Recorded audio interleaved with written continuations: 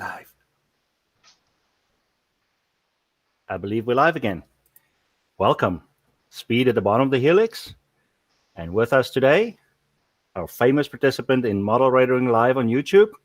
Please welcome Mr. Lloyd Henchy. Thank you.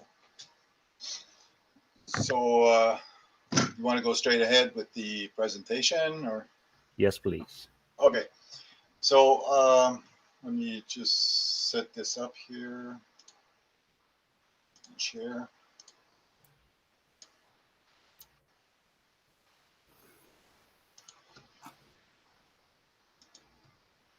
Okay, so we're going to be talking about building interiors. I'm pretty fanatic about the interiors. I started that about 2 years ago, and I find that it gives a really nice story to it. So let's start with, should I build interiors for my buildings and why? Different types of interior build, the costs, what are the steps to build an interior? A look at a few buildings, and then we'll go to the questions. Now, of course, everybody knows that it's your layout, so you basically do what you want to do. So should I build interiors for my building? Well, it really depends on the location of the building. Interiors of buildings in full view creates a story.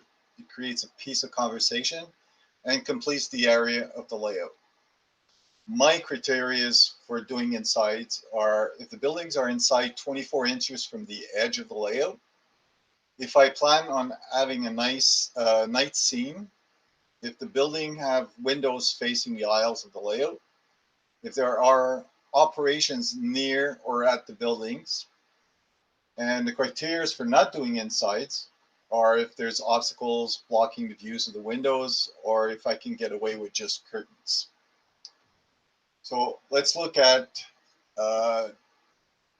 buildings inside 24 inches. In this case, this picture here, the buildings are 12 inches from the edge of the aisle. So of course we see the inside. So it was important for me to do the insides. If I'm going to plan on having night scene, well, if there's going to be lights inside the building, we want to see a bit of some storytelling in that building. If I have windows facing the aisles, well, in this building here, it wasn't totally finished when I took the picture, but everywhere where you see that there's no windows, the black areas, there's going to be a scene or something that's going to be inside those boxes that I've put in. And if you see at the bottom right, there's boxes, and that's because there's operations near that building. So when you're doing operations, you want to see something if you're able to keep your eyes off your locomotive or your operations. Now, if there's obstacles blocking the view of the windows, then I'm not going to bother for the insides. But and if I'm not going to bother for the insides, well, the windows that you're able to see in an angle, I'll just put drapes or something in the windows to block the inside, so we don't see that there's nothing inside the building. And if I can get away with just curtains, most of my buildings, the main floor is the attraction. The top floor, I usually put drapes in, unless there's a special building I need offices on the top floor. So different kind of interior builds. Well, there's different ways of building interiors. So it depends on how much work you're willing to put towards your interiors. Now, what I like about this hobby is that there's so many hobbies inside this hobby. And one of them for me is doing interiors. So it depends on how much work you're willing to put towards your interiors. You can just paint the interiors, put shades in all the windows so you can't see the interiors. Curved pictures. You can buy all the parts to build the scenes. You can scratch build everything, and now you can make your own parts from 3D printing. So we'll look at each one. This is about 3-4 years ago. I was looking for how to do interiors, and I came upon a video from Mike Tylix. It's very simple, doesn't cost anything. You just do a drawing and put it at the end of your, in the back wall of your building. Now, shades hide the non-finished interiors. In this case, I took, now I have a blank memory, horizontal shades. And I just found that on the internet, printed it. First of all, I made it to scale, then printed it, and just cut out a few of the lats of the shades to look like it's broken. Now, curved pictures. If you're able to find a picture, for example, in this part, it's a hotel. So I was able to find a picture of a hotel room that I was able to put in a curve, and it fitted well. All I had to do was to match a carpet with the existing carpet, the picture. And in that picture, as you can see on the right, there's a bed, there's a little couch, and all I had to do was add drapes and just put a person in front of the window, and that makes the scene. So for this hotel, I probably did about 4 or 5 rooms. Now, you could buy all the parts for your scene. In this scene, I bought, I think it was from Shapeways. I think it was for a diner. So I used that for my Tim Horton donut shop. And the only thing I had to build from styrene is a little counter.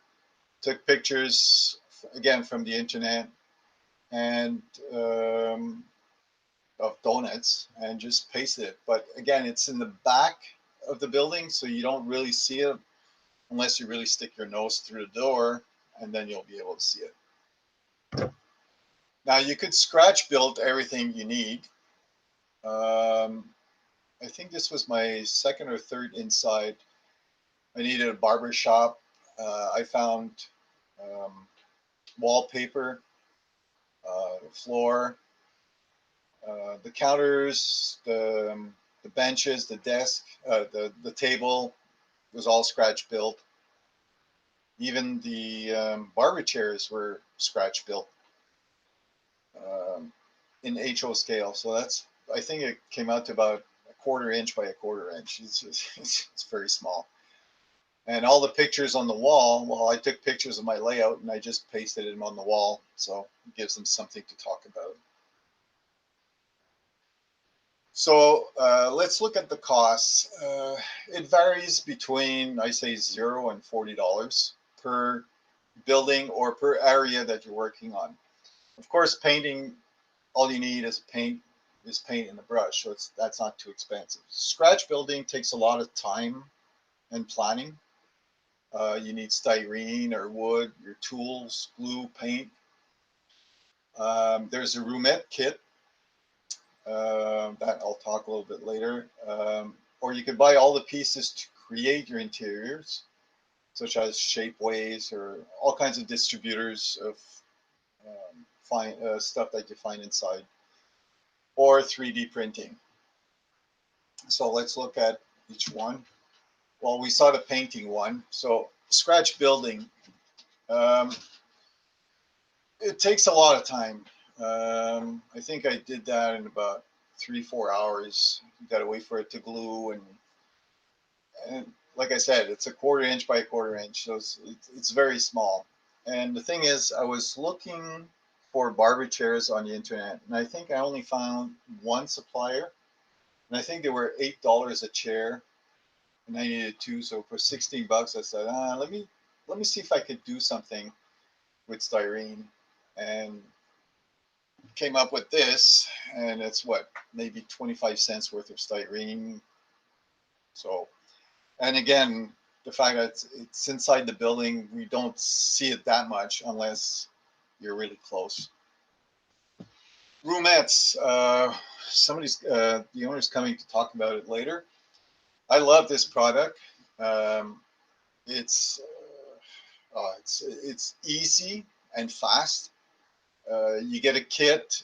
Uh, it's like cardboard. All you have to do is do the cutout, fold, glue, and it comes with the lights. So you and the little squares you see on the right hand side. That's where you put the lights. Um, I really liked it. It was so easy to do and fast. Now, the only thing that you need with this is I think the lights are from Woodland Scenics, so you need the Woodland Scenics light controller.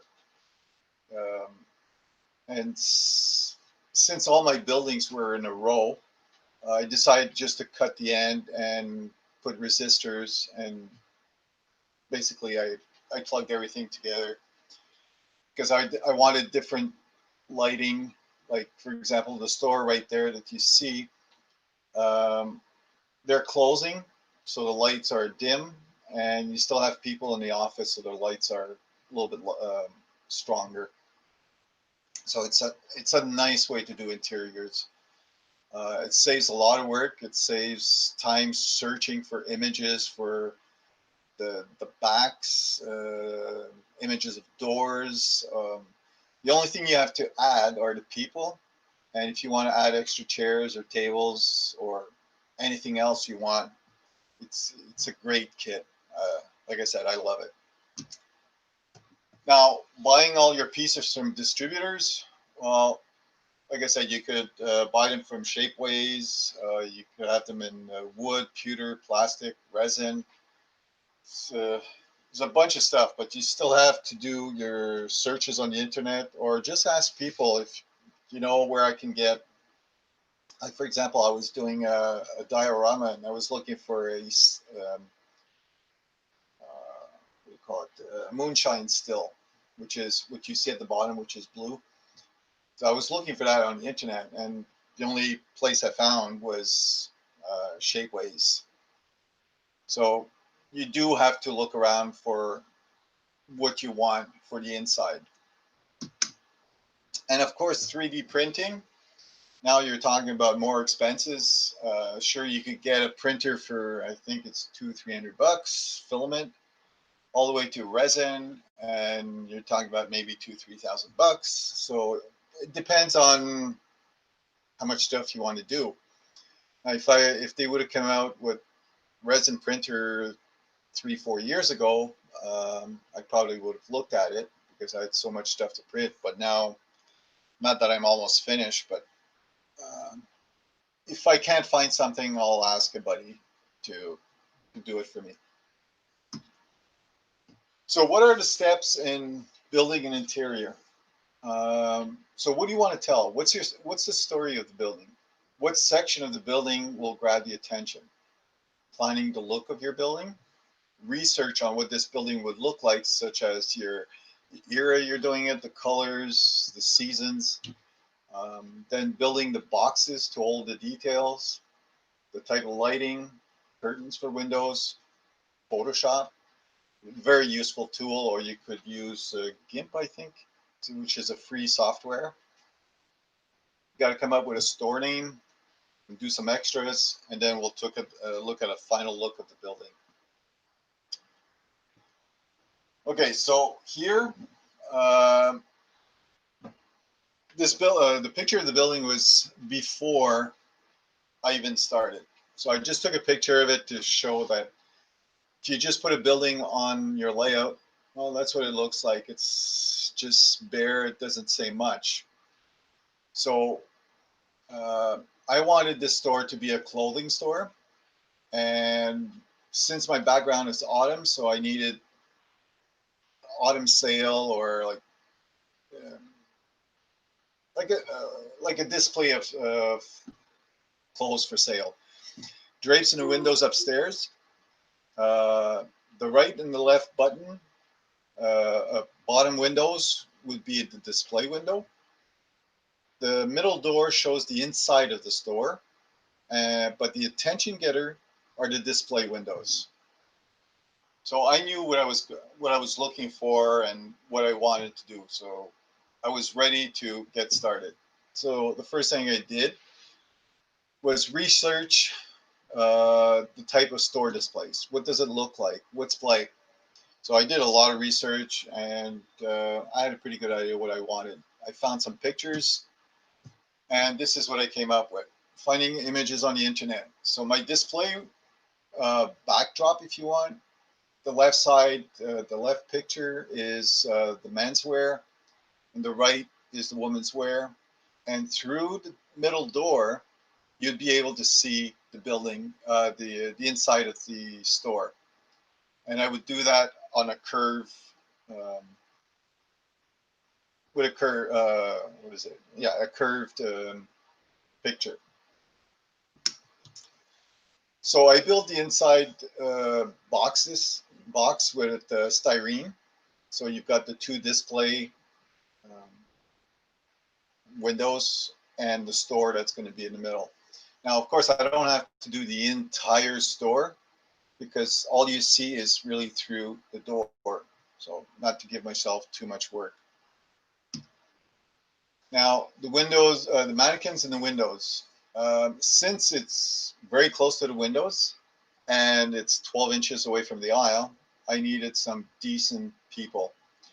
And the people that I was looking at were from Prizer or Woodland Scenics,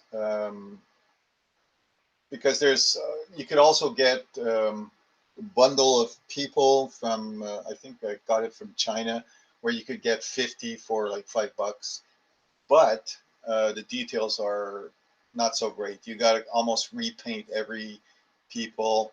So the ones that are going in the windows are Pricer. And I wanted extra details, and since it's autumn, there's a sale, so I wanted pumpkins in the display.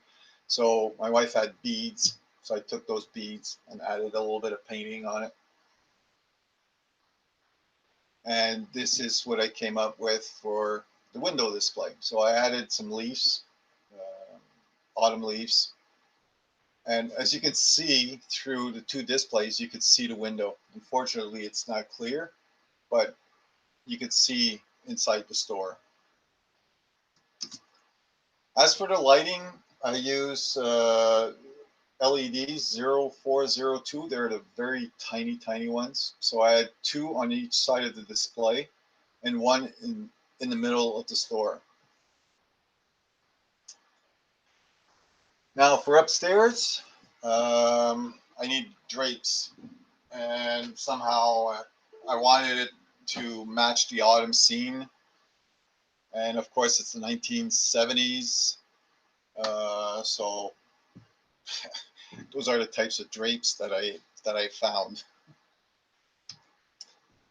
So I go into Photoshop and I size the drapes in HO scale. Like I know the drapes are around 7 feet tall, so I shrink it to HO scale, and then I print. Usually I print an entire sheet because I might use those curtains somewhere else in another building. And then I had to pick a store name. And in 1970s, which is the year I'm doing, when I worked downtown, there was a Marks and Spencer store on the corner. And since it was a clothing store, I said, well, here's a name I could use. So I went on the internet, looked up logos for Marks and Spencer's and the lettering. I was able to go into Photoshop and do my own store name marquee, if you want, and print it out and put it on a piece of wood and stuck it to the building. So the extras for that building, I wanted a sale sign. On bottom left, you've got the LED 0402. which come already with resistors. If I do have to change them because it's too bright or not bright enough, that I can do. All my windows I use cover glass for, what do you call it, slides, cover slides. Um, they're much clearer, and you definitely can see much better inside the buildings. Because the acetate becomes a bit yellowish, or you got some cheaper ones. So with glass, it really makes a difference. They're very fragile. Um, so when you're cutting them with like a diamond tip, it breaks very easy, but you get the hang of it. Now I have no problems. And the people that I put inside buildings, especially if you don't see them that much, I get them from China for, was it 540 US for 50. Like I said, the problem with those are a lot of them are the same colors, or they're like wearing yellow shoes with yellow pants, with a yellow shirt, with a yellow jacket, and they have a dab of black on their head, which is supposed to represent the hair, but you got to repaint them. And also, you've got some that are to scale. It would be like if the person is 8 feet tall. So what I do, especially if they're behind a counter, I just cut off their legs, their feet, so to shrink them. Which is what I did for the Roumette building, which is a Canadian Tire building. So this is what the finished building looks like.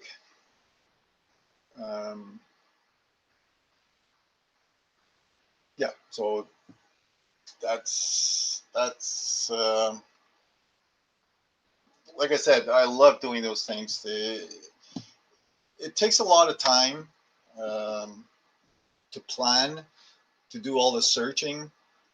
So a building like this would probably take me, well, I'd say a good week. Let's say a good 3 hours. Let's say a good 20 hours. I'm not talking about painting here. I'm just talking about doing the interior. It's because all of the research you have to do on the internet. So if you've got that time, it's worth it. You could come up with things that you didn't think of. So that's how I do my buildings. So I'm going to show you a few of the buildings I've done. This is a train station. I don't have a picture of the train station, but I have it on my Facebook. This was a kit from Walters. Oh, sorry, I can't remember the name of it. And I decided to do just one section of the bay window. And I found those pictures on the internet. And what I did is I put a few benches in the middle, a few people sitting, standing up. So again, if you really want to pay attention to the window, you'll see the people inside, and you'll see the decor of the walls. This is the inside of a building for glasses, eyeglasses. Everything here was scratch built with styrene. The pictures on both sides that show glasses, I found them on the internet. So when you're looking sideways into that building, you could see eyeglasses. And on the second floor, well, I've got a sign that says ophthalmologist and eye doctor. This is a bank I did. It's the Bank of Montreal. So I found pictures of filing cabinets, a door, of paintings, and basically everything there again is scratch built. As you can see, the people behind the glass. especially the guy in blue. He's got like, that's what I was saying, by a dab of paint on this hair. But again, that building is way to the right of my layout, and we can't really see him, but we see the person in blue, dark blue with green pants. This is my pizza parlor. Again, those were leftovers from furniture that was in the donut shop. And if you look close, you could see the lady at her table. She's got a pizza on the table and a can of Coke.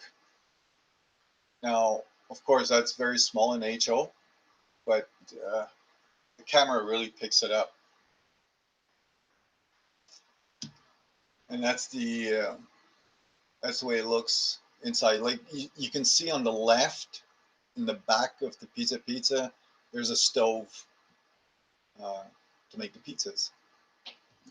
And of course, I've got the car in front of the building with the sign on the car for delivery.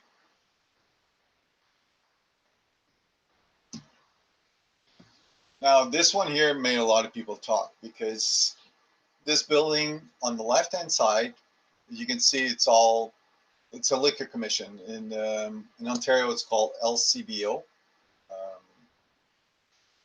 That's where you buy all your liquor. On the right, it's OLG, Ontario Lottery Gaming. So basically, it's a casino. You don't have to do the full interior. Might as well show you the neck. Oh, and the stairs in the middle. You see that through the door. Now, this is what it looks like from the aisle. So you've got LCBO, you've got all that booze, and OLG slots. Well, you see the slot machines through the drapes. Normally, drapes aren't open in casinos, but I wanted people to be able to see my slot machines. Now, the story for this building is that the guy that's sitting in the stairs, it's got to go upstairs, because on the left, top left, is Gamblers Anonymous, and the top right is AA. So he's got to decide if he's going to go up left or up right, or down left or down right.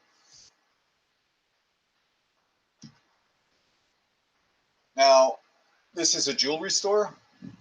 I couldn't find a name. Most of my names are the names of the stores have a meaning, if you want. And this one, I couldn't find a real one, a good one. So I found this Goldfinger jewelry sign. And I couldn't find anything that I really wanted inside. So I found a picture of display window with bars in it. So that's what I did for those windows. And inside, you've got a small picture that's probably, I'd say 2 inches wide, where you see a counter with jewelry and this woman is standing in front of it. So that's what's catching the eye, is the woman looking at the jewelry. The rest you don't see.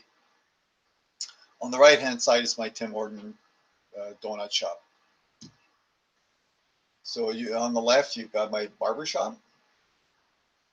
On the right, yes, it's a yard. Okay, that yard building. I had two. So there's one I used for my cement factory, and this is the truck loading area for the cement. So you don't see it, but there's a truck underneath that's loading up. And that's the control office for loading the cement trucks. On the left, my wife wanted her name on one of the buildings, so it's Reggie's bookshop. Again, in the middle of the window, the door, there's stairs going upstairs. There's stairs going up. You've got two display in the windows, and I just pasted books and books on the first floor and the second floor. And of course, I added people on the second floor. The one on the right, was one of the first insides I did. As you can see, um, you've got a curved picture with a dog. Uh, now it's too late to redo it, but it really fits. I mean, you really see the dog, and you see the counter and all the pet shop stuff. And by the way, why it's called Pet Shop Boys, it has nothing to do with the group, the Pet Shop Boys, because remember, my layout is in the 1970s, so I came up with that name first. So they owe me credit for that. So that's it for my presentation. You could follow me on Facebook, MHO Junction, or YouTube, MHO Junction. And just to make one thing clear is my name is Lloyd Henchy, but on Facebook and YouTube, I go by the name of John Pacheco. It's a long story, but I won't go into that. So that's it for now. Speak. Lloyd, you were so quick. There are no questions. I was so quick, no questions. Okay, so Gordy was talking about me explaining my main street. Yes. I should have put a timer in front of me to see where I was. But... We got 20 more minutes. Okay, wait. I'll show you my. Where is it? In the previous show, we were talking about my downtown. I'll just share. Does that work? Yes. Okay.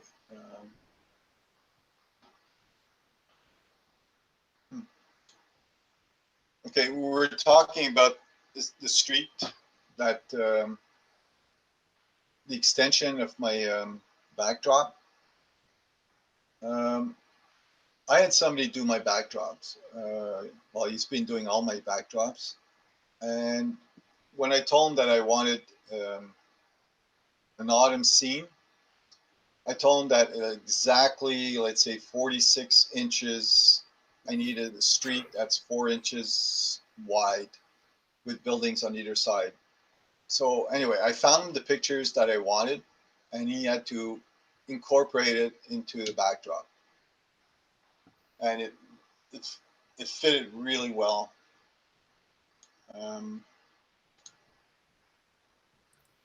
Yeah, so that's my night scene. All the buildings are DPM buildings, and they're all stacked one. In the other presentation, they were saying that you take buildings and you move them around until you find something that really fits. I've got 2, 4, 6, 8, 10, 12. I've got about 18 DPM buildings, and I must have moved them around for almost an entire year to make sure that it fitted the way I wanted. So I've got a Maytag building that's got an interior. The Maytag building, the interior of that one is all appliances, stove, fridge, and that I got from Shapeways. So you've got the salespeople around the table with the clients, and you've got all your appliances on the floor.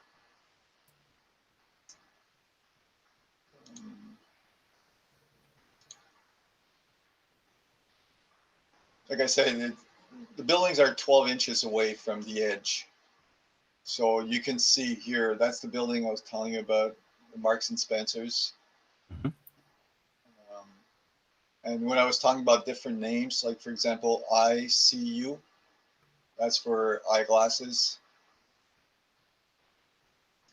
In that previous shot, how do you do the lighting for the night shot? On that shot? I think the previous one was darker. This one? Yes, You mean the lighting in the buildings or the lighting for the picture?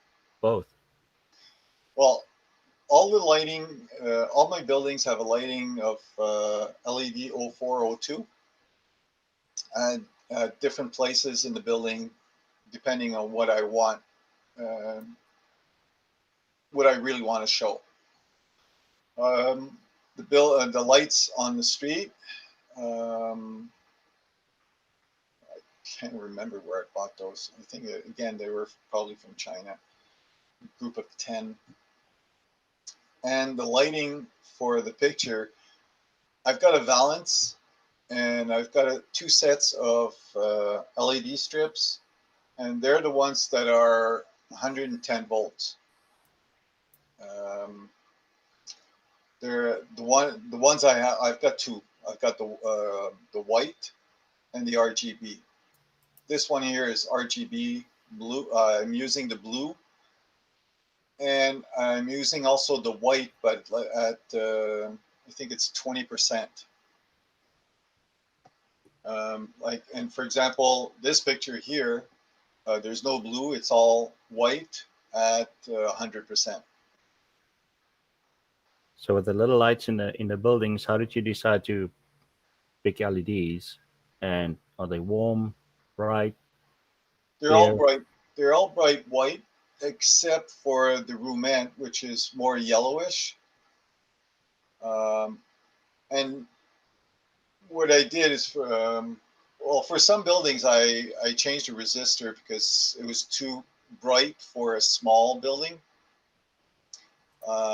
Also, if I want buildings at night to be shut down, but there's still like a little light in the back, so it's very it's not a strong light. So I got different temperature of lights. What do you call it? So have you tried other colors? No, I didn't try any other colors. Um, So someone here who has never used LEDs before, they want to know what 0402 is. 04 or 2 are, oh, they're the ones like I was showing in my, I think I got some here. Hold on. Oops. I'm going to come back to sharing after. 04 or,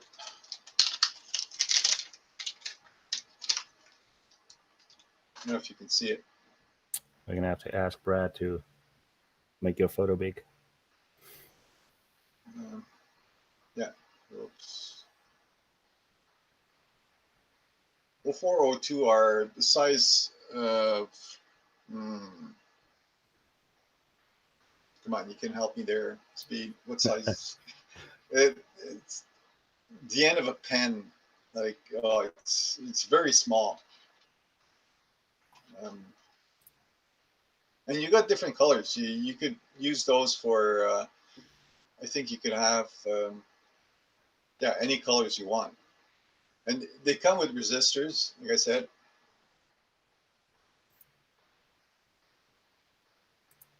so therefore, when you're making holes, it's it's very small, so it doesn't really screw up the look of your building. I have a complete blank where the 0402 comes from. I know that you have 1206 size resistors, then 0805, then 0603, 0402, and by the time you get to 0201, you don't want to sneeze anywhere close to them. So Those are the smallest ones I found. yeah, 0402. but resistors comes in smaller packages. Yeah, I remember buying resistors, the big ones, when I needed the small ones. When it comes to electricity or electronics, I was tempting to turn my LED lights on. That was your idea above my head, but it completely blinds my camera. That's the white line that's on the above my white one. head. Yeah. Yeah, the LED I use, the LED strip, like the one you have. Like I didn't want. Okay, the regular ones that people talk about comes in a roll of 5 meters or 15 feet. And since my layout, I need 170 feet of light. I wasn't going to buy so many rolls, and I needed amplifiers, I needed connectors, and I didn't want to go through all that trouble. And suddenly I see this um, ad about LED strip, 170 feet long, and you just plug it in. It's 110 Mhm. volts. Okay, there's a plastic covering. You can't bend it. Uh, like you can't really cut it. Well, I know you did, but I mean, um, but I didn't need to cut it. Where I've got my peninsula, when it goes around, usually it's probably 6 inches wide because it's a tunnel or it's very small, so it really didn't matter. But the colors were really good because I had somebody come over and they tested the, what do you call it, the the strength of the Mhm. light, and it was equivalent to maybe 4 or 5 LED strips. Wow.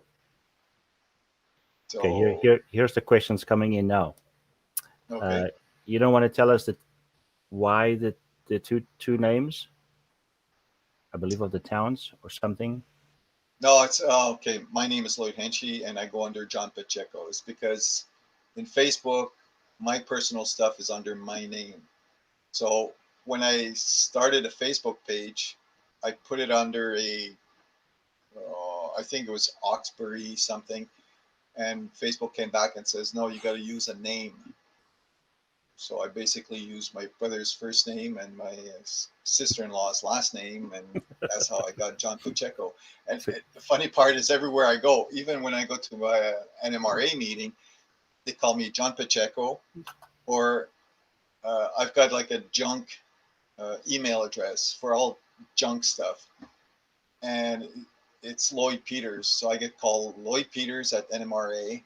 Um, when I go to Quebec City, I get called by every single name. So yeah, it's so those LEDs, you buy them pre-wired. yes. That, and the only reason I buy them pre-wired is because I hate electronics. I hate wiring. I hate soldering. And yes, I do have a layout that's 40 by 20. um, if when you got to pick your stuff that you like, and all the rest you try to make it easy. So all my Right. LEDs are pre-wired, so that's the easy part.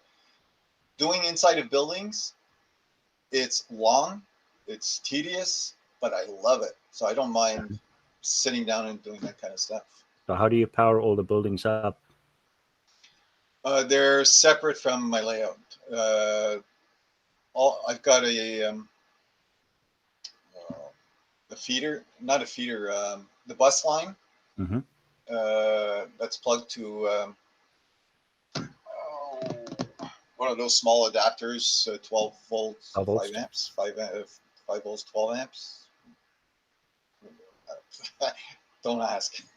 Anyway, I've got this small adapter. I've got a bus line, and I've got feeders for my buildings that go into these kind of things. Uh-huh. Terminal Uh, strips. yeah, and I know I could plug. Um I think it's 150 lights, LEDs, or something like that. So since I've got 4 sections, 4 districts on my layout, each district has its own um, side electricity. Did you make molds to make the parts on the interiors that you use a lot of? Or another question was, you spoke about shapeways and roomette kits. Are these available through the internet? Yes, roomette. There's going to be a presentation in I think in 2 hours Yes. or an hour. Um, yeah, that you could go to if you do a search for roomettes, you'll find their site. And as for the rest, it depends on what you want. Like when I was looking for a diner interiors, I found them at Shapeways. I didn't find it anywhere else, unless, and also you got to go with the price. Hmm. Uh, and I don't know why I really did those barber shop chairs. I don't know. It's just that. I thought it would be easy. I wouldn't do that in N scale, that's for sure. Come on. What's everybody so against N scale? No, I I'm don't gonna have any I'm gonna call out the Crescent City Model Railroad Club. They're also anti N scale. details inside. Milwaukee road books in the bookshop. If I have what? Milwaukee Road books inside Books. your bookshop or bookstore. I don't know. I haven't been in that store yet, so I can't tell you. I but in my barber shop, there's a book. I made two books, and if you look very closely, there are the pictures of my layout in that book. I remember another clinician telling about how they, I think, built a tree house and shrunk a Playboy to put in the treehouse. Oh, I think I saw that. Yeah. Yes. So, how do you scale your images to HO? Through Photoshop, I I usually have a guide. Like for example, if I'm doing inside, I know the door is 7 feet tall. So if I'm going to use wallpaper, I'm going to make sure that it's shrunk. Mm-hmm. Just to, like I'll put the door in, but I'll remove it after. Same thing with carpets or tiles. I know tiles are 12 inches. Um, they're all guides that I have, and in Photoshop you could scale in inches or in centimeters. So it makes it easier than just in percentage or pixel. You could really shrink it. I want something that's 2 inches by 3 inches. You just scale it. Yeah, like for that Right. pizza on the table, um, I know the pizza is about 12 inches. So I found a picture of pizza and shrunk it down to 12 inches with a very high DPI, so we can really see the details of the pizza. And yeah, Neat. What are those interior walls made of? The material. uh, that's one thing I forgot to mention is that when you're doing interiors, uh, you don't have a choice. You need walls, and at first, like for example, the one I was showing was done with styrene because it was a bit more complicated because I needed two displays. But sometimes I just use foam core to do the inside, Mm-hmm. and in the back of the foam core, I'll usually put a 1/4 inch by 1/4 inch wood to keep its form because I'm going to glue paper on it, so I don't want it to curve or anything like that. And you So just it's glue foam them. core. Yeah, You sorry. just glue them in I into the just into the throw. building. Usually, no, it's glued in. Okay. Like I have my base.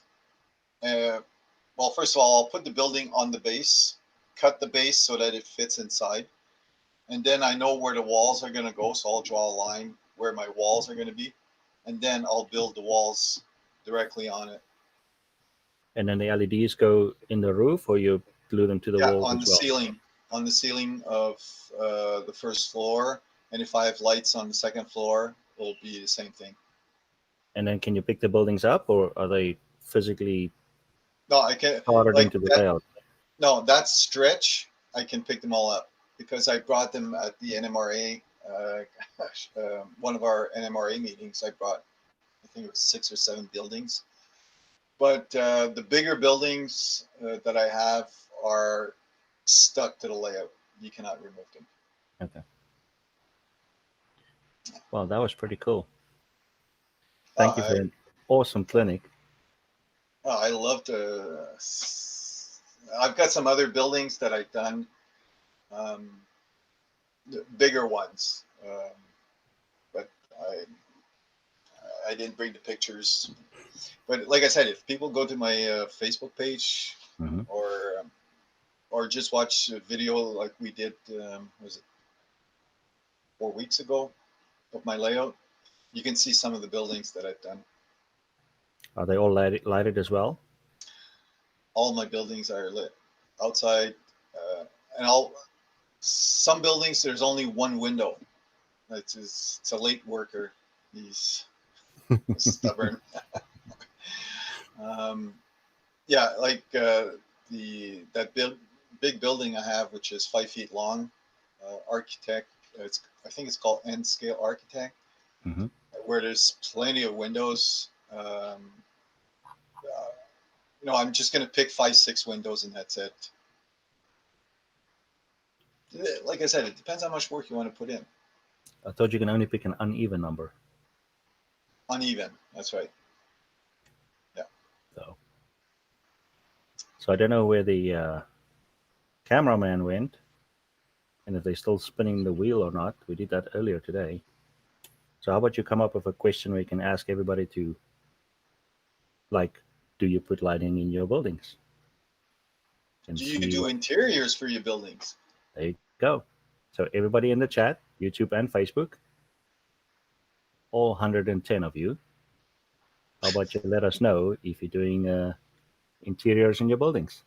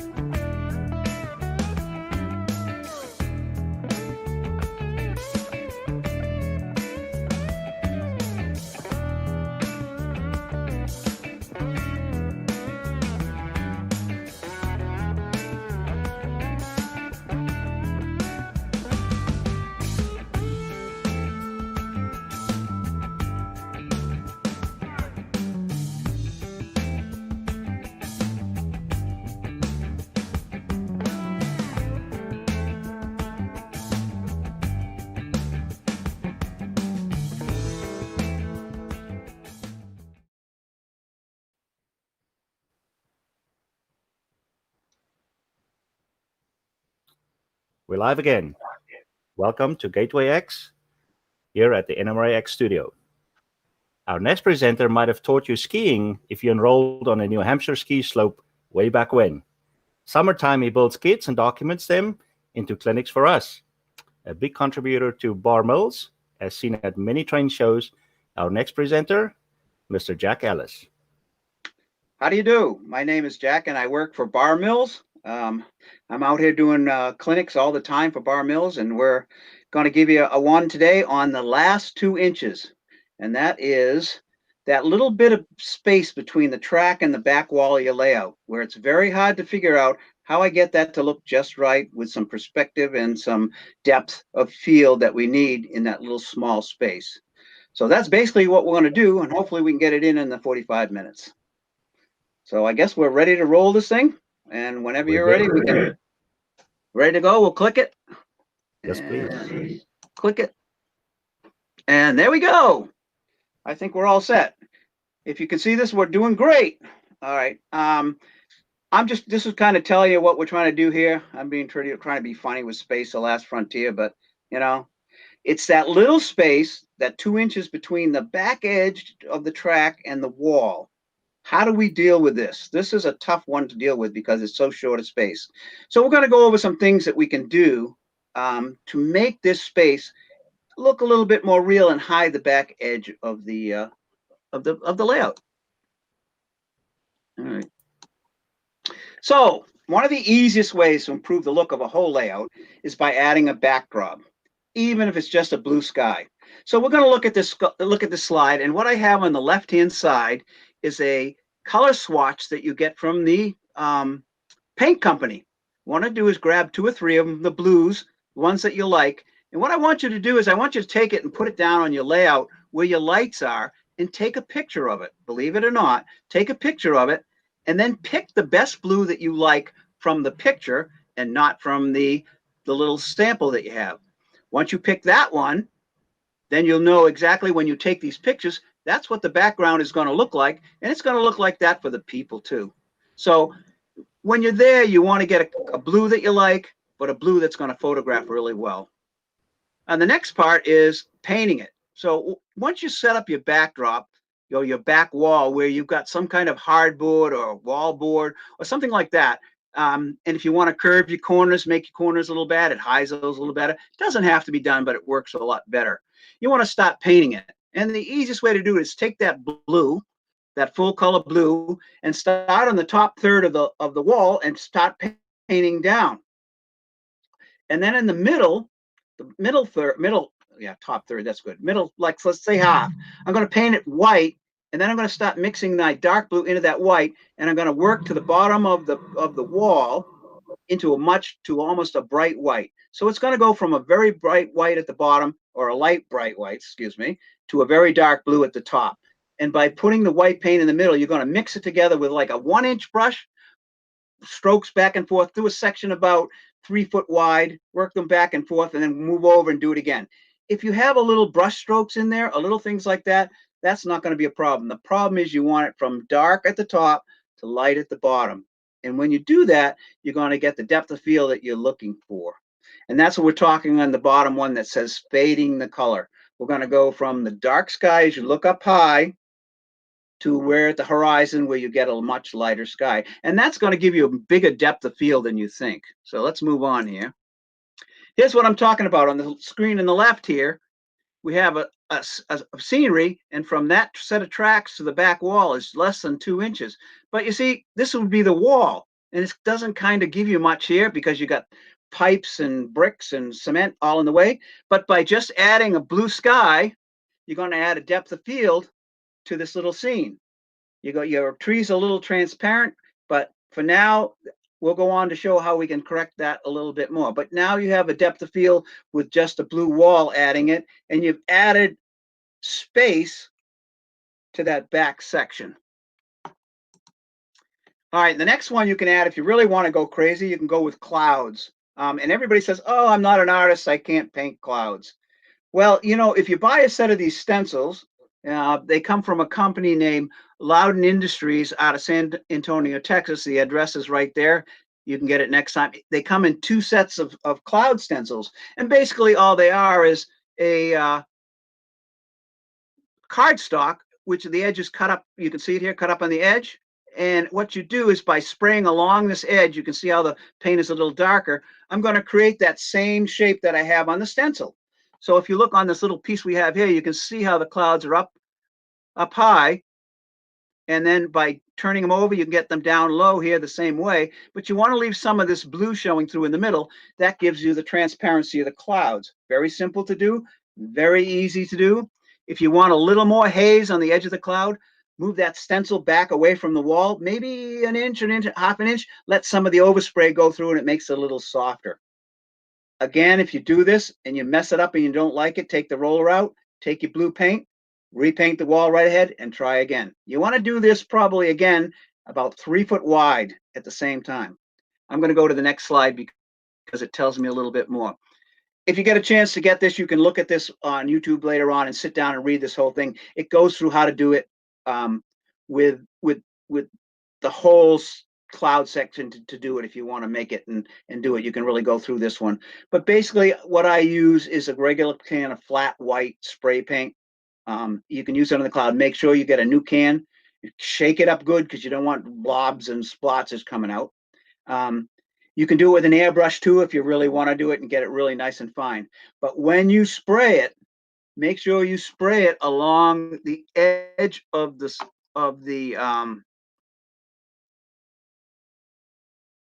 let me see here. You want to spray in here more than you spray on here. So you're getting the edge here more than you're getting a heavy. You can control how much paint you get on the top edge of the cloud. So if you spray more here, let it like overspray here, you get soft looking clouds. And that's basically, you can do this pretty quick. Again, if you make a mistake, just paint it over blue and start that section again. By turning the stencil different ways, you can figure out different cloud configurations. If you go to the bottom of clouds, you got to remember as the clouds get farther away from you, all you see is the bottom of the clouds. By turning the stencil over or using the fine stencil, just go across the bottom, spray a little bit of fill-in paint, and as it goes to the horizon, it becomes all white. And so that gives you a little more depth of field. Real simple, not too hard to do, but you can do it. I don't want to go too fast here. So what you get here now is that same scene with the clouds, and now we're still only that 2 inches from the track to the back wall, but we've added a lot of depth of field by adding some clouds and basically some blue sky. This is not artistic. It's just using the stencil and kind of helps you really get it done. But you want to see as you look here, this blue part is just not painted. So if you leave this hazy blue, you get more fluffiness to your clouds. And you can do rows and rows and rows of clouds.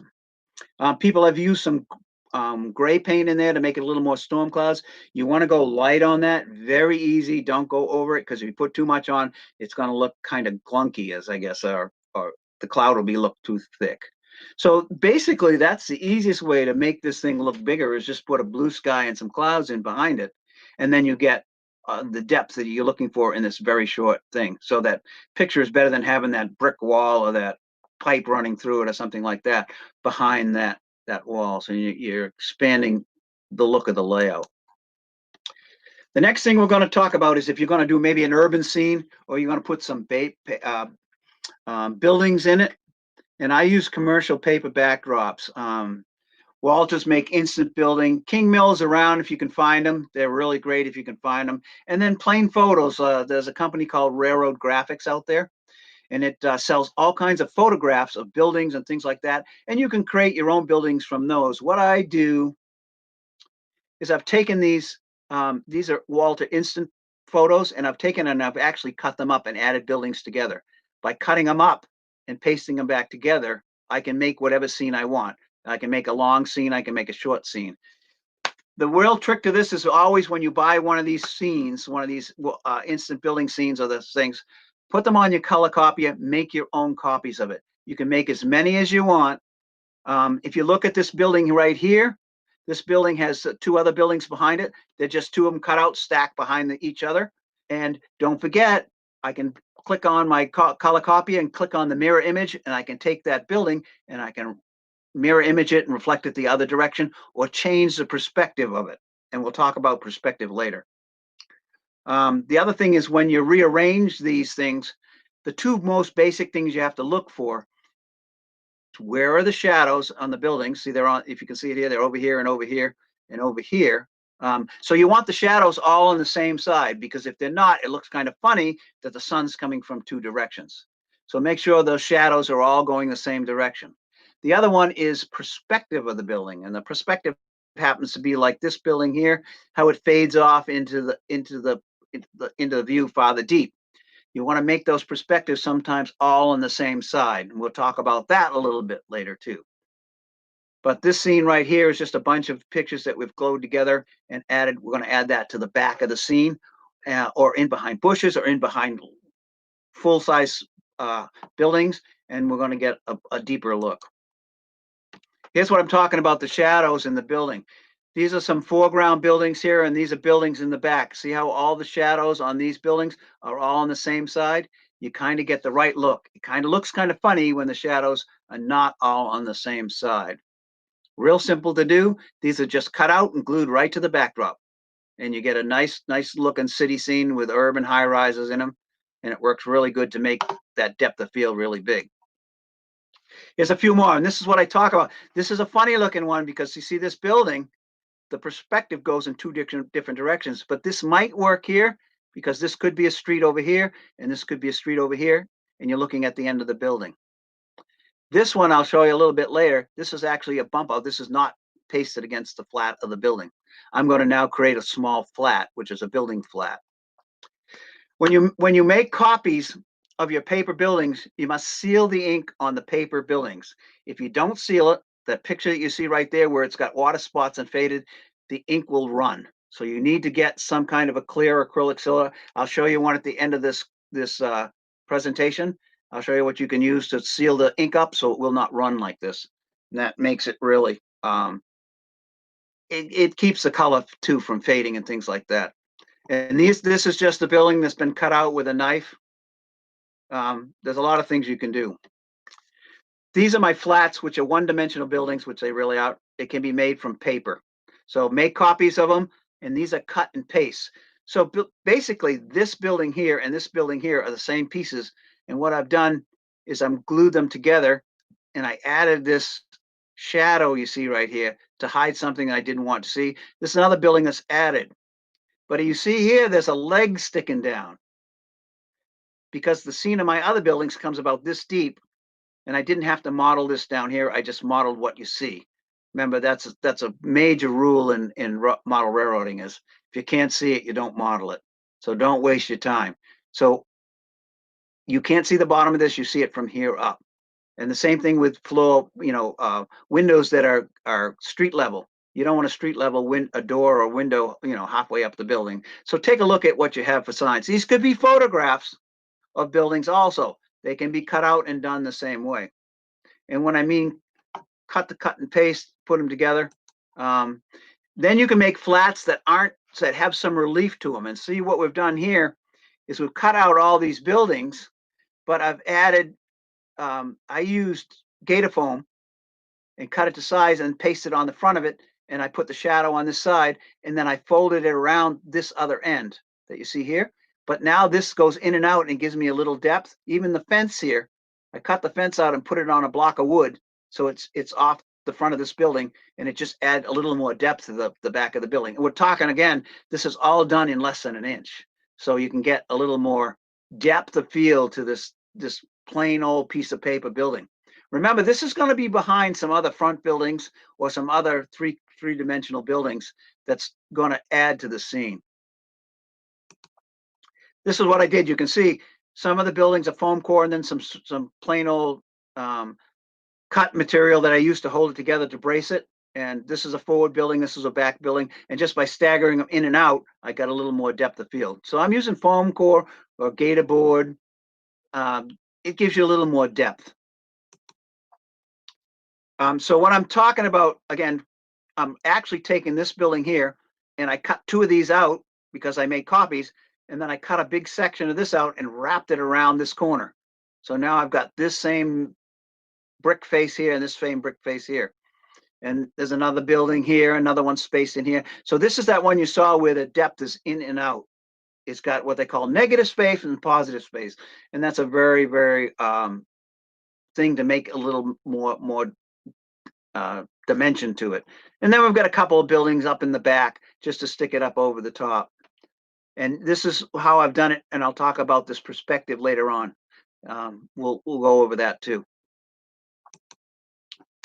Partial buildings.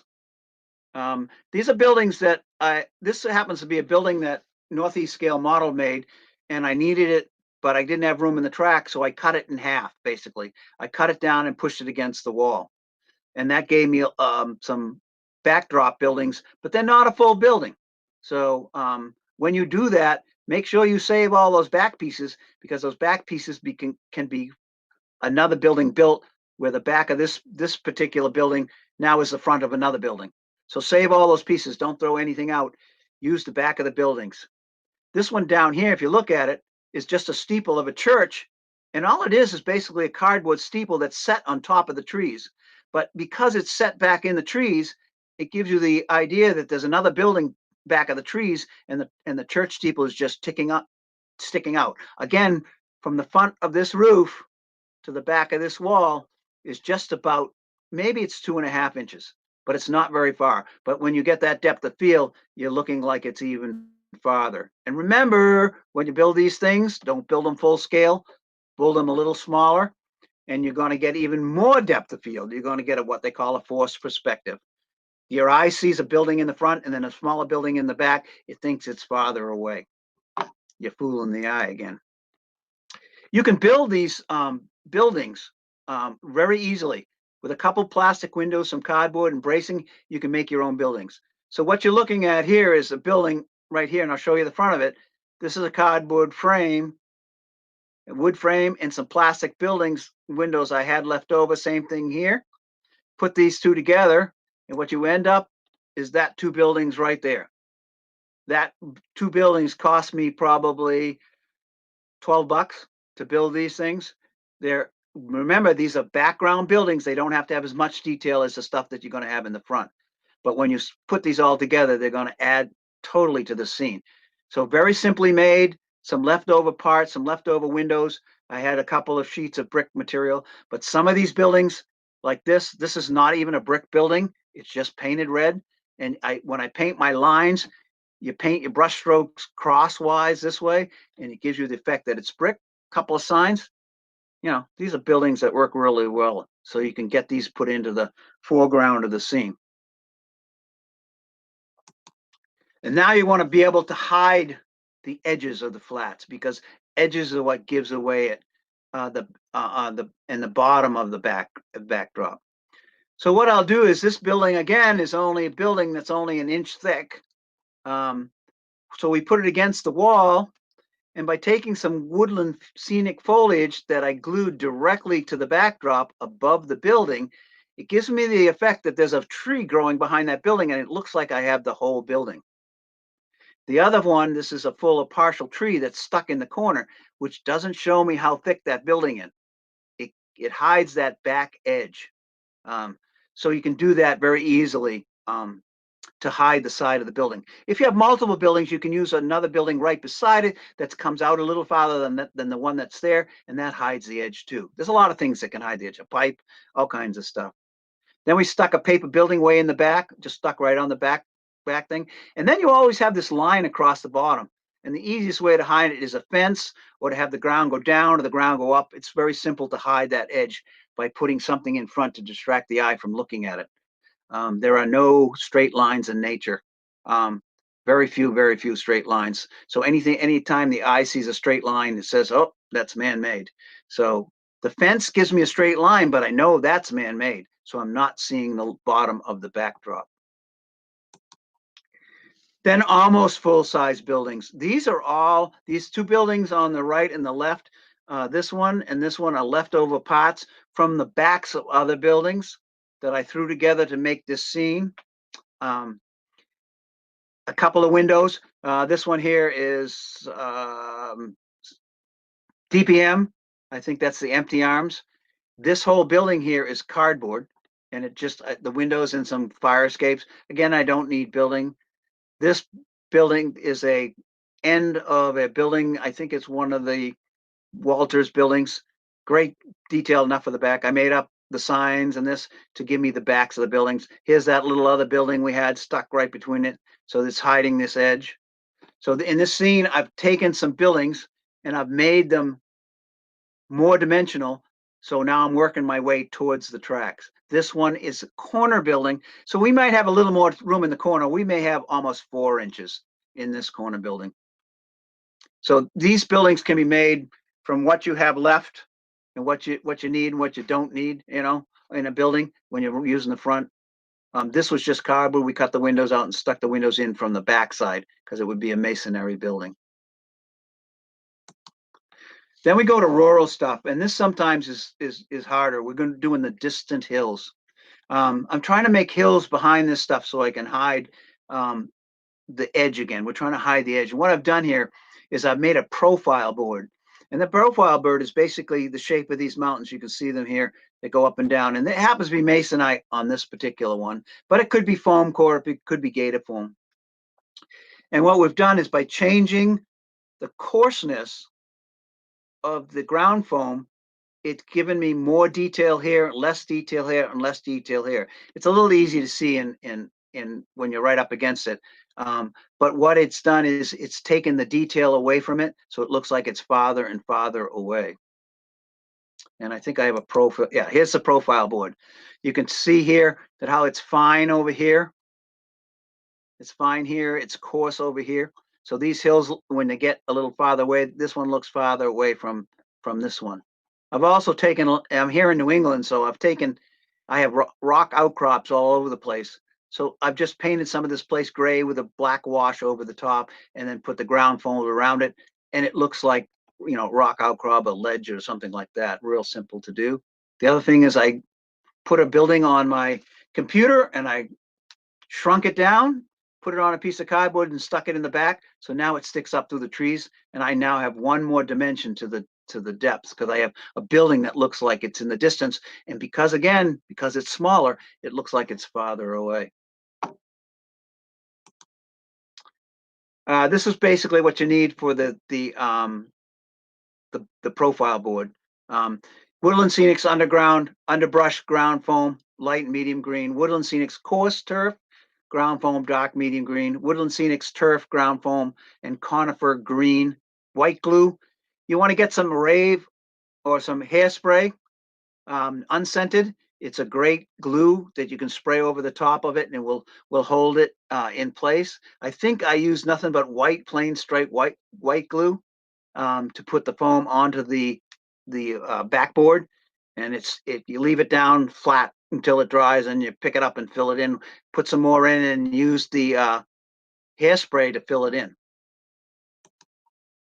Yeah, you can see it kind of here because I got a little closer, but where that V is, you can see that this stuff is a little less coarse than this stuff and a little less way coarse than this, and it gives it the distance of the hill. Along with the clouds, you're creating a distance and texture that makes it looks like it's farther away. Real simple. Again, from here to here is only 2 inches. We're again right up against the wall. So we're trying to make that. And then once I've got that board and it dries, I'm going to put in my foreground trees. You want to put, as you go back, you can see that these trees are way smaller than these trees. And this tree gives your eye a reference, but these trees back here look like they're farther away because they're smaller. This is going to fill in all of this blue when we put that profile board in. So it's really kind of cool because it looks now like, you know, there's a couple trees sticking there, but it doesn't give you an idea that it's a full forest in behind those trees. So here you go with the profile board. I got a little rock outcropping here. These are all small trees. They look farther away. Here's my mountains sticking up just above it. If I might do this again, I might make these mountains come up a little bit higher. But here I am with that same scene. We're still that 2 inches away from the back of the thing. And now I have a full scene that is directly against the backdrop. So my train's running through it, and I get a nice little scene. It works out really, really well when I get that depth of field that I'm looking for. And that would be if I'm running a country. This could be done also if you did this with a mountain scenery with some cliffs and things like that. You can make these back here and then begin to mute these colors. If you have if you could do a rock castings, make the rock casting get smaller and smaller as you get towards the back, and mute colors. So it's a little more fuzzy in the picture. That's what we're looking for, to be almost out of focus. And that's what your eye does. So these trees here set my eye that this is how tall a tree should be. So this one must be farther away. Then we have fooling the eye. Another way to do this. There's a way to do this for roads disappearing, streets going back that you want to do, and that's with mirrors. The best mirrors you can find are what they call front-faced silvered mirrors. They're hard to find, but you can get away with a regular mirror by hiding the edges. The two things you don't want to do is never place a mirror where you're able to see yourself or other people or full-size non-model railroad objects. In other words, if you have a pipe, when you tip this thing like a sewer pipe coming down and you can see it in the mirror, it's going to look really bad. So you angle your mirror to get it where you see nothing but what you want the object to see, which is a railroad related. Don't place mirrors where the viewer will be able to see both the moving train and the reflection of the moving train at the same time. It looks very, very funny. And you can do that by angling your mirrors. So I'm going to show you the next one here. If you look at this building, this is the same one before. If you look here, this back building right here is actually a mirror image of a building that's, as you look down this alley, it makes it look like it's farther back than it really is. And our next slide is going to show you the back of this building, how he did this. So here's the back of that building. We cut this out. And because it's shadowed, it wasn't lit right. So I put a string of lights up here so I can give it just enough light to make it look like the rest of it. If you're going to put signs on these buildings, they have to be done in mirror image, so basically written backwards. So when you look in the mirror, they look frontwards. The bottom of the mirror. What I didn't go over is, I'll tell you again, the way to hide the mirror, you look at this second street and you can look left and right, and you can still, if you look from here to here over here, you can see it go down this way. And if you look from here over this way to here, this building goes down this way. So you get some really depth of field in a very short space. So that's what you do with mirrors. And they can do if you need a road that has to disappear into the woods, you can do that by angling it at the right direction. And we'll talk about that too in just a minute. The nice thing about this trick with the mirrors is that I lit my front building, which is the building. And because I'm lighting my front building, it's lighting that building that's in behind it. And in the reflection, my building is lit. Sorry about the picture. It's a little fuzzy, but get the idea that that building that's actually a mirror image is now all lit. I put those lights on that building on a rheostat, like a transformer, so I can get exactly the right amount of light that I want to fill in for that building, so it looks like a street behind.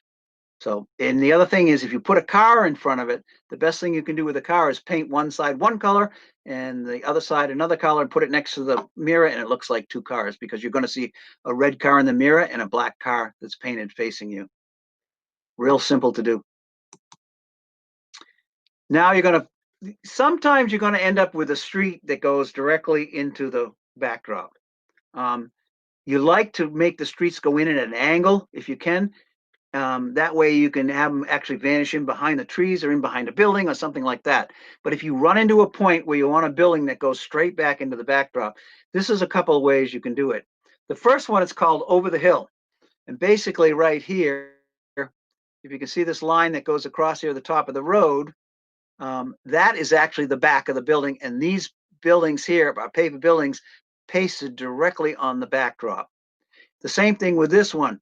The road ends right here, and these buildings are pasted on the backdrop, and I'll show you on the next slide. So what these are is perspective buildings. They have a right perspective and a left perspective. So on this one on the over the hill, all these buildings here are what they call a right perspective. And what we've done is by reducing the size as they go over the hill, it looks like the road turns right and disappears over the hill. And by putting two full-size buildings or relatively full-size building out here in front, it frames that whole picture. If you want to do a vanishing point, all these are right perspective buildings, all these are left perspective buildings, and they all go to this one point right here. It looks like the road, excuse me, goes right down and disappears. Don't forget, when you're making these buildings, you can put them on the copy machine and I can mirror image them. So a right building now becomes a left building. So I can add buildings right and left and change them around to left and right. So I can make these vanishing points with this, sometimes the same buildings, but they look completely different. Again, you just cut them to size, paste them in, and make sure they drop down in size as you go to the vanishing point. And it works really well when you have a road, couple of cars that you cut in half, you put right at the base where you're going into the backdrop, which hides the very edge, and paint your foreground road the same color as the background painted road, and it disappears right into the scenery. So here's what happens when you put everything all together. So here we have our blue sky, our clouds. Here's our paper buildings right here. All these are directly on the backdrop, okay? Then we have partial buildings that aren't very deep. You can see on this end that it's only less than an inch deep. And then these are a little bit bigger and bigger and bigger and bigger. So this fills the scene. Then we've used the mirror down the alley. This is a corner one, and the corner is actually curved. And this gives me everything that I've just done in that scene. And it would put them all together. And I've now made this very short distance. And I think from the tracks to the back on this one is just 4 inches. So now I've taken this whole corner and I have a big city in this corner, and I've only put in 1, 2, 3, 4, 5, 6 buildings, and the rest is all paper. So I've done a lot of stuff with very inexpensive material, and I've got really exactly what I was looking for. And we're talking about the same thing here. When we put them all together, we get the backboard, we get the foreground trees, we get the profile board, we get everything in that 2 inches, and now we have a respectable scene that looks like it's pretty deep. This is very easy to do. Hopefully later on, and this will be on something like YouTube if you want to go back and read the thing about how to do the clouds and getting all that information. I'll give you a little more information at the end too. So we're almost done here. I might be done a little early, so if we have lots of questions, we can go through them. This is a couple of books that I recommend. The Scenery Tips and Technique from Model Railroad Books is good. How to Build Realistic Railroad by Dave Ferry. That's like the Bible of scenery books. Building City Scenes by John Pike, which is a great one if you're going to do an inner city building. He has great ideas and some really good ideas on building a waterfront and heavy urban scenery. A couple magazine articles that I found is How to Build Urban Scenes by Earl Smallshaw, a magnificent, great modeler. And then Better Backdrops, it tells you how to build your own stencils with newspaper by tearing them up. Really fine. And I've done a couple of them and they come out pretty well. So if you don't want to buy the stencils aren't a lot of money, but you can make your own stencil if you want to give it a try. So this is about all I have. If there's anybody out there that have any questions, you can probably get them into our guy and we can probably figure it out. I can go back if we need to. I'm sorry? There's 3 questions so far. All right. We can answer the questions if you like now. I got a couple things I can show. I got a couple things I can show them. I'm sorry. New London Industries. Do you know?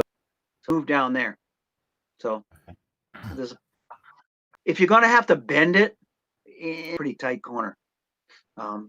And the only other thing I didn't mention that I should mention is when you're putting the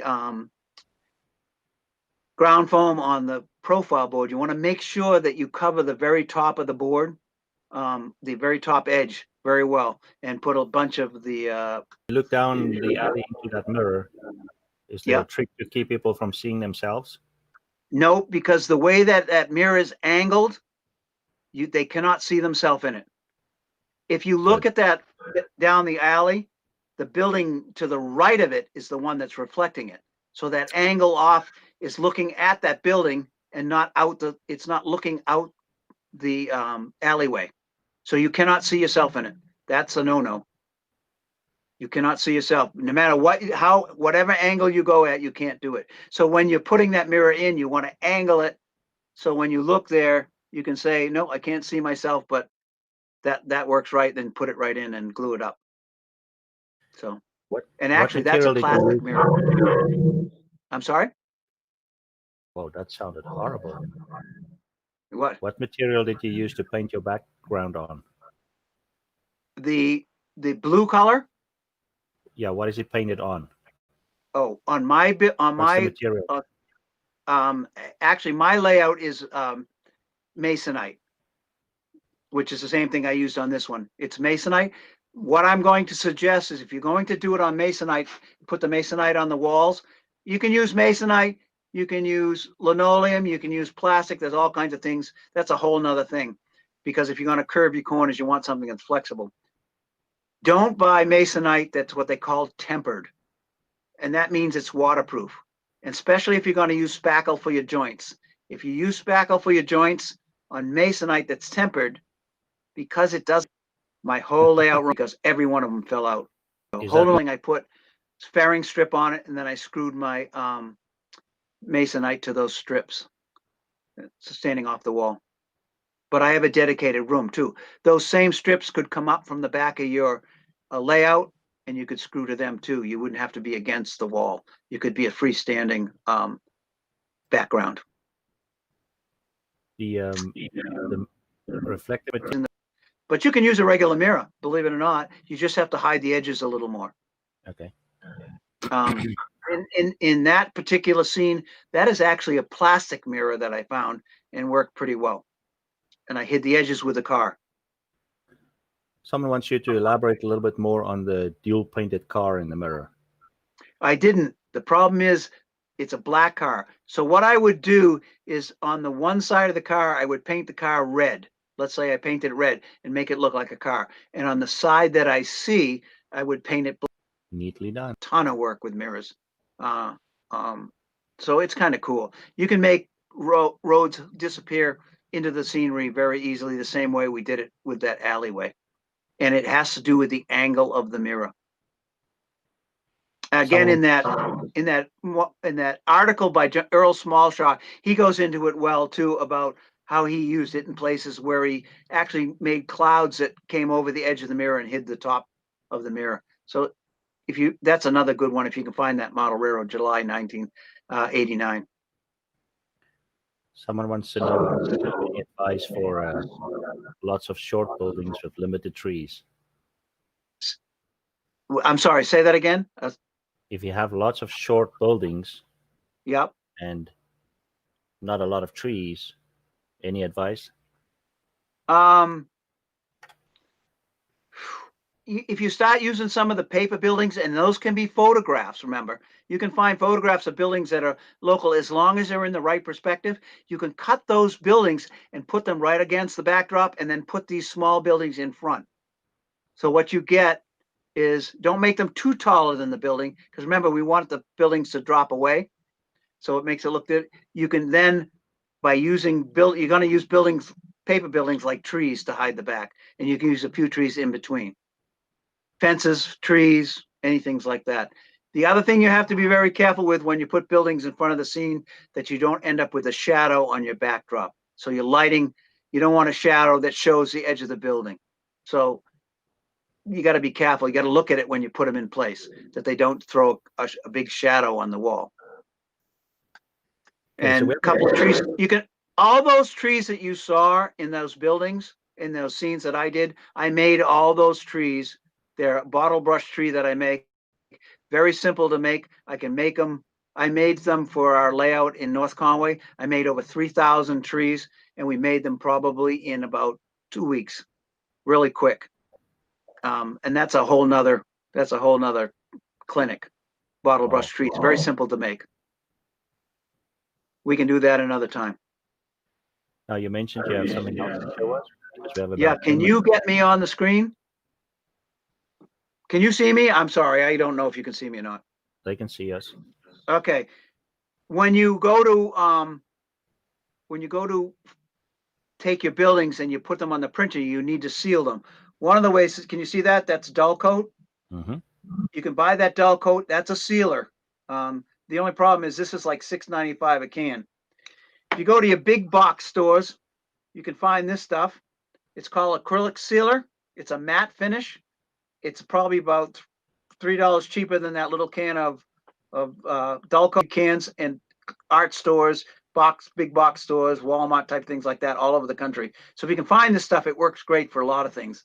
If you want to seal up chalks or pastels, you can use this stuff. It works really good, and it doesn't stink. Boy, that dull coat is the worst stuff. So that's one of the other things I'm looking for.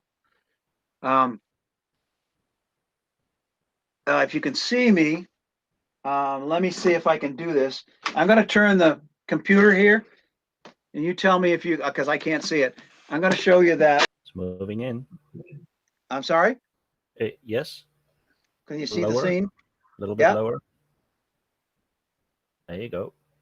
There you go. There's a scene with a couple trains in it. I build these scenes so I can practice my techniques. I built a swamp and things like that just so I know how to do that stuff. I'm probably jiggling it all over the place. So, Nope. And then on this side, all right, how about that? Can you see that other scene now? Yes. All right, that's the other scene. So they're not that big, but they take up quite a bit of space on your layout. These are a little bit different because these are my travel stuff. So these all travel with me when I do my clinics, so people can see them firsthand. Actually, some of those buildings I can pass around and people can look at them. So when I do my clinics, it's mostly hands-on. I'm a very hands-on guy. Everybody has to look and touch and feel and all that stuff. So yeah. So I guess most that's the modelers way are somewhat hands-on. I'm sorry? I'm pretty sure most modelers are pretty much hands-on. Oh yeah, they want to see it. They want to feel the texture of it, and it's amazing how much they'll get out of it more by looking at the piece than just having somebody show you a picture of it on a screen. So. Well, I wonder where the cameraman is. What, to switch us off? Yeah, you have a question for the audience that they can answer in the chat? Do I have a question? Yeah, a question that everybody, all 145 of them, can answer. Yeah, I got a question. Maybe I can figure this out. Maybe they can answer me a question. How many of those people out there are model layout people, and how many out there are diorama builders? It's a question I always wonder about. And I can deal with both of those if I know about what's going on. And the other question is, how many people out there enter the contests, the structure contests? Everybody worries about, oh, he's going to wreck my building. He's going to pick me apart. I'll tell you something. If you get good people that are doing the judging, they're going to tell you exactly what you need to fix your stuff to make it better, some more techniques. So I would not be afraid to go into a contest just to show your stuff off. It's good to, you feel proud about it. No one is going to pick you apart and call you a jerk and this is not good enough. They're going to tell you, this is what we like, this is what we don't like, this is what you can fix and make better. So don't be afraid of the contest. So I started in contests. I went for the contest for a long time. I've scored some good points in national. I've done in regional and even in club stuff. So that's kind of how I started out. I didn't have room, so that's what I started doing. So we have 10 layouts and no dioramas yet. Okay, good. That's even better. I always ask that at my my clinics, just so I know what's going down. So I have a lot of fun because I get to do all the work for Bar Mills. When they have a building we want to do, I get to do to make up what I want to look like and do like this and get a start with an idea. And then from there, we all pick it apart. So it's kind of the fun part, the imagining part. It's one of those hobbies that has so many things you have to learn to do. I mean, Correct. you've got electronics, you've got carpentry, you've got scenery, you've got rolling stock, you've got just the history of railroad that you all have to have some kind of knowledge about. Yeah. So I think it rounds you out really well. Well, Jack, thank you for a brilliant clinic. I'm definitely going to watch it again. If anybody's looking for this clinic, send them a PDF of the clinic. It's jcsj@roadrunner.com. If they send me an email asking for it, I'll zip one right out to them. It's a 23-page thing on this. It goes a little more into more detail, but it's a good thing to have. And Jack is a man of his word. He already sent it to me. Yeah, that's no problem. It's easy to do when I can just send it on email. Well, if that's what we need to do, that's cool. I'm all set. Thank you, Jack. Thank you guys for watching. Have fun. Be safe. Yeah, you too. Thanks again, Speedy.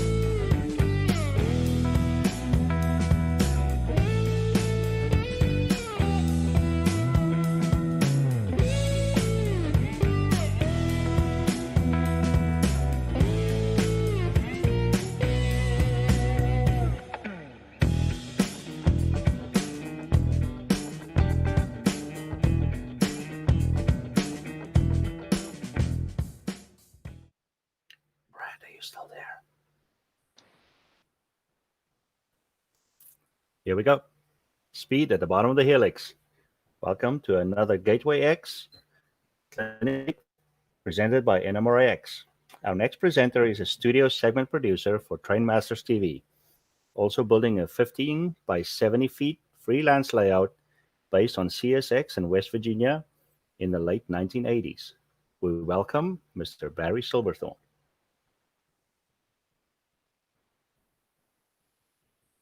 Thank you for the introduction, Speed. And thank you everyone for coming to this little clinic. This is a clinic that I've only done once live before in Syracuse, New York, at a local division of the NMRA. We did a make and take, and unfortunately we won't be able to do a make and take here today, but if you want to pretend to follow along, grab a piece of paper and fold it up and do origami, you can play along. I make a product called Roomettes that is interiors for buildings that basically fold up, and within about half an hour you can put an interior building in a building and have it lit. So what I'd like to do is talk a little bit about what that is, and I'll talk about some lighting tips that you can use, whether you have Roomettes or not, whether you do your own interiors. Maybe you'll be able to pick up something that that you can use along the way. So I'll go to my slideshow and I'll show you what it is that I do. Just go to share here. And you should see the Roomettes logo.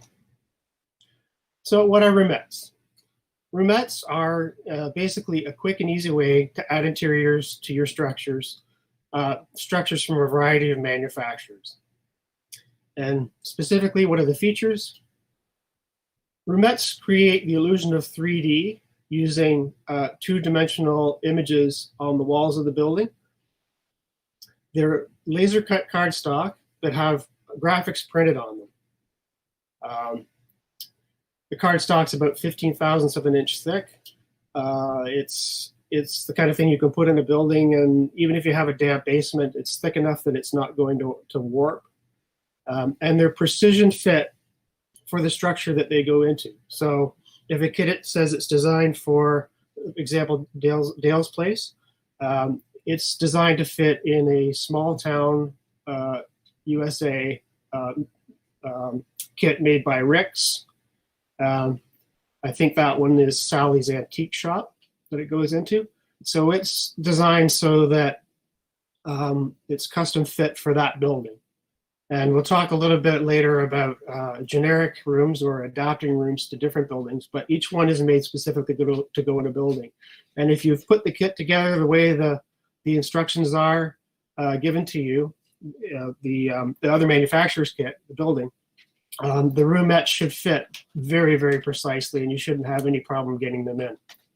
So they fold together, and they've got tabs that allow you to basically glue the walls into a little box, and you don't need a lot of tools to do that. The X-Acto knife, a popsicle stick, and sometimes a long item like a file, just so you can get in there. If your finger's too big to get in there, you can stick a file or a popsicle stick in there. The LEDs are included with my kits, and they're compatible with Woodland Scenic's Just Plug system. They're compatible with a couple other systems too, but if we just stick with Just Plug now, a lot of people know that system, so it's very easy to kind of see how they work. And then I'll get into later some of the other options you have for expanding beyond what Woodland Scenic's offers. And some kits include details and signs. So, for example, in Dale's Place, you can see, if you look closely, there's some shelving in there. There's signs in the windows, and there's a counter, kind of things you find in a variety store. And those things add a little more 3D detail to trick your eye into thinking that everything you're seeing in the building is 3D. So where did this idea come from? About 4 years ago, I was working on a project for Trainmasters TV. It was a series called Start Small, Think Big, which was about building a modular style layout. And one of the things, what it did, it just kind of made, to me, it made the scene pop. I'm not a big light, well, let's put it this way. At the time, I wasn't a big fan of lighting on a layout. I don't dim the lights in my layout room ever.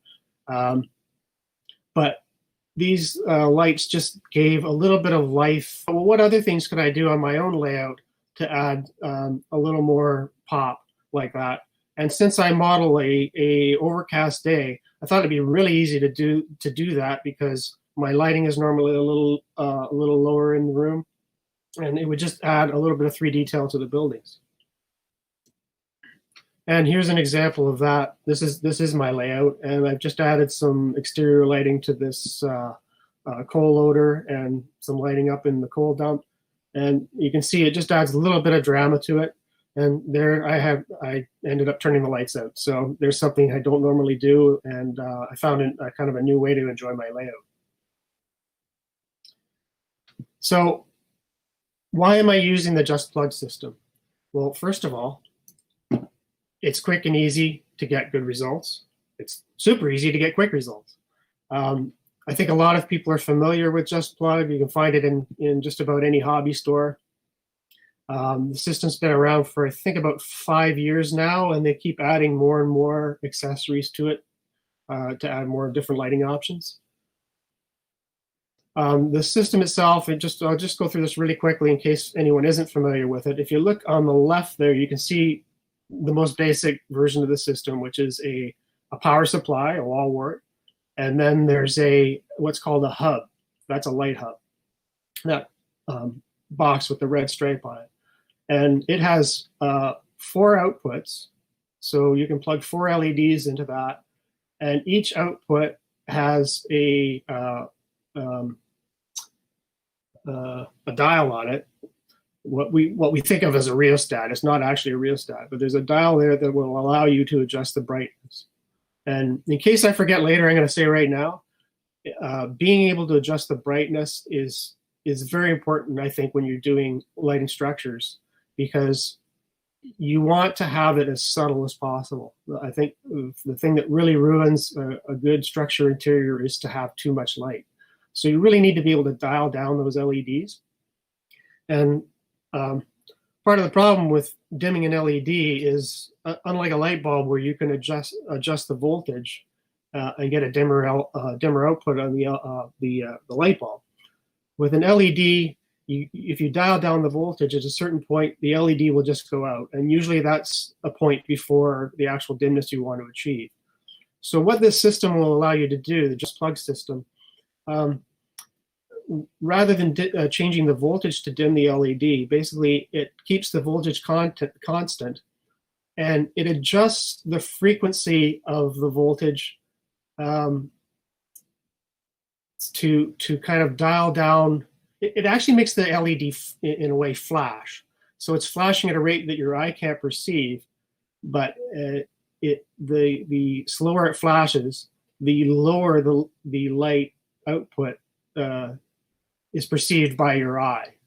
And so there's some electronics in that box that actually changes the modulation of the output voltage so that it dims the light, even though the voltage is consistent.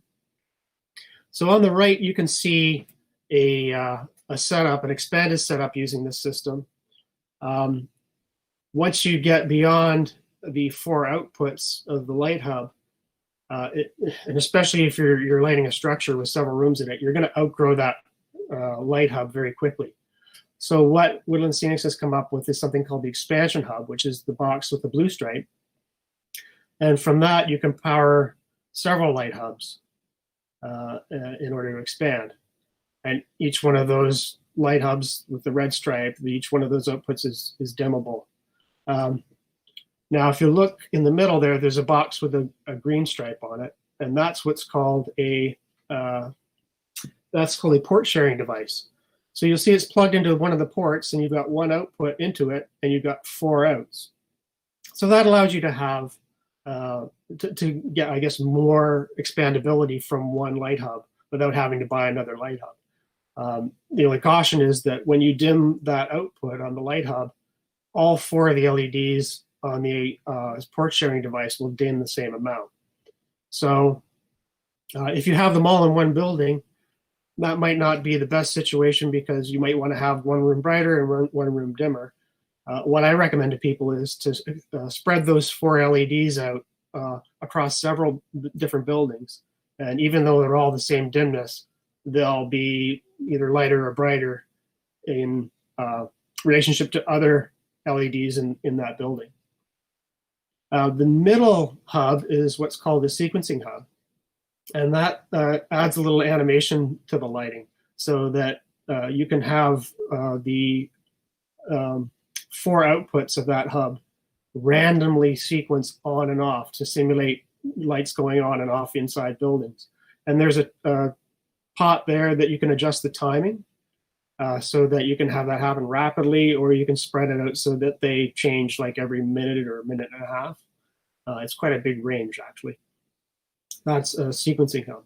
And you can shut that off if you want and just have them the brightness on all the time. And in addition, there's an on-off switch available so that you can switch the whole works on and off anytime you want with one button, or you can just pull the wall wart out. But the auxiliary switch has an interesting use, and I'll get to that later. Oops. So there's an example of Woodland Scenics, one of their catalog shots that shows, you know, the lighting in the street. And they also have a line of vehicles that have headlights and tail lights. And now they have billboards as well. So there's a lot of variety you can use with the system.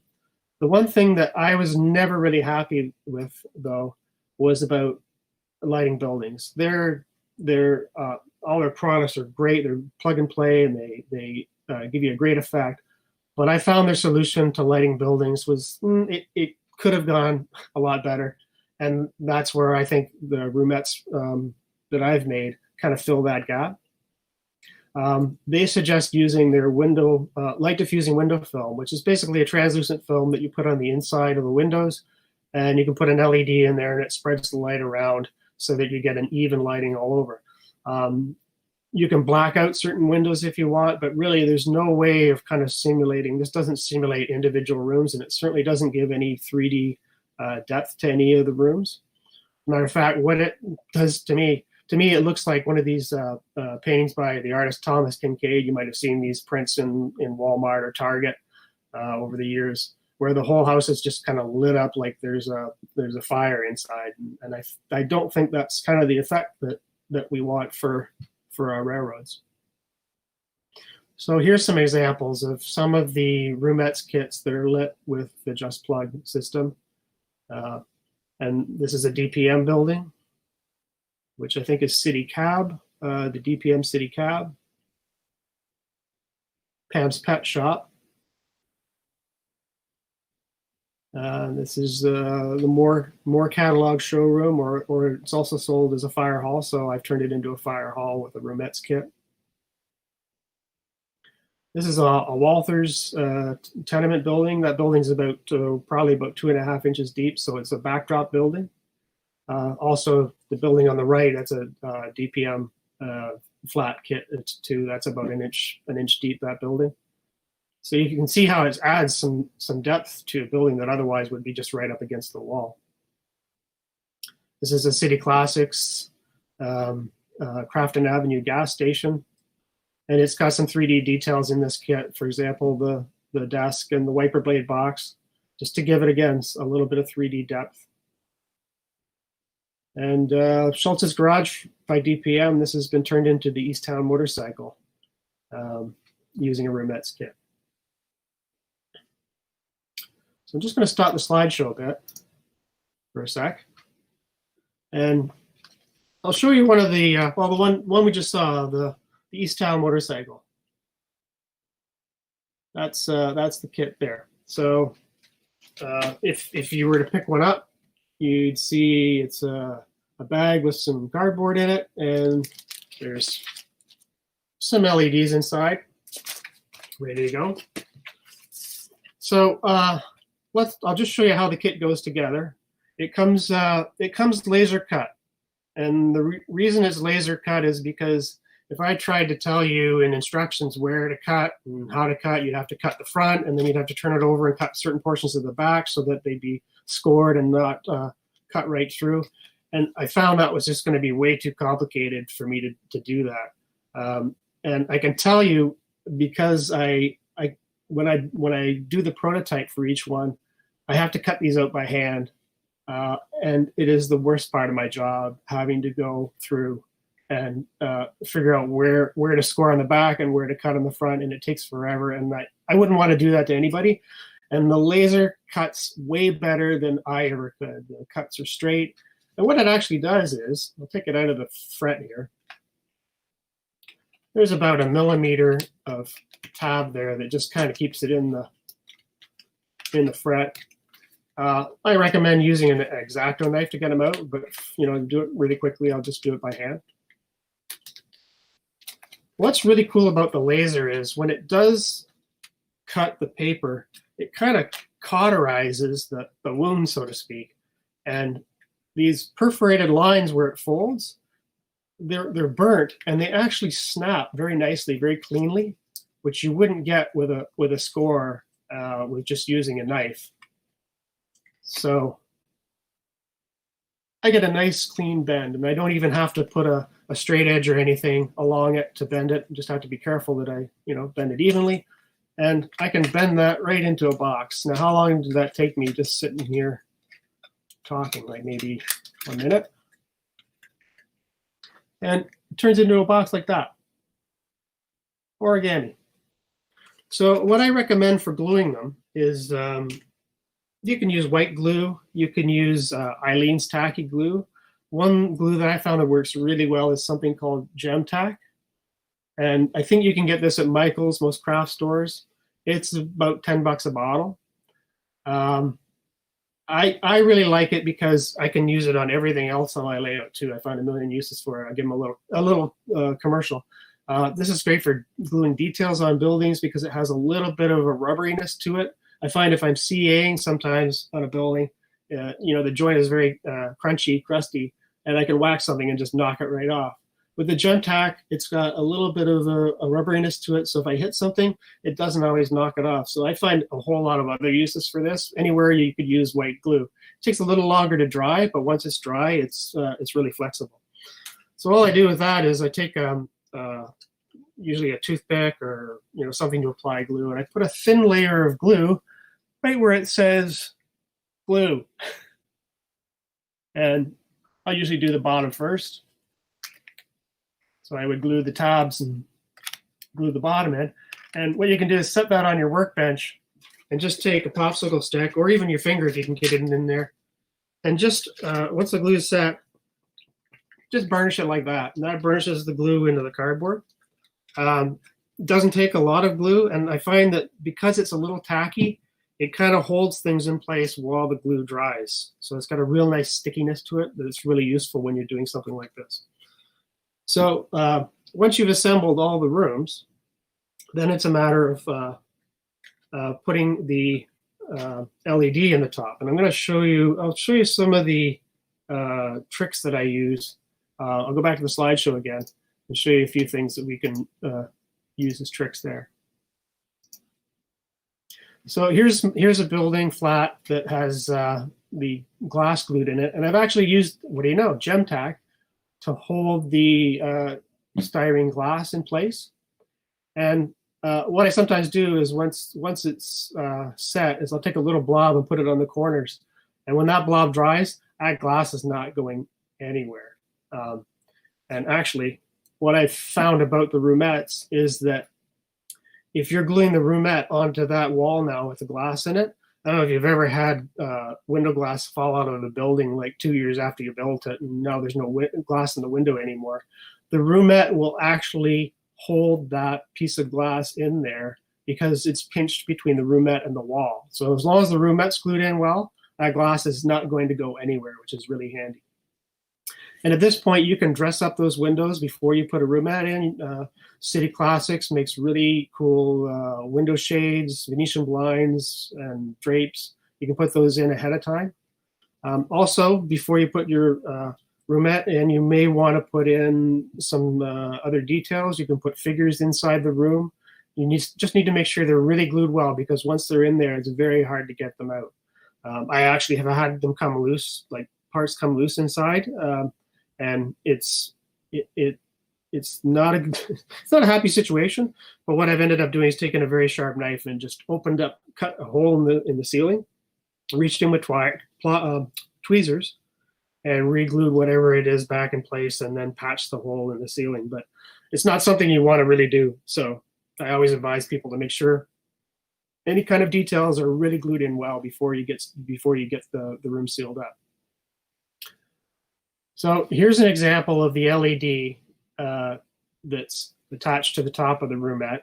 Now I've used two different techniques here. One is adhesive tape and the other is a hot glue. I really like this adhesive tape that I use. It's in Canada where I am, it's called tuck tape.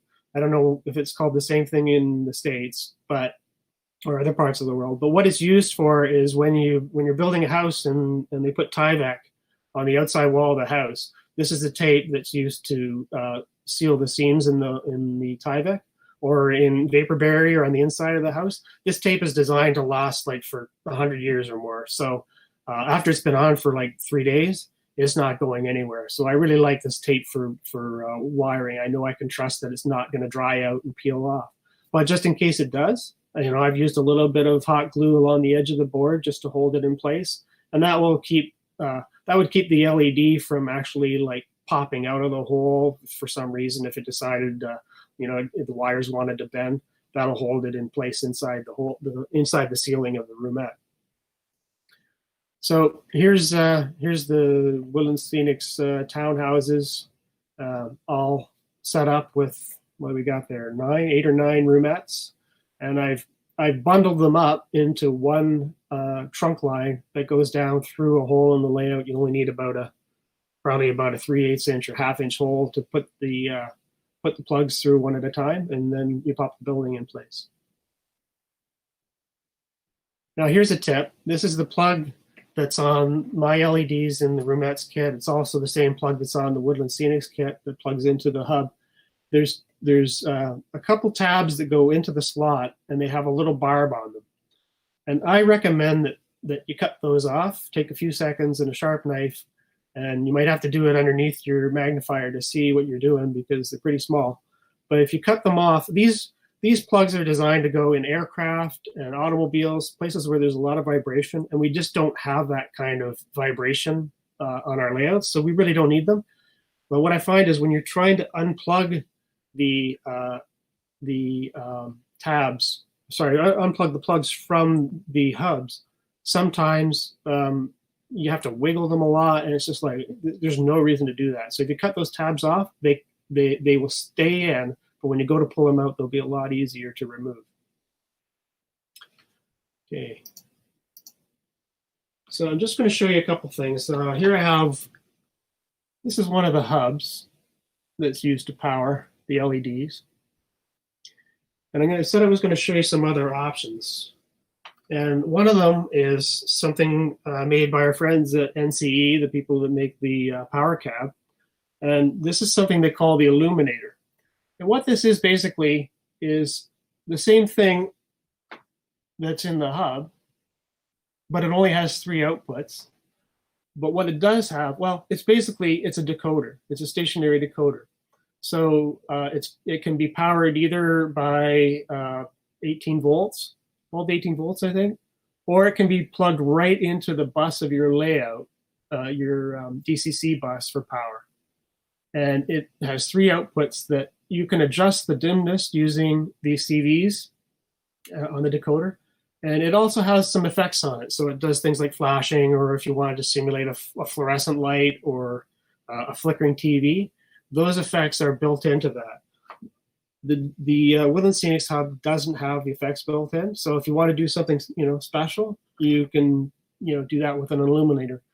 Now I spoke to NCE about a year ago, and they were talking about possibly doing one with something like 24, 30 outputs, the same thing. And what that would allow you to do would be to put this, hook it up to JMRI, and you could put it on a 24-hour fast clock. You can have output 1 come on at 8 p.m. and go off at 12 p.m. or midnight. You could have the next output come on at 9 and go off at 10:30. So I don't know if that's still happening or not, but that's something that was on the drawing board. Now, someone has actually come out with something that does exactly that in the meantime. This is from a company called Model Train Technology. And if you look for the little man, it's easy to find Model Train Technology on the internet. This has 16 outputs. So, it gets us quite a ways beyond this system, which you're going to outgrow quite quickly. But what's inside here is basically the same thing as the NCE board. There's a decoder in here, and you can operate it as a decoder and program it using your DCC system. And it also has a keypad, so you can do it manually. So you can choose whatever system you want. Now, they do make a version of this that doesn't have the case. It's just the board, and it doesn't have a keypad. I don't have 16 outputs, and took them from 6. It powered all 6 of lighting. I want to talk a bit about scratch built. When I go to shows, I have these on a turntable, and the problem with that is there's no way that I can power that using a wall wart plugged into the wall when they're power supply. So they've got a clip that holds 2 batteries remotely without having lights on, the battery power and a switch. The judges can just come up, and you can say, push the switch, and your building's lit for them to judge it out. It's different thing to do. $20, good deal. Good deal. What I did was I line it up so that the pots are in the holes. Actually, since I couldn't do it with that box quickly, I'll just show you right here. And you want to have access, there's something you can do. I've also even taken the entire board. I couldn't get it in there.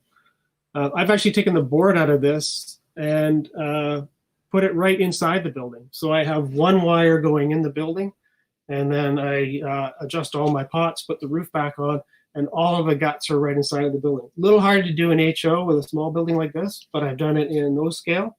And then there's nothing underneath here except a wire coming out the bottom that I can plug into the wall. So that's another thing you can do. Don't be afraid to take the electronics out of the boxes in those. It's not going to make any difference. What else? Oh, interiors. Everybody's got lots of that lying around. If you build a layout, you probably got lots of scraps. I put headboards in almost all of the bedrooms that I do. I've got a headboard, and there's no furniture. But what you can do is you can take a piece of that and a knife, cut a tiny little block of styrofoam, put it up against the headboard. You can paint it, a solid color, or do some kind of pattern on it. It doesn't have to be a fancy pattern. It just has to look like something, a little variation in it. And then you've got a bed, and it costs you nothing, right? But again, it's added more 3D detail to the inside of the building for no cost. I even actually sat there and carved out tiny pillows to put at the head of the bed out of styrofoam. And, I do 2 or 3 of them before I finally get one that's the right, size and shape. But you can, what else? I'd like to show you maybe a couple of things that I'm working on right now. I'm doing about 8 new ones. A lot of people said, can you do more houses? Because I've done a lot of storefronts. I mean, residential kits. This one's there's one of my test rooms going in. More generic than others. And again, people have said, well, can you do some generic ones and that I can put in any building? And that's really hard because you're going to be working on and how the windows are going to line up. So it's a generic room is really hard to do.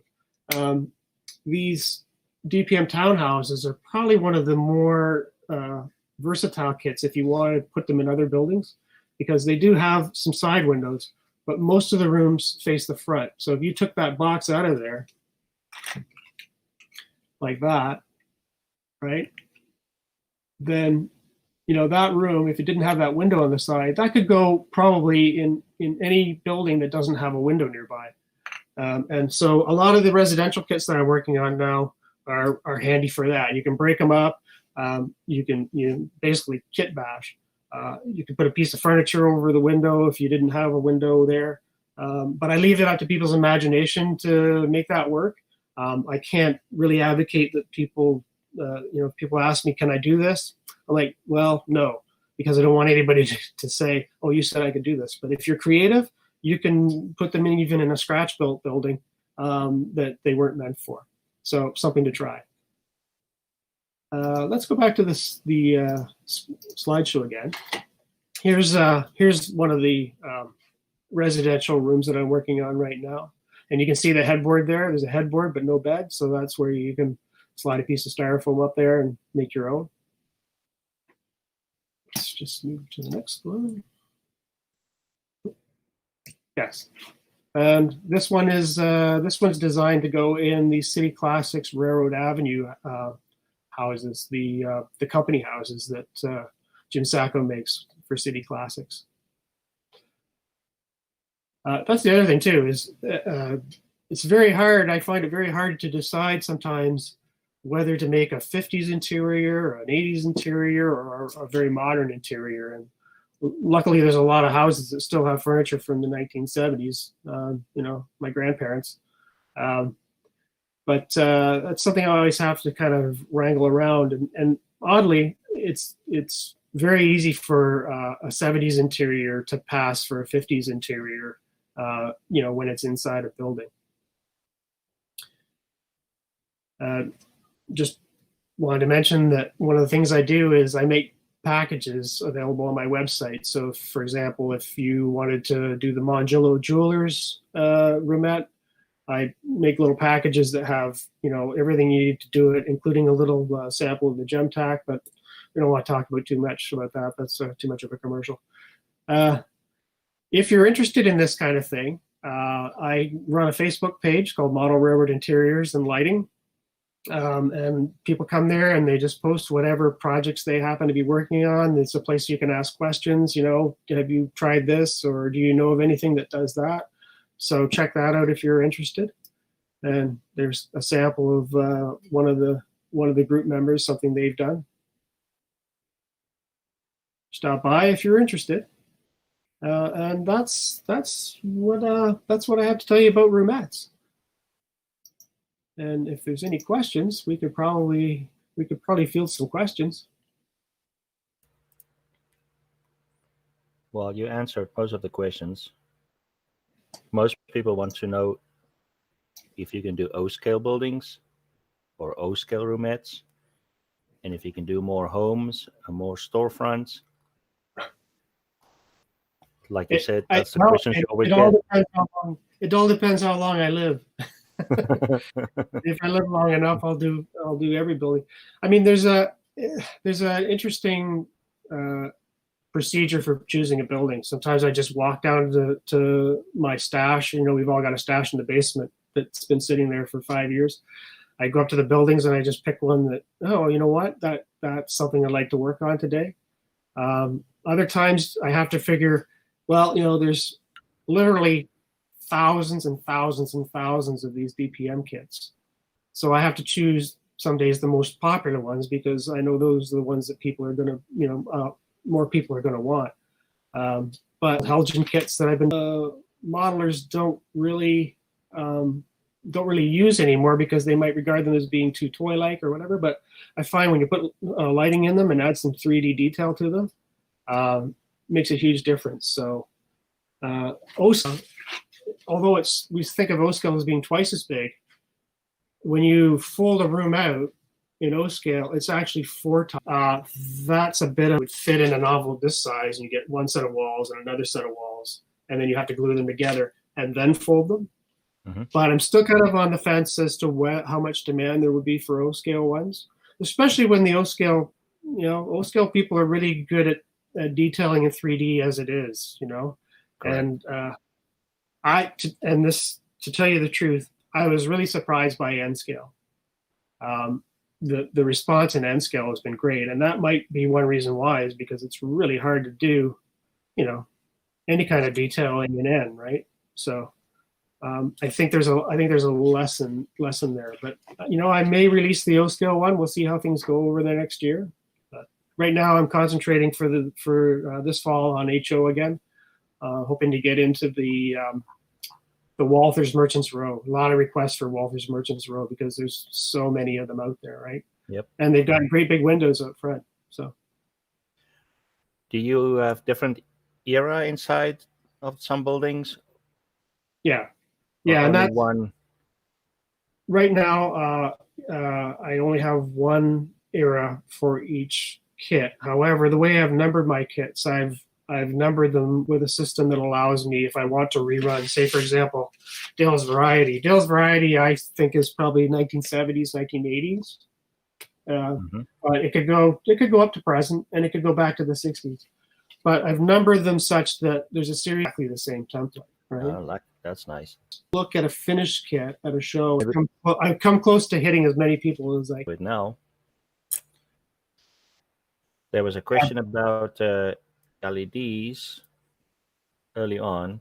Does the voltage flipping cause the LED? If you had cat-like reflexes in your eye, you would actually see a flicker like a fluorescent light. But because of something in your eyeball and your brain called persistence of vision, your eye doesn't perceive that flicker, right? If you did slow it down enough, eventually you would see a flicker. But by that point, I think the way the system's set up, I think the LED is so dim that you wouldn't be able to actually see a light at that point, right? Correct. So there's no other questions here. How about you? Can you share your Facebook page and show us some of the pictures on there? Would you mind? From my personal page? Yeah, from your Facebook page, because we have 20 minutes left or 15 minutes left, and the questions are slow because people are chewing on their dinner. I can't believe I've answered all the questions. You did. There's lots of comments about how good it is, how awesome it is. Wow. Okay. Well, let me call up a browser here.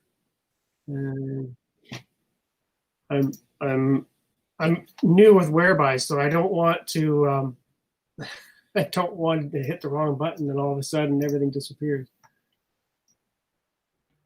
I'm also using Chrome instead of Firefox, so there's a bit of a learning curve too. Everything's Chrome, you can share a Chrome tab. Yeah.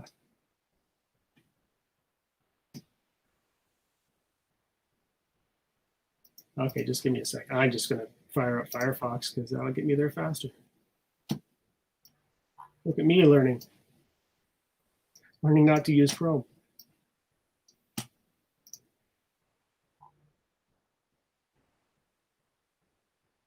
Well, everybody can join my personal layout Facebook page too if they'd like.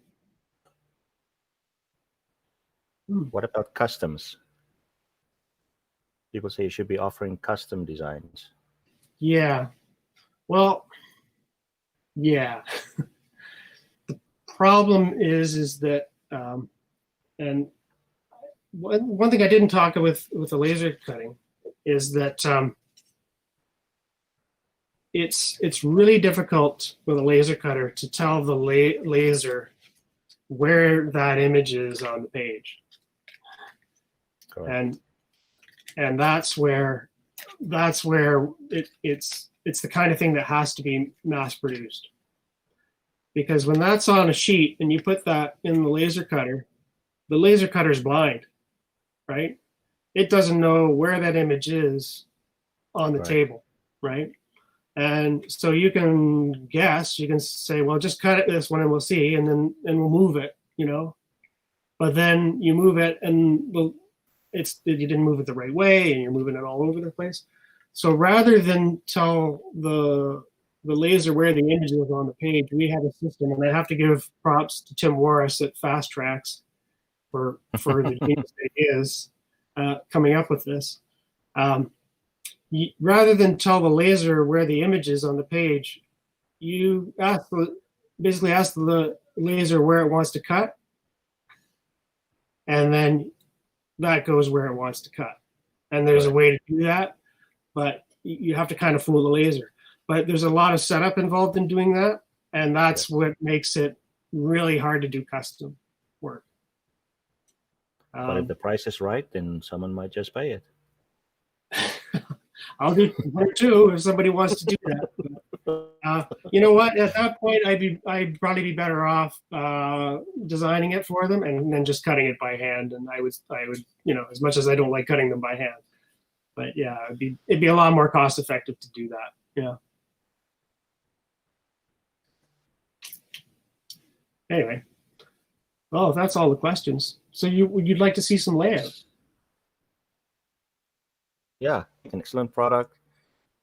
I have several of these interiors on my layout, and I love them. Wow. You're already famous. Well, that's the thing. It's hard to know, right? Because when you work at a desk all day and you're looking at a screen, you don't get feedback from people the way you do in other jobs, right? So it's nice to hear that people are enjoying them and finding them easy to use. And then, of course, these 150 people might have never seen it, and they're just so stunned. Oh, there was one question about do you ship to the UK, because they only have they only see a USA and Canada checkout. If someone wants to email me, I can arrange that. Actually, if people are patient, surface shipping by mail, it takes a long time, but it's really economical. And all I do is calculate the difference in shipping. I give free shipping for orders of $50 or more. So I just calculate the difference, and I still offer the free shipping option, and they just pay a little more to have it sent. But I'm surprised at how even we've sent some to Australia, and it's pretty cost effective if you're willing to be patient in getting them. Yeah. But yeah, feel free to email me and ask me about that, and I can set all that up. Great product. We used this in our modeling with the master's program. Oh, that sounds like Clark. Yes, it is. Thanks, Clark. Thank you very much. I'm sorry you're not using it this year, but next year for sure. Yeah. The option, they just pay a little more to have it sent, but I'm surprised at how even. Jeff, could you mute your mic, please? And it's pretty cost effective if you're willing to be patient in getting. So Barry, you going to show us a page? The other person I have to give a little credit to is Shane at Scale Trains. I'll tell you a little story about that. I called up Shane because I actually went to China with him one time and got to visit the factory with him. And I had been thinking about doing these boxes in plastic with some kind of adhesive sticker on them. That they'd be all ready to go and people wouldn't even have to fold them. That's where the idea, the product idea kind of started. And I asked Shane about the cost of tooling up a box like that in plastic. Mm-hmm. And I knew it would be expensive, but it was way more expensive than I. And it was Shane who actually said, you could make them out of card. And I thought, that's a crazy idea. And I thought about it for a couple of weeks, and I thought that's actually not a bad idea. And I actually went to a local manufacturer that manufactures boxes for aspirin and medications. The tiny little boxes the size of a film canister. And I said, "Can you do this?" And they said, "Yeah." And they sent me a sample, and they would actually have cut them on it with a die cutter in the factory. So the cost of making them would have been, pennies per piece. Correct. And we all would have had, a roomette for $3. But the tooling to make the dies to cut them was about $600 per. Yeah. And that's great. But if you decide you want to change something, you can't just move the tooling a bit. You actually have to start over again with a new tool. And that was the beauty of the laser, is that if you want to move a line, you get, you've got your sheet ready to cut. If you want to move a line 1 millimeter, half a millimeter, just to make it fit inside the building a little snugger or leave a little room, easy to do on the laser, right? Correct.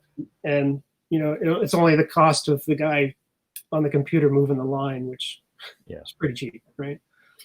So yeah, that's how they ended up being in cardboard. Thank you very much, Shane from Scale Trains, for a brilliant idea, and I owe him for that. Here's a somewhat personal question. How's the railroad coming?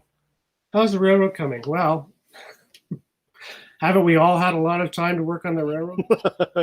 Especially now, right? It's been a pretty productive 3 months. Yeah. Yeah. As a matter of fact, I've actually had to slow down to get a little bit of work done around the yard and build some roomettes. But we can go over there and take a look. How far back do you want to go? You want to go in reverse order or in a chronological order with these, or? You got 6 minutes. Okay, I got 6 minutes. Well, I'll go real quick then.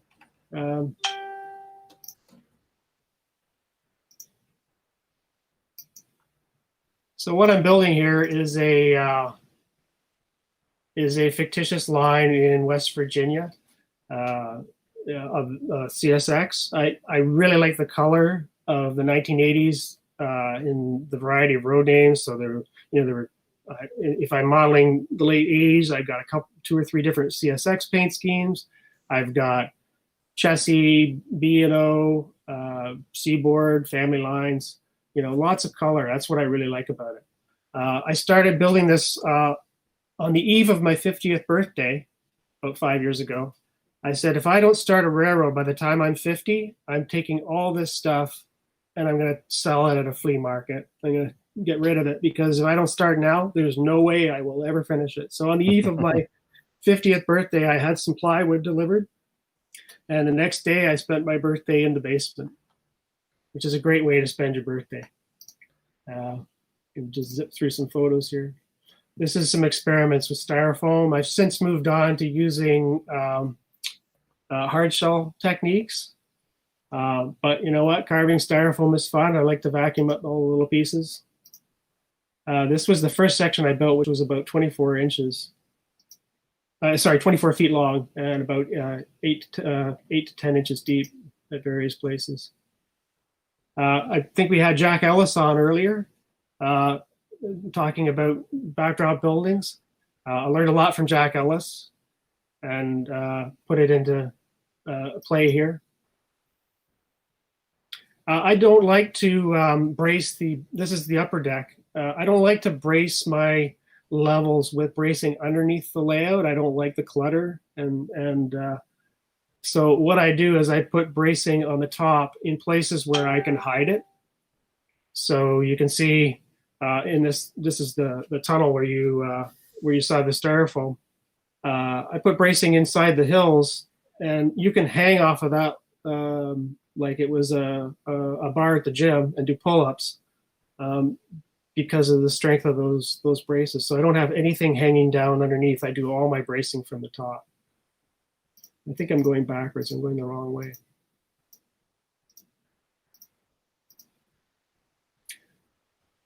My city grows sedums, giant sedum plants for trees. So every fall I go down to when no one's looking, I go down and I harvest the dead sedums and bring them home. And I have trees that are 7 or 8, 9 inches, 10 inches tall. So I do everything a prototype size as far as my trees go. And I unfortunately don't know what species of sedum these are, but I hope they keep growing them, because every year I get enough to do the next season of trees. Here I am working on a billboard for Family Ties. So I think billboards are a great way to establish era and location. So I've done that right here. This is obviously an 80s show, and it's on a TV station in Fairmont, West Virginia. So hopefully you know where you are. I am drying some trees, and you can see they're pretty tall by the standards of trees that you can buy off the shelf. I understand now why trees are the size they are. One, the commercial trees, they're shorter than they should actually be to be prototype. But if you had to go out and buy that tree, as a ready-made tree, that tree would cost you like $8 to $12 off the shelf. So I can understand why manufacturers don't make trees the actual size they should be.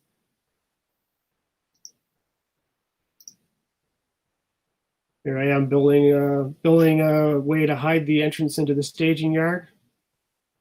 Neat. My bench work at this point is pretty high. I'm modeling a mountain railroad grade, so it's from one end to the other, it's pretty much always up. And the upper level ends at around 72 inches. So because of the way the scenery sloped, even if you're 5'3", you can still see a train going by. It feels a little odd until you get used to it, but it's the only way I've really found to model a mountain grade. It has to go up, right? So how tall is it there? That's about the 72-inch mark. Now, what I've done in some places, there's very little switching on the upper level, so there's no really need to reach into a lot of the scenes. But where operators might need to do that, I'm going to put risers along the edge of the bench work so that they can step up and see what they're doing. But for the most part, you can see everything, all the trains you can see from 5'3" and up.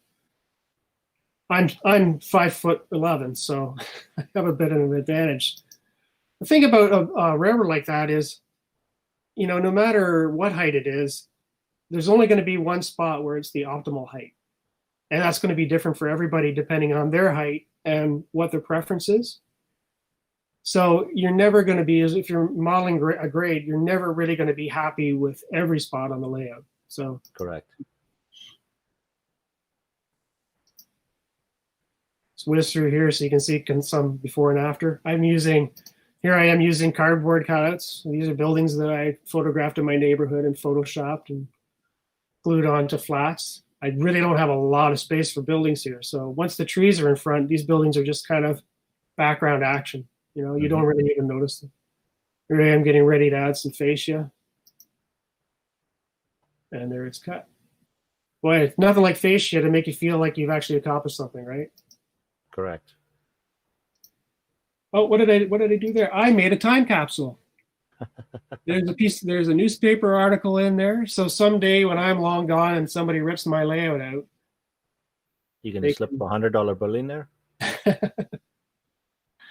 I don't know, maybe there'll be $100 worth of scenery they can cash in. But they'll know what was going on back in 2015 when I started this. Wow. So that's the 24 feet, and then that's at the 72-inch height.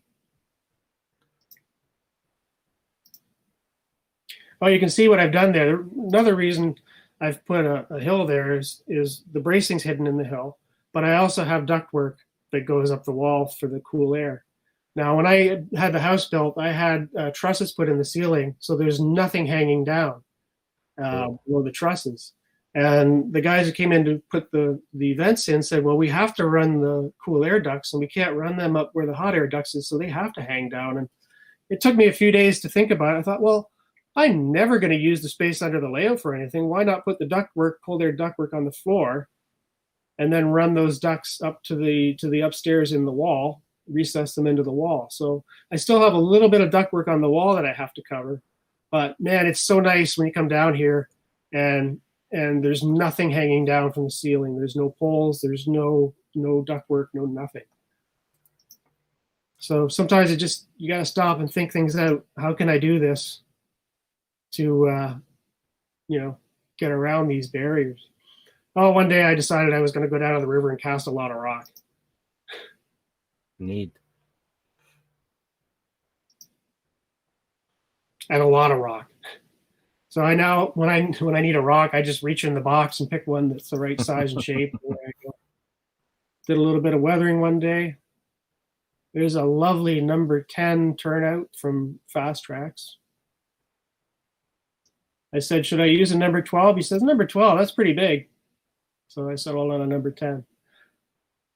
So this is actually the entrance to the layout from staging through that under that bridge. And what I decided was that when people operate my layout, I never want them to actually see the staging area when they're operating. So I will have a staging operator to operate the upper and lower staging, which are both in the same spot. And that tower, I call him the tower operator, will bring a train out, and this is a crew change point. So if you're operating my layout as a train operator, you will pick your train up here just like a crew would do a crew change here. And that kind of keeps that illusion going, and you don't kind of see what's going on behind the scenes, backstage. Well, So there's the tower. That brings us to the hour. Okay. Well, I'm glad I gave you a little bonus show. Thank you very, very much. Okay. Thank you for a great clinic. Thank you very much for the opportunity. And I'm really sorry that we couldn't do this all together, but hey, man, this is the next best thing. Thank you for your time. Okay. Thank you, Barry. Be safe. You too. Have a good time, everyone.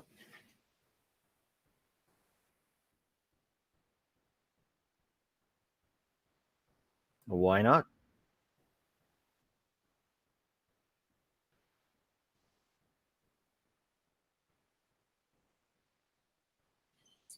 We'll get the wheel of chat out, so it's up there now. And if I hit that button there, if everything goes right, we should be able to wind it up. I've just got to give the wheel a bit of a push, and oh, looks like it's jammed. Looks like it hasn't. It doesn't want to work.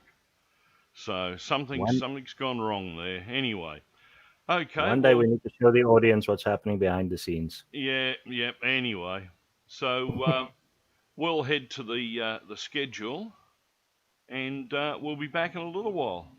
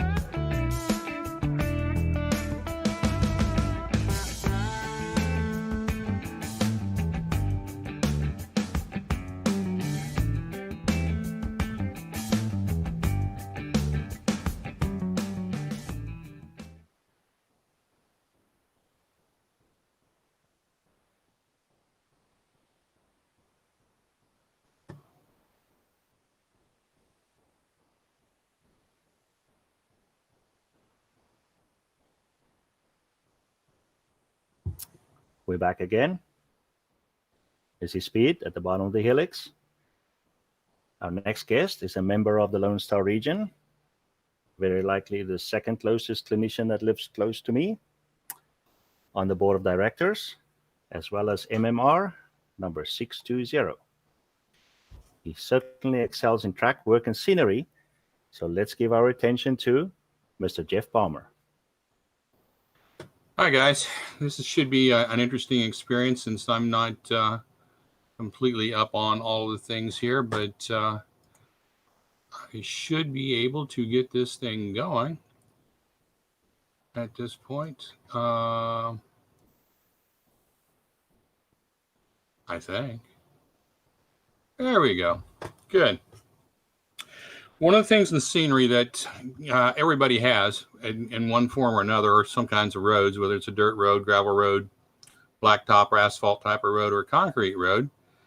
And it's amazing how little attention is actually paid to most of these things. But it's also one of the things that gets the greatest amount of attention and or what is seen in your layout, because it usually occupies a great amount of space. And believe it or not, even the wagon trails back in the 1800s, which we'll use that as our first dirt road, 1700s and 1800s, they were there. They had all the scenery associated with it. And believe it or not, they followed trails. And so you had all of the Chisholm trails, the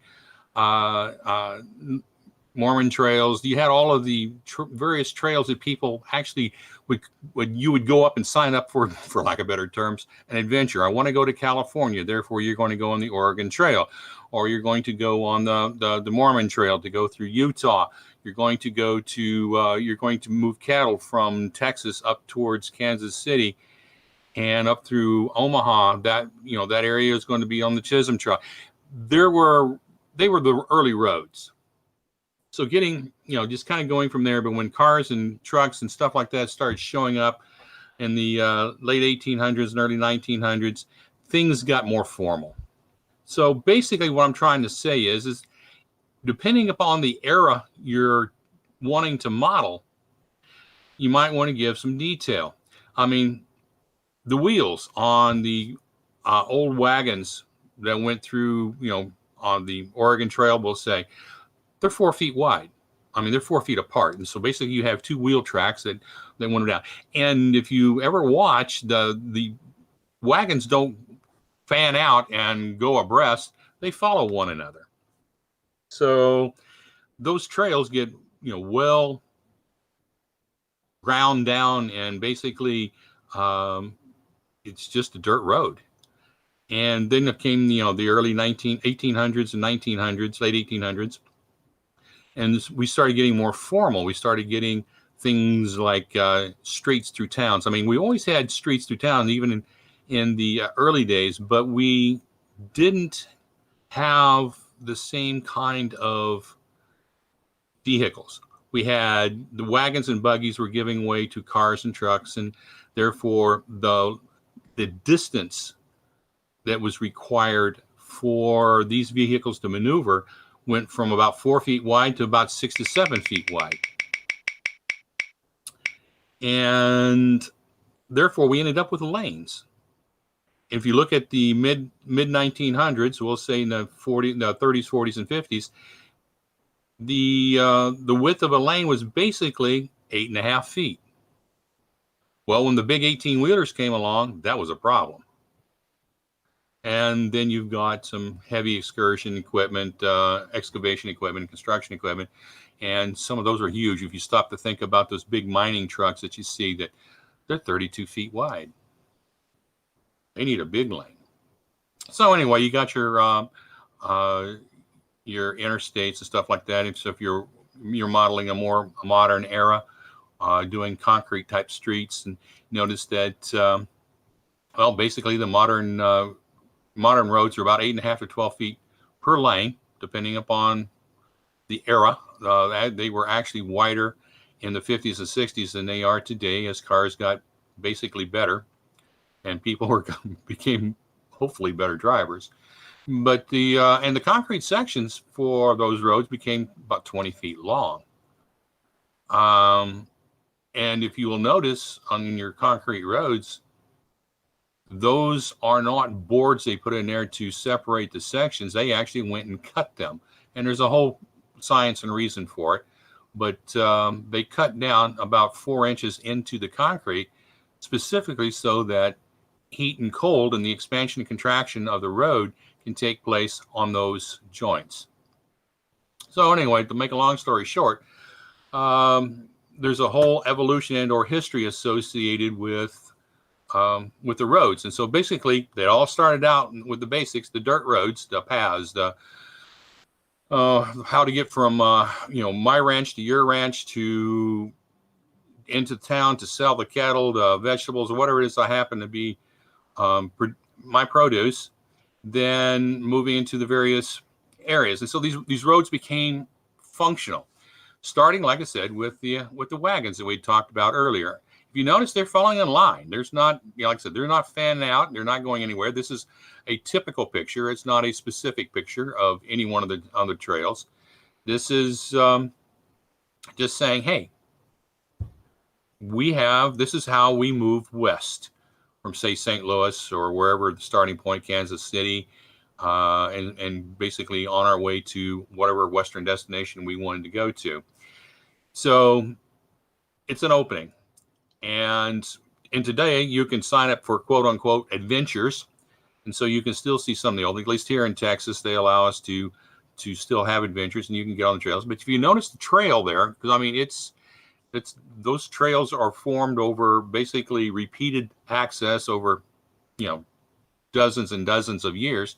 This is exactly the kind of thing that would have happened in the early migration west. So, get used to the idea of the ruts. But notice the rut and how the smoothness in it. The grass does grow in the ruts and it just gets mashed down. But as they got developed and things got better, we ended up with something called a dirt road. Now, so far we haven't learned anything we didn't already know. But this is what basically a modern dirt road. Remember, I was talking to you about a 32-foot wide truck that would haul like 350, 400 tons of material at the time. This is their trail. This is one lane. So as you can see that what you should be seeing here is that there's dirt down grass growing down the middle of the road, and notice how the dirt is being piled up on the sides. As this heavy equipment moves and it's got several hundred tons of material in it, whether it's rock, stone, or more dirt, it's just causing the displacement on the dirt road. It's just one of those details you would want to pay attention to. And it's, like I said, when you start thinking about roads, what I'm really talking about is modeling the road and doing what we want to do with it, making it fit the era. I often see a lot of people who like to put, really great ruts in roads and basically they bury half a tire. Well, if you're buried up to your axle, you're not going to travel down that road. I don't care what vehicle you're in. And all I'm saying is that we want to give it some thought. If you want to have a road that's got dirt on it, a little rain or whatever has been happening recently, fine, make it. Notice the difference in the textures and the colors used here. I mean, this is nature. The untouched areas basically have sort of a lighter tan, or lighter brown, whatever you want to call that, than the tire tracks where the traffic has come and gone. But notice that none of those ruts are you going to bury your axle in. And so, moderation here is something that would be important. Country roads. This is more the type of road that I grew up around. And this is not untypical. Again, this is a one-lane road. And most of the time, it's got some kind of gravel or rock or whatever that's been hauled around and placed on it over time. But it was basically a dirt road. And when they it's not thick enough to be a gravel road, but yet it's there. And you can see that, yeah, there's the build up towards the middle, the two main trails through there that would carry each side of the vehicle has depressed the ground down a little bit, but not to the point to where it's a rut or ditch. If you want to get into more of that, here's another example of, like I said, the dirt roads. I grew up in the Oklahoma, Arkansas, Missouri area, and this is what I saw more of. On a lot of the roads where we had the rain and stuff would wash away a lot of the dirt and leaving behind a lot of the stone and gravel and the underlayment associated with the composition of the area. And as we got around, especially up through Missouri, we got into the granite portions of it. This was not an unusual thing to be, just a little ways under the dirt, and that you had to take care of if you were a farmer or whatever to grow crops on. But this is just a typical road. And right down through the middle of it there, there's a rut. But the one thing that you could always count on, especially since probably the early 1900s, so if you're dealing 1930s, 40s, 50s, somewhere in there, you could count on maintenance on roads. And like here it says caution minimum maintenance road. I just thought I threw that sign in there just because there are signs around that actually let you know that some roads are better taken care of than others. But as with all roads, most of them are taken care of by the county or the state. Yeah, they don't always come through as nice and sweet as we'd like them to. Sometimes you get the typical potholes, but again, you don't get to the point to where you're burying a car in one of the potholes. The county or the state, depending upon who's in charge of the maintenance for the road, most dirt roads were county roads.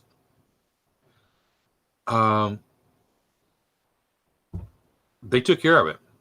I mean, this one here is a fairly modern picture, but as a kid growing up in the late 40s, early 50s,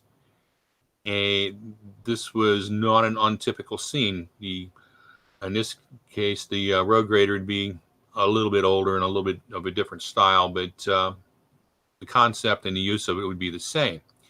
So when you're talking about dirt, now if you're looking at the road, look at the colors. He's coming in.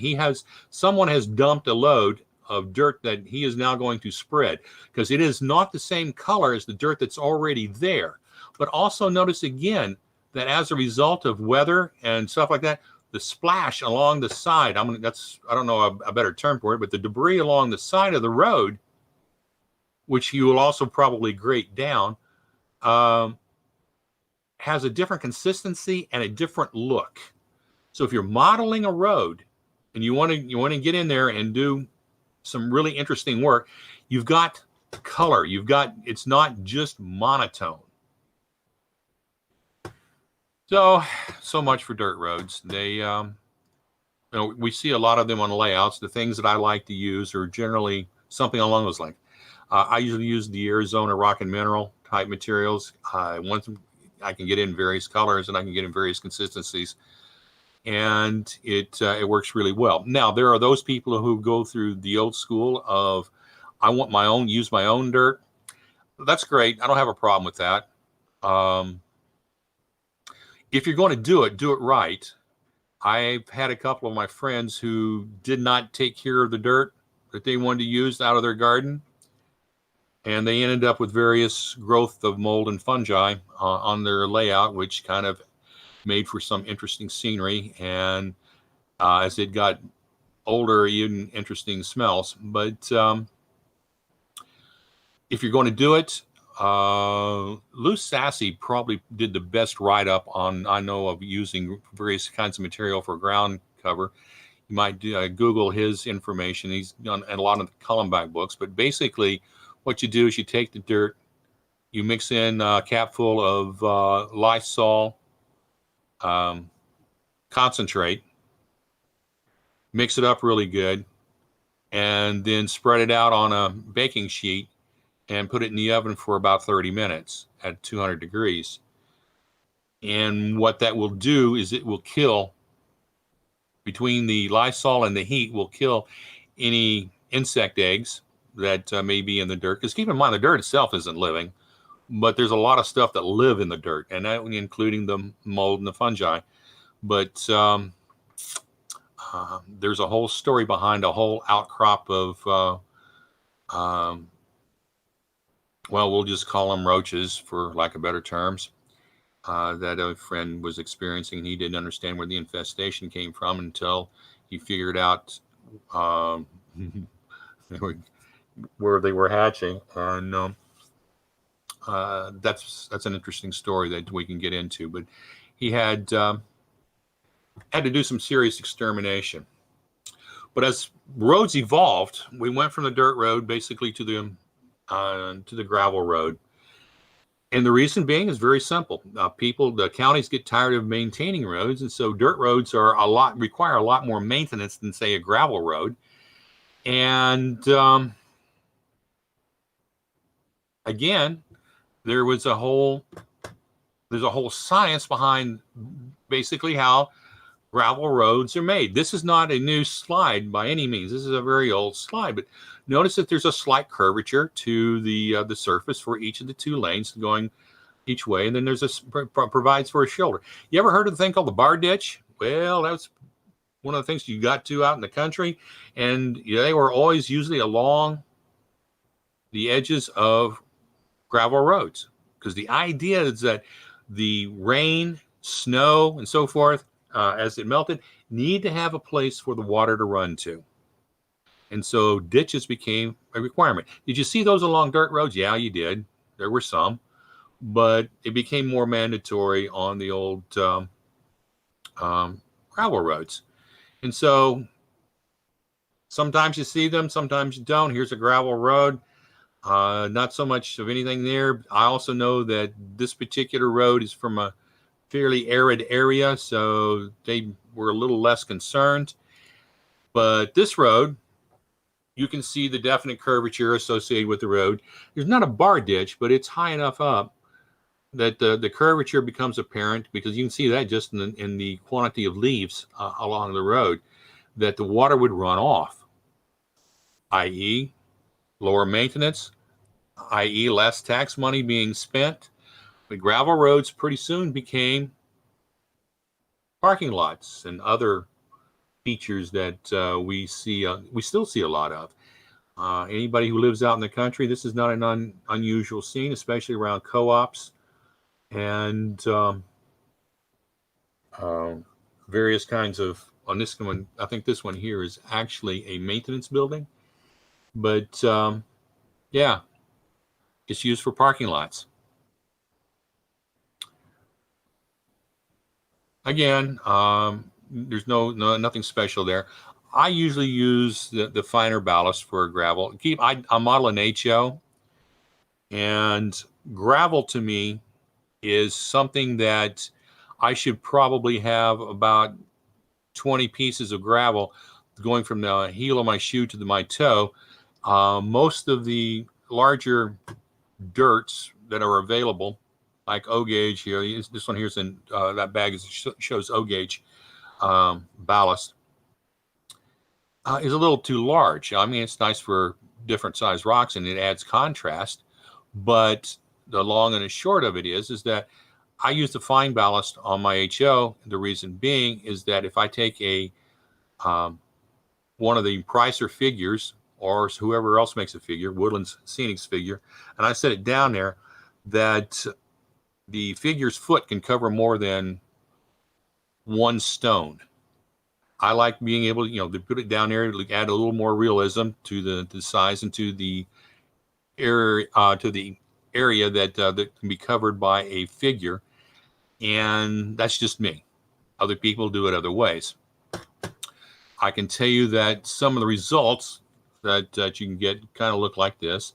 And yes, are there other stones thrown in for contrast? Yes, because gravel is not uniform. There's nothing about it that should be uniform. But some of the things that you need, like on the roads, is like oil leaks, various kinds of things on the dirt. You got gravel is not a perfect uniform covering for ground. Therefore, plants push up through it. Whether it's a weed or I've actually seen corn get somebody dropped some corn somewhere, and all of a sudden they ended up with a couple of corn stalks in the middle of a parking lot. So sunflowers is another one that I see a lot of, especially as I go more towards the West Coast. I see a lot more of the sunflowers, or even towards South Texas. But again, you can add character to your road. Also notice that you got the bucks, and then you also got the crossing here. You got the timbers to get across the road. All of those things are modeling elements. And so when I start thinking about roads, they're all modeling elements. I would take maybe not as much time and care building a road as I would, building a building. But the structure for roads is simpler, but it deserves the attention. It deserves to have a little garbage, a little rock thrown around on it. It deserves to have oil spilled on it. All of those things are elements that we would normally see on a road. And so when we're planning our road, that's probably what we should do. Well, as road evolution would have it, after a while, gravel roads became the basis for asphalt roads, which we still see a lot of. And to me, asphalt roads are fun to model, only because of the color, the characteristics, and the things you can do to it. Again, it has a structure. And the structure to a cross-section of an asphalt road kind of looks like this. Now, a lot of roads, asphalt roads, especially if you're doing 40s and 50s, didn't have all the lines. You just sort of were neighborly, and you kept your side of the road. So you might have a line that went down the middle, but very seldom did you have shoulder, markers on the road. But again, notice that there is a drop off, and notice that the first substrate just below the asphalt is basically gravel. So asphalt became the next step in the evolution on our way to, making our country roads requiring less maintenance until they need maintenance. And it's just, this is a typical oiled road going down through some farm country. And again, this is something that we see a lot of. Notice that there are, I'm going to call it them vertical cracks, since only they follow the length of the road. But notice that due to weather changes, to the expansion and contraction of the roads, because they don't have any of the seams on it like you would on a concrete road, you end up with cracks. Well, where you got cracks and maintenance, you've got issues that got to be fixed. You end up basically at some point in time filling all of those with tar. Oops, I went one too many there. Kind of like this. This is an asphalt road, more along the lines of what we were talking about. Again, maintenance for an asphalt road basically said, you got a crack, go back and fill that crack with tar. And so this is a neat modeling point. Now you can kind of see this one here has a lot of maintenance on it. This one here is out towards West Texas and out towards a little bit of the hill country again as we get into New Mexico and that area. But it's a road, simple 2-lane road. fairly arid area, so the ditch along each of the sides is minimal, but you can tell that there's a slight curvature. The center line is higher than the lane lines. So it's a structure. It fits our structure. And like I said, as we paid more attention to it, we get all the tars.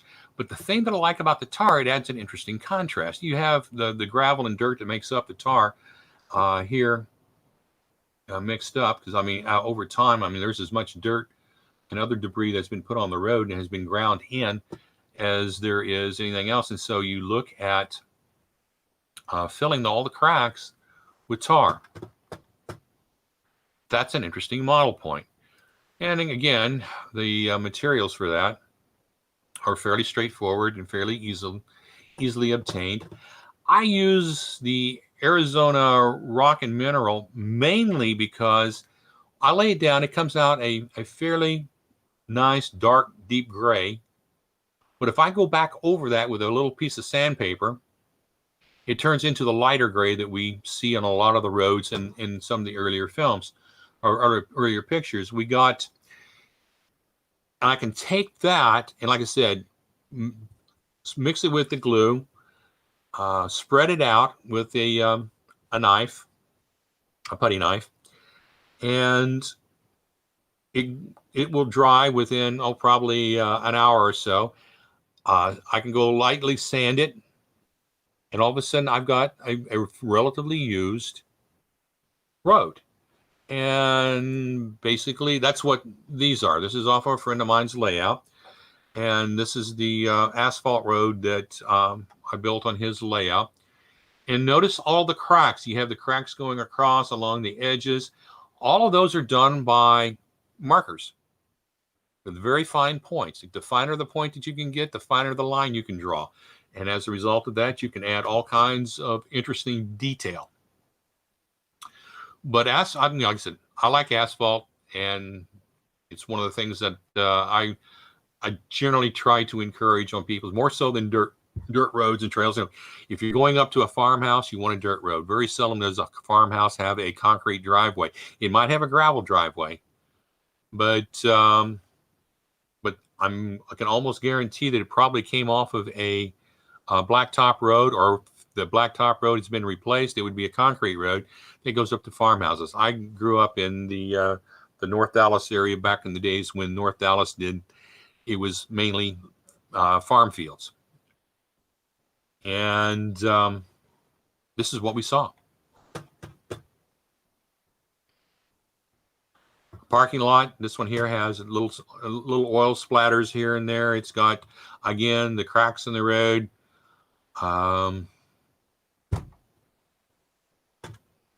Can't give you much more than that, but I do have a modeling challenge for you.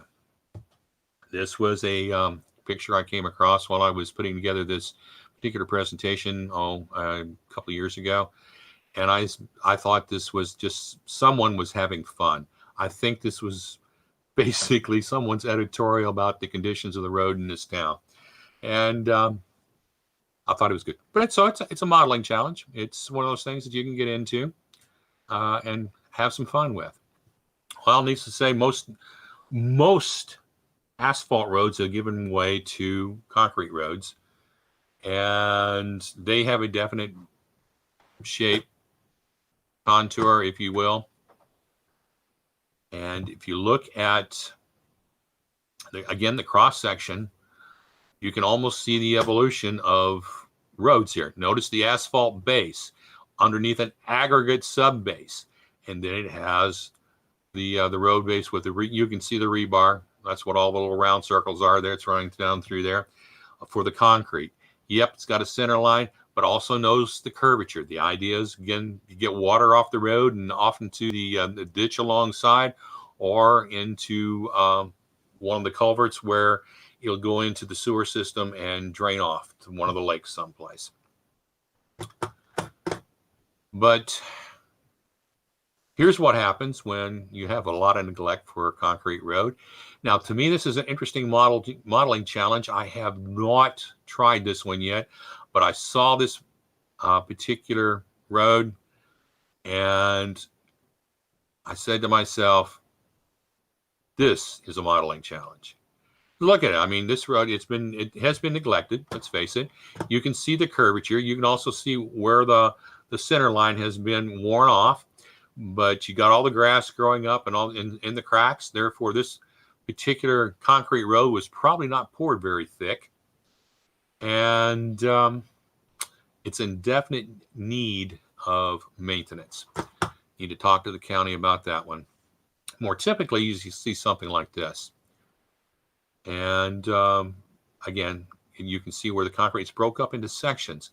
And if you're going to create a concrete road, you want to have something where it has the section. Otherwise, it looks like a continuous ribbon of concrete with basically your mind keeps trying to figure out what's missing, and what's missing is basically all the joints, because they're there, put there purposely. It's part of the construction process, and should not be overlooked if we're going to model it.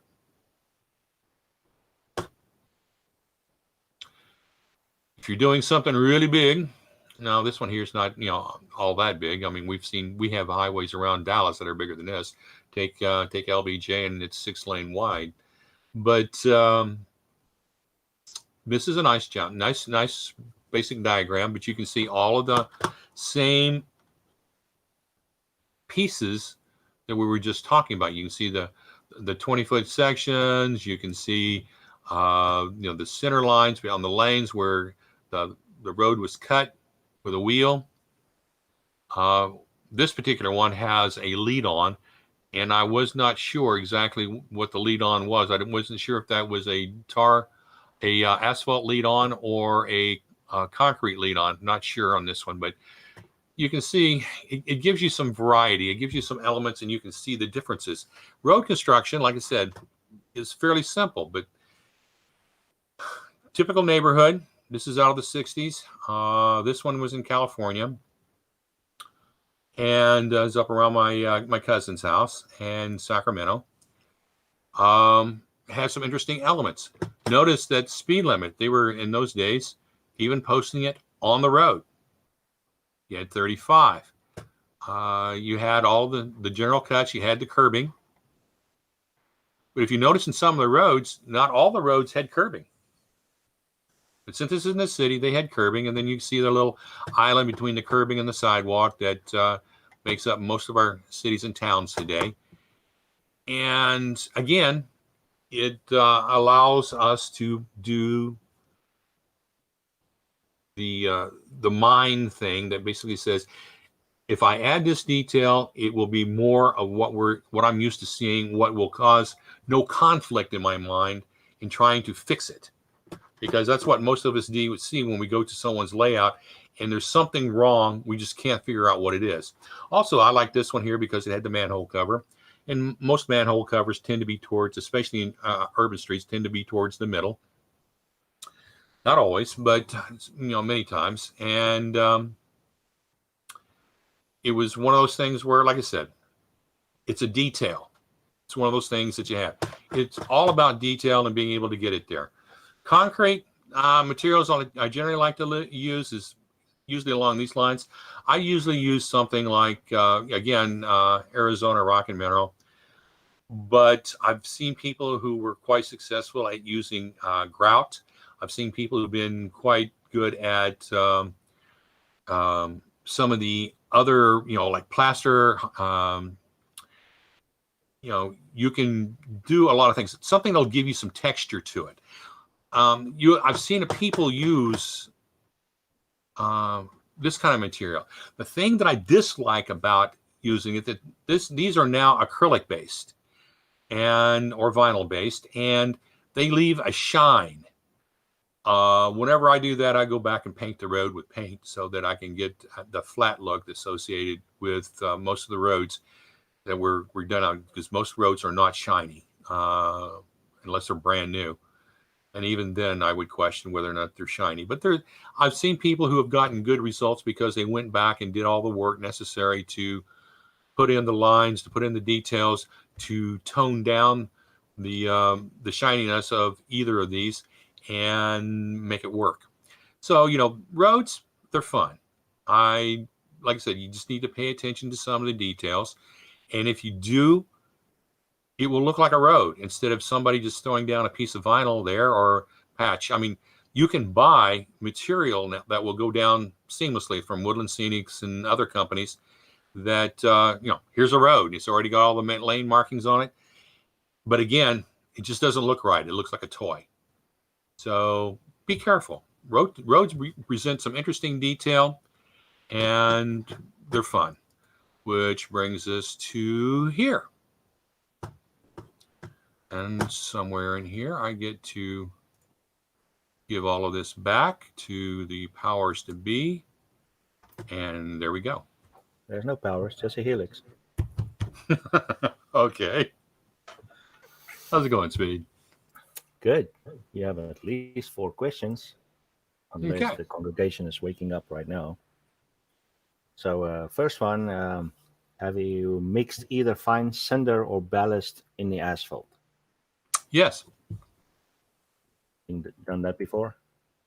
Yeah. I mean, when you're mixing up, like I said, I like using the Arizona stone because you mix it with basically watered down glue, and you get to spread it out. But then if you want to put some cinders and some other stuff in there to add contrast, you can. It works.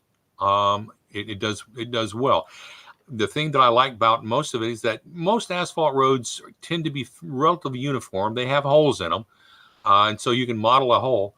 But keep in mind that when you do that, you fill the hole with whatever dirt is popular. So, because basically, if you stop and looked at asphalt's only about 4 inches thick, 6 inches at most. What's the easiest way to make those? What's the easiest way to make those cracks?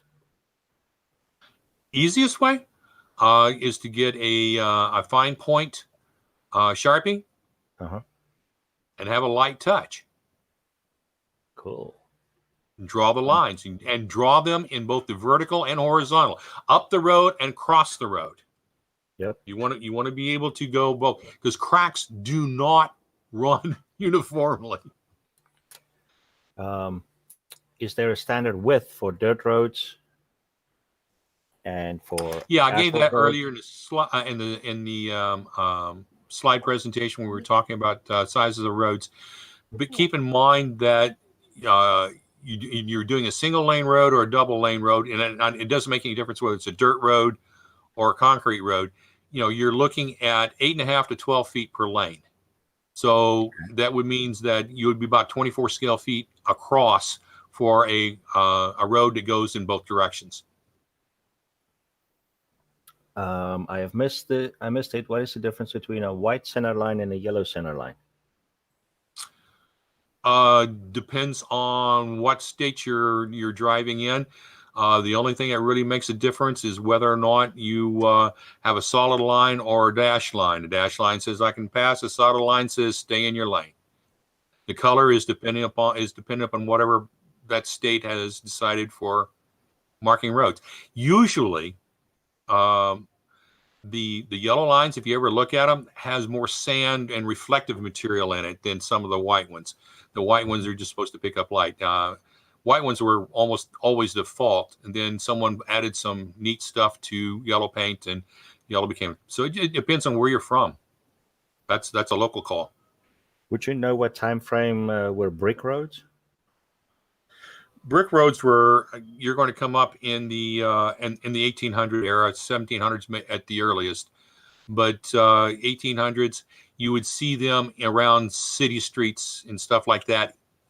Yeah, and when I say city streets, we're talking about fairly big cities for their time. Places like St. Louis, places like New York City, places like Boston. You saw a lot of brick roads. You didn't see a lot of brick roads down into the smaller towns. Most of them had gravel roads, or they would now they come back and put in brick just for tourism, for lack of better terms, because it's kind of a neat aspect. So I mean, in today's time, you use it anywhere where you want to add a little bit of change or make it different. Have you ever tried Huh? place? Have you ever tried play sand for stone roads? Yes. I'm sorry. I had to think about that for a second. Use some of the finer grit stands. Don't use some of the sand like you would use for. When I say that, it's like play sand. Use play sand, but some of the other sands like you'd use mix for like concrete. If you're mixing your own concrete and or mortar, it tends to be a little large unless you're an O. So someone was curious about the AK interactive products you illustrated. Are those Yes, actual I like road the AK materials? products. Are they actual road materials or just a coloring agent? No, when you buy one of those, it's ready mixed and ready to go down. So build your road right away. Yes. Yeah, and I like I said, I like a lot of the AK materials. I mean, I'm started using lots of AK paints, and so with their diorama material, they also have a dirt material there. I use Arizona Stone, but AK also has diorama dirt, for lack of better terms. That Where would do be you good. buy the Arizona Stone? I buy it at my local hobby shop, but our Arizona Stone can be also gotten off online, and it's just called Arizona Rock and Mineral. Just Google it, and you'll get to the website. What is the glue material you mix? What is the glue to material mix you're using? I usually use 50-50 glue, and it's just a straight PVA type glue we normally think about using for scenic materials. It's nothing special. It's not the school glue, because the school glue doesn't stick well. But it's just a straight normal PVA from Elmer's or whoever that you can buy in gallon jugs. I get mine at Walmart. So, Any recommendations for the color gray paint to use for asphalt?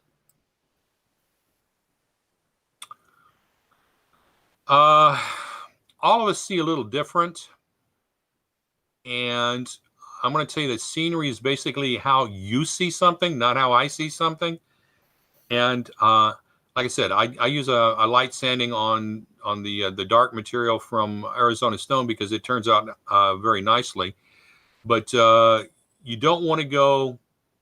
I would tell you to use gray, not light gray and not dark gray. Just use a gray, and hit it with if you're going to airbrush it on.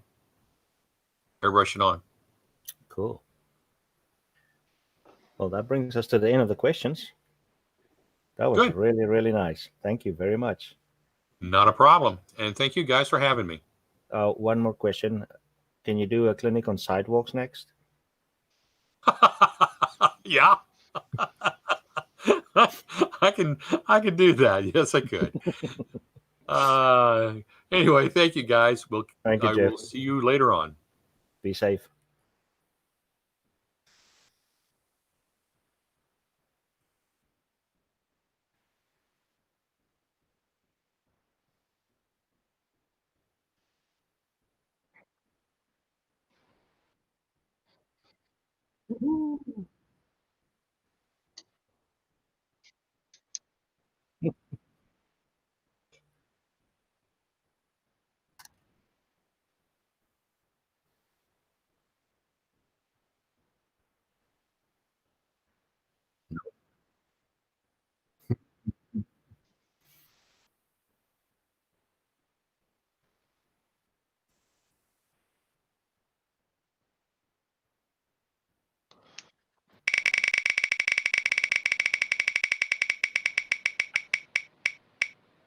Blue.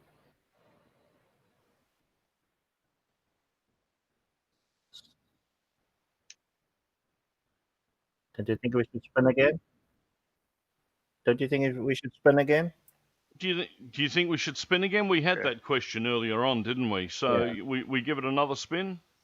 Yes, please. Okay.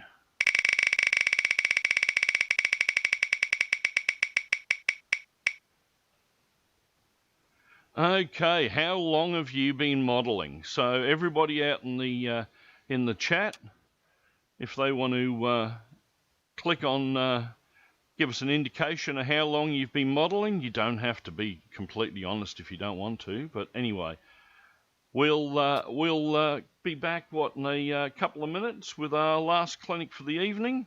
So we'll head over to the marketing information, and we shall see you in a little while. See you soon.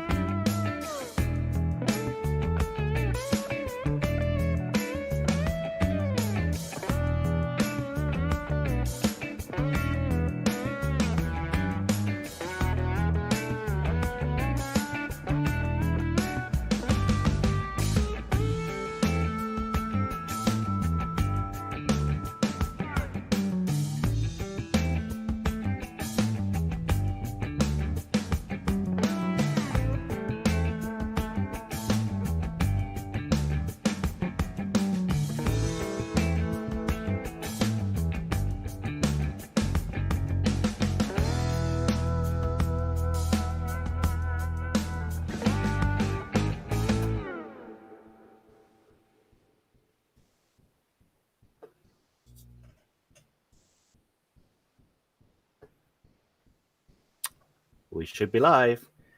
This is Speed in his tiny little helix. And I say tiny because it feels like the world is coming closer. Today we're going to have the clinician that lives the closest to me. It's probably just 6 miles away, right? Yeah, about that. So a narrow gauge modeler, author with work featured in every issue of the HON3 annual. He is the LSR, that's the Lone Star Region's AP chairman. And he and his father, recently retired national AP chairman, Mr. Paul Richardson, became the first father-son MMRs. He's been teaching clinics in the region forever and nationally for almost ever. A big welcome to Mr. Dwayne Richardson. Well, thank you, Speed. We got a lot to cover tonight, so I'm going to jump right in here and get the PowerPoint kicked off. And we're going to start off talking tonight about what it takes to make a model great. And this is going to be a lot of kind of tongue-in-cheek. We're going to have a good time here, talk about a few tips and tricks and things. My woefully out-of-date website is at the bottom of each slide here, so you got plenty of time to write it down since it's really long. There is some email contacts out there if you like to get a hold of me and ask any questions or anything later. The Contact Us link on the webpage there will reach out to both my dad and I, and one of us will get back to you for sure. But at any rate, let's jump right in. So what does it take to make a model great? Don't mess it up. That was easy. Class dismissed. Obviously, it goes deeper and deeper into this, but it's one of these things that with a little planning, a little better execution, everything to come up blemish free is the idea. So we're going to break this down into a few categories tonight. So the first section is what I like to call plumb crazy or on the straight and narrow. Yes, I watched a lot of Rocky and Bullwinkle, so there's a lot of bad puns around, and I enjoy every one of them. There are a lot of things that people do, though, when they're working on a structure, for example, where it will rock back and forth on your tabletop. And the simple part of that is it's not square. The building is not perfectly plumb in all directions, and you can push on either corner and it will teeter-totter back and forth. And there's some things you can do to correct it. There's a lot of tools and jigs that you can buy. Micromark sells a really nice metal assembly tray that has these magnets that you can put up against it, and it will hold the walls up in a 90 or a T shape. If you do get one of these, the corners are open, and that's for a reason. Please don't bend the walls up to try to close the corners up, because A, it will take it out of a 90, and B, it'll keep you from being able to put a T intersection wall together. These are really handy little tools. I have a pair of them, as a matter of fact, and I've used them for years. However, I have switched over to the corner clamps that Kaufman Graphics makes. These are really, really nice. They come in all different sorts of sizes and scales. Everything's small enough to do something in N or Z scale, all the way up to handle even your largest stuff. So these are really, really nice. But the thing is, and where either of these tools come in very handy, is that it will hold your walls in a true 90. What it won't do for you, however, is make sure that the bottom is at a true 90. A lot of us will work on a self-healing mat. Part of the assembly that I do, I actually have a piece of window glass out of a car, and it's perfectly flat. It's a rear window out of a Volkswagen, and I built models on it for years and years. Now, it's not good for cutting parts apart because that glass will obviously dull a blade out fairly quickly. I still do a lot of that kind of work on the self-healing mat. But for assembly, a piece of glass is a good, straight, solid piece of glass is a great way to get your bottoms of the walls lined up and then let the clamp itself handle the other piece of it. A cheap source that you may have laying around the house, if you have kids still at home or if you have grandkids, you've probably walked in the middle of the night and stepped on a Lego. Legos are perfectly square, and the Duplos as well. And you can take two walls and glue them together and clothespin them, or not safety pin them, but you can clothespin them or clamp them to the bottoms of these Legos, and it will create a perfect 90-degree joint. Wood, I do a lot of work in wood, so you're going to see me mention some of this stuff more than I do styrenes or whatever. With styrenes, you can use your MEKs or your acetone-based glues, and they set up very quickly. But you're going to lose that fast assembly time. You're going to lose the rest of that time trying to make your plastic look like wood. And I've found in doing clinics with a friend of mine that over the course of the project, I can go just as fast working in wood as he can in styrene, because by the time he gets his styrene to look like wood, I've already started the assembly, and then once he gets everything done, he catches up with me, and then it's kind of a push through the rest of the process. But In woods, I like to use Aleene's tacky glue. It's a nice flexible joint. It will allow you a little bit of give. If you do get one a little out of square, you need to pull it straight. But if you do get your building where it is a little rocky around, one of the first things we tend to want to do out of instinct is try to sand it flat. And unfortunately, what we'll end up doing a lot of times is we'll hold the building down on a piece of sandpaper and we'll push the building left and right or forward and backwards or whatever. And what will happen is you'll get more pressure on one side of your hand than the other, and you'll end up actually sanding a bit of a bevel into it. If you'll take that piece of sandpaper and have it down on that piece of glass I was talking about earlier and move the building in a circular motion, it will actually prevent you from sanding that bevel into it, and it will sand it down pretty flat. The other option is to glue it down and weight it down and force it to go flat, but that does put some stresses into the model that can cause a failure over time. Now, blobs and gaps. Now, the Blob was a nice cheesy horror movie back in the 50s, but it is also, like it says here, the enemy of all good models. Glue marks are the easiest thing to correct when you're working on a model. You'll get a little bit of squeeze out, or you'll touch it onto the wall, not where you wanted it to be, and you'll move it over. You need to clean that glue up. It is something that really sticks out. And one of the things that we usually try to do is we'll reach up there and we'll wipe it off with our finger. If it's a painted surface, that's fine. If you're going to be using stains later and it's a raw wood, do not wipe it off with your finger, because what's going to happen is you're going to force the glue down into the wood fibers and seal it, and then it won't take the stain the same way that the raw wood will. Let it dry, and then you can cut it off with a sharp knife. I like to use either a really new X-Acto or even better, a scalpel blade is really good for cutting these things off. You can also even use a damp cloth or a damp paintbrush and wash the glue off while it's still wet. And some modelers and some furniture builders, I do that on the side as well, don't like the damp cloth method because they say that it'll water down the glue and it ruins the joint. Honestly, I've not found that to be true, but to each their own, right? At any rate, when you're working with this, what will end up happening is it either leaves a very large, noticeable relief in the side of the building or wherever this glue spot is, or it's going to make a shiny spot. And that's something that you can fix very easily with a little bit of dull coat. Gaps in the corners, again, don't have to call a foundation guy for that because we're just working on something small here. You just need to make sure your pieces fit together very nice and tight, and that it makes a good, tight, complete joint when you're gluing up. Now, here's a picture of something I did probably 20, 25 years ago, and it's not the best piece of work in the world, but we have the Blob. Notice right here next to the storage tank, when I was pushing that tank up against the building, evidently I got the glue onto the siding and didn't notice it. And I had this picture in a slide deck and taught it in clinics for years and turned around one day and noticed that. So it's easy for it to be missed if you're not really looking for it. And it's hard to get away from our models sometimes. And because we spend so much time on them, we get a little target fixated. It's what fighter pilots tend to call it. But we get a little tunnel visioned, and these things are our babies, so we don't like them being criticized anyway. But you tend to start looking over things. You start seeing past the problems, and it's good sometimes to take a photograph and step away from it and look at the image and look at what the picture tells you, and really look for what's there and not what you think is there. And it'll help really point some of these things out. But this obviously is going to get a pipe or some lumber stacked up in there, or something's going to have to happen to hide that. Still moving on the same thing, you always want to make sure that your cuts are very good and straight. Now, using a good straight edge will help here. Clamp the board down if you need to. But one of the biggest things I see a lot of modelers have struggles with is they try to cut through the material all in one pass. And you don't want to try to do this. You're overstressing the blade. If you use scalpels like I like to do, those blades won't take a lot of pressure and you'll be breaking them off. And sometimes when you break them off, they end up in places where you don't want them to go. And the next voice in the conversation usually starts somewhere with 911, please state the nature of your emergency. And you don't want to be there. It's something that's easy to fix. All you have to do is make very small, shallow, light passes and just be making several of them. If you're working with wood, you can hear the fibers of the wood cutting, and eventually it'll split across. About the only thing that you can make a single pass on are some thin papers. You start getting a little bit thicker, even that I wouldn't recommend trying to muscle through it all in one shot.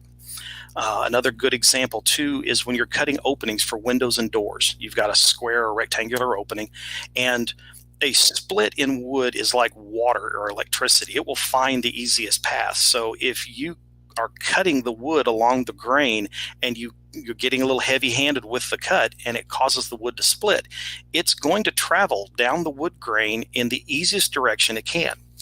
If you'll start the process off, draw your window opening on the back of the siding, and then take a pin vise and drill a hole in all 4 corners. This does 2 things. It gives your blade a place to start and stop, so you don't go past the edge of the window. The other thing is, if it does create a split, you've now created the weakest spot around the area, and most of the time that split will travel toward that hole, and then it will stop instead of running past and possibly ruining the entire piece of siding. The other thing I really want to talk about too is a lot of guys will build, and gals will build their models, and they'll paint it, they'll fully assemble it, and then try to paint it, or they'll fully assemble it and then try to weather it. Do as much as you can while the building and the structure, the rolling stock, whatever it is you're working on, while it's still flat pieces. This will allow you to weight the pieces down and allow it to dry and dry flat. The other thing is, if you're working with wood, whatever you do to one side, do to all sides. So even though you might not put an interior in a building, paint the back side of the wall. This will do 2 things. It distributes the damp material around the piece of wood all the way around, so it doesn't get a case of where one side is dry and one side is wet, which will only cause it to cup or bow, warp basically. If you get it wet on both sides, it will relieve a lot of that and will allow it to maintain a nice straight edge. The other idea too is, if you're lighting your buildings, or you think you're going to light your buildings, if you don't paint those interior walls, it will cause the wood, because we typically work with very thin woods, it will cause the light to actually seep through the wood grain, and your building walls will now glow, and obviously not an effect we're looking for here. For window glass, microscope slip covers really work great. If you think back to biology class when you were in high school, you had the little piece of glass rectangle slide, you'd put a little drop of whatever on it, and you'd have this little piece of glass that was about a postage stamp in size, and you would drop that on the water and then put it under the microscope. That is a slip cover. They are available. You can buy them online. They come in everything from about a 1-inch square up to about a 3-inch square. They do cut very easily if you get a Micromark Diamond Scribe. However, there is a product available. I buy mine at a art supply store here called Hobby Lobby, but it's called Duralar. It's there on the screen, Duralar. Comes in 2 different thicknesses. It will cut with scissors. It will cut with a number 11. I really like it because I can cut it on my laser and not melt it. The reflectivity on this is almost as good as glass. Since I discovered this stuff, I haven't used a slip cover since. And it saves you working with glass and having glass slivers around and ending up with them in your fingers. And it's always kind of a mess when you're working with real glass, where this stuff is very nice and easy to work with. The idea here, though, is be sure to follow your photographs, your plans, sketches that you've done, whatever, and be prepared to answer the odd question. If you build something that was, late 1800s, early 1900s, it's out in the middle of nowhere, and it's, the building leans a little bit, or the door's a little crooked or whatever, be prepared to answer that. If someone should ask, and they will, why does your door lean a little bit to the right? Well, this is why. So remember, sound construction principles are always the first step in making a great model. So this next section is the devil's in the details. And it couldn't be more true. It can take a so-so model and it can really make it a fantastic one just by adding the right detail parts. And it really does bring a model to life. So let's start at the top. We tend to look down on our layouts unless you have a double deck or triple deck or whatever, where you have something that's a little more eye level. We tend to spend most of our time looking down onto our layouts. So therefore, we look at the roofs of our buildings and the roofs of our rolling stock far more than we look at the sides and the backs and everything else. So pay more attention to the details on roofs. And there's a stunning amount of things that can go on a building's roof. Now, I'm not saying get away from gas meters and electric meters and window air conditioners and signs and drain pipes. Far from it. They need that too. But the roof detail, what you're seeing the most, is where you can really make it pop. And one of the easiest things to do that most people miss are plumbing vents. Go outside and look up on your roof of your house, and you'll see a pipe that sticks up about 18 inches, maybe 2 feet max. There's no cap on the top of it. There's no dome or anything. It just kind of runs up there and stops. That is the vent for your plumbing. Without it, water will not drain out of your sinks. If there is running water in a building, so if people are living there, people are working there, which is kind of what we tend to build on our railroads, then you should have these. And it's the easiest, cheapest detail you can add. A piece of styrene, drill a little bit of a hole in it, color it black inside, paint the pipe color, and glue 2 or 3 of them onto a building. And it will add a little extra detail. It's exceedingly cheap to do. And it is, again, another one of those things where it will help you set something apart. Now, I do apologize, for the quality of this picture. I really didn't know which end of a camera to point where back when I took this one, but you can see in here through some of the fuzziness, window air conditioners, all this vent work in here, duct work. There's a pipe there. There's a call box for telephones and that sort of thing. There's roof cyclones and all sorts of other little vents and air conditioners and more of it over here. Now, the one odd rule, I said a minute ago 2 or 3, and I kind of messed there. The human brain does a lot of really cool things. Unfortunately, one of the things it does when you're modeling is it tends to find symmetry. And nature as a whole, there isn't any symmetry. If you see symmetry, it is a man-made object. If you see perfect straight lines, there's a really good chance it's man-made. And to that point, the reason I bring up the odd rule, if you have a group of trees and there's 4 of them there, the back of your brain is going to sit there and start to itch a little bit because something just doesn't look right. Yet you take one tree out and you leave just the 3 there, and all of a sudden it looks right. Or you add a 5th one in and it looks right, but you have 4 and it's easy to see that it's 4 and something doesn't quite gel. And this goes with everything: the number of structures in the scene or in this part of a scene, the number of vehicles, the number of people, the number of detail parts. If you've got a loading dock and you've got a bunch of stuff sitting around, until it reaches a point where there's just detail everywhere, George Selio's type detail everywhere, then it becomes overload and your brain's not trying to count it anyway. You're just looking at all the wonderful detail and everything. But when it's only a few things and the back of your mind can count it, it's going to do it whether you realize it or not. And if there's an even number there, it really will cause it to look off. So if you've got a scene that really doesn't quite look right, take a quick count and see if you've got anything in there at an even number. Another biggie: dull coat your people. Figures are not shiny unless you're trying to model a rainy scene. A lot of times, I show pictures to some of my colleagues at work, and they'll say, I'm looking at this picture, and I said, I'm really impressed. The only reason I knew it was a model is I saw the people and I saw the cars. And there's a couple of things here that can really help you with this. Number one, dull coat your people. We tend to, if you buy them especially, a lot of times they're still just a little shiny, even though they're painted with flat paints. With a vehicle, there's a lot of things in there that can really stand to be touched up. Your wheels, for example, are perfectly round. If you file a little bit of a flat spot on them, it'll give the car a little bit of weight.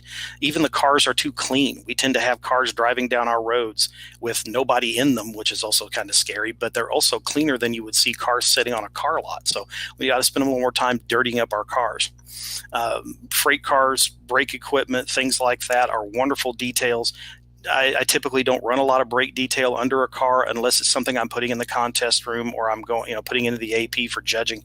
Otherwise, it's just something that can fall off, which usually means it'll fall across the rails and cause a derailment right in the middle of an operating session in the worst possible place for it to happen. So it's one of those, pick your poison, know what you want to put and where you want to put it. So. This is a picture from our club layout of a club we just recently sold here a year or so ago. It's an SN3, but you can see here I've got, when I talk about odd numbers, break a scene down into parts. So like this loading dock here, 1, 2, 3, but yet here is a partial scene, 1, 2, 3, or 1, 2, 3, one car, one dog, one guy. It really does come into play here quite a bit. I played around with trying to put more people up here and it just never really came about, never really fit well. There's 3 guys inside the building working along. One dog, one cat, technically 2 pets. So maybe I'm a little off there. Lots of signs, 3 signs. Lots of signs inside. Detail and interior detail is something a lot of modelers don't mess with, and it can be a handful to do because we will selectively compress our structures down, but not the parts that go inside. And it can be challenging to try to represent something in a smaller space than it was really meant to be. As before, be sure to study your photographs. Go out, look online. One of the best things that's ever come along for model railroading is the fact that cell phones have a camera on them. You can take pictures of anything that you find that might inspire a model later. Put these things away, file them up in a file folder on your computer, and go back and reference those from time to time when you're working on a project. I'll go through when I'm working on, say, a church, and I'll go online through, I like Yahoo Images a little better than Google because I can copy them off straight from Yahoo without having to go to the site and then go find the image. But use your browser of your choice and go in and save off photographs. So I'll save up a whole file folder full of churches, and I'll play around with different designs and things. But it's always nice to have that reference in there. And again, building a model railroad is a bit of smoke and mirrors. So when you're putting your detail on, a lot of detail in the front, a little bit less detail in the center, and next to no, I don't say next to no, but a little bit of detail in the back. And your brain will think that because there's this much detail up there, that there's that much detail back there as well. And remember, it's the little things, that's that little bit of attention, that little attention to detail that really makes a model great. Now, real men never ask for directions. We've always heard this. Our wives are probably sitting there, if they're listening in right now, nodding their heads, going, yep, I never can get them to follow instructions. And if they want to build a good model, they do. And that's not saying that you've got to pull the kit out, you've got to pull the instructions out and go through them. As someone who designs laser kits, I can tell you instructions are the most difficult thing to do. It's the hardest part for me. I can design the building over the course of a few days. It'll take me ages to put the details for the instructions together because you don't know how far down and to go and where to stop. But familiarize yourself with the instructions. Go over your photographs, go over the drawings, go over the plans, and really think about the engineering steps you're going to have to go to put these various sub-assemblies together to create whatever it is you're working on. It's real construction practices. There are some really nice looking kits that if you were to build them that way in real life wouldn't even stand up. I've seen some really, really high dollar kits where there'll be like a 10 by 10 or a 12 by 12 complete room hanging off the side of a building with absolutely no structural support underneath it. Now, it's easy to get it to do it on our model. It's just a little bit of glue and that's fine. But if you built that for real, there'd have to be something underneath it. Support posts, like you'd put up for a deck or some cantilevers or something. So be sure to look through your stuff because sometimes taking that extra step of putting some cross bracing underneath it and a couple of posts can add a little bit of extra detail, and it will also be prototypically correct. And again, this is where that research piece comes into it. I freelance a lot of my buildings, so I spend a lot of time studying the prototype, trying to figure out how I can make the model look like the real thing. Now, for me, and this is only for me, I do not mean to insult anybody on here. Nail holes are a real pet peeve of mine. If the wall hasn't seen paint in years, I mean, like the paint is almost gone, that nail hole is what it's supposed to represent is the paint has popped off the head of the nail and it started to oxidize. And over the course of time, rain will grab that oxidation and cause a streak down the side of the wall. Again, if you're talking about an old barn that hasn't seen paint in decades, will you see these? Sure. But when you use a pounce wheel, your nails are perfectly lined up, and having built houses as a younger man, we don't bother lining up nails with a straight edge. They go in where they go in. And if you're trying to hit a 2x, that means they go in about 1.5 inches wide pattern there. And yeah, in a model, you're not going to tell the variance on 1.5 inches wide 2x4. And I get that, but it's still a little too uniform. And that's that symmetry I was talking about earlier. And besides the fact, the biggest problem is by the time you hit that thing, now a 16 penny nail is something you'd use for framing. Siding is put on with a much smaller nail. And by the time you scale out a hole made by a pounce wheel, that nail head is about the size of a dinner plate. So what I would recommend if you really want to do the nail head thing is use a very, very sharp colored pencil. And you can still use a straight edge if you want to, but go in there with a nice little colored pencil, and you can use a rusty color one, you can use a black one. But if the wall has fresh paint on it or relatively good paint, you're not going to see that nail head. It is impossible. Thing to keep in mind, guys, if you're in HO scale, remember it this way. If you can't see it from 87.5 feet away or 87 feet away, you're not going to see it from a foot away on your model. So bear that in mind. It will help. Does it help add some extra detail to a structure? Sure, but it's unrealistic detail, and that can cause problems later on. Strictly my 2 cents, and everybody's going to agree with it, and that's fine. The whole thing with modeling is we do what we want to do. We do what we do to make ourselves happy and don't have to please anybody else. But I wanted to throw that one out there.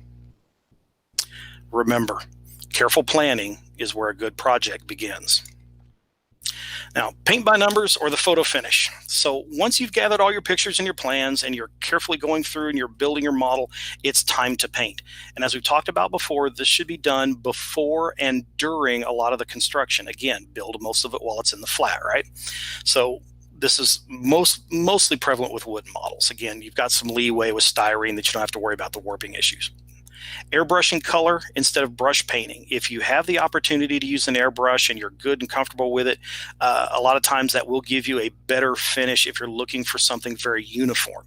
If you're looking for something beat up, a little streaky, a little weathered, go with a paintbrush and dry brush it on. Try not to put more paint on the model than you have to.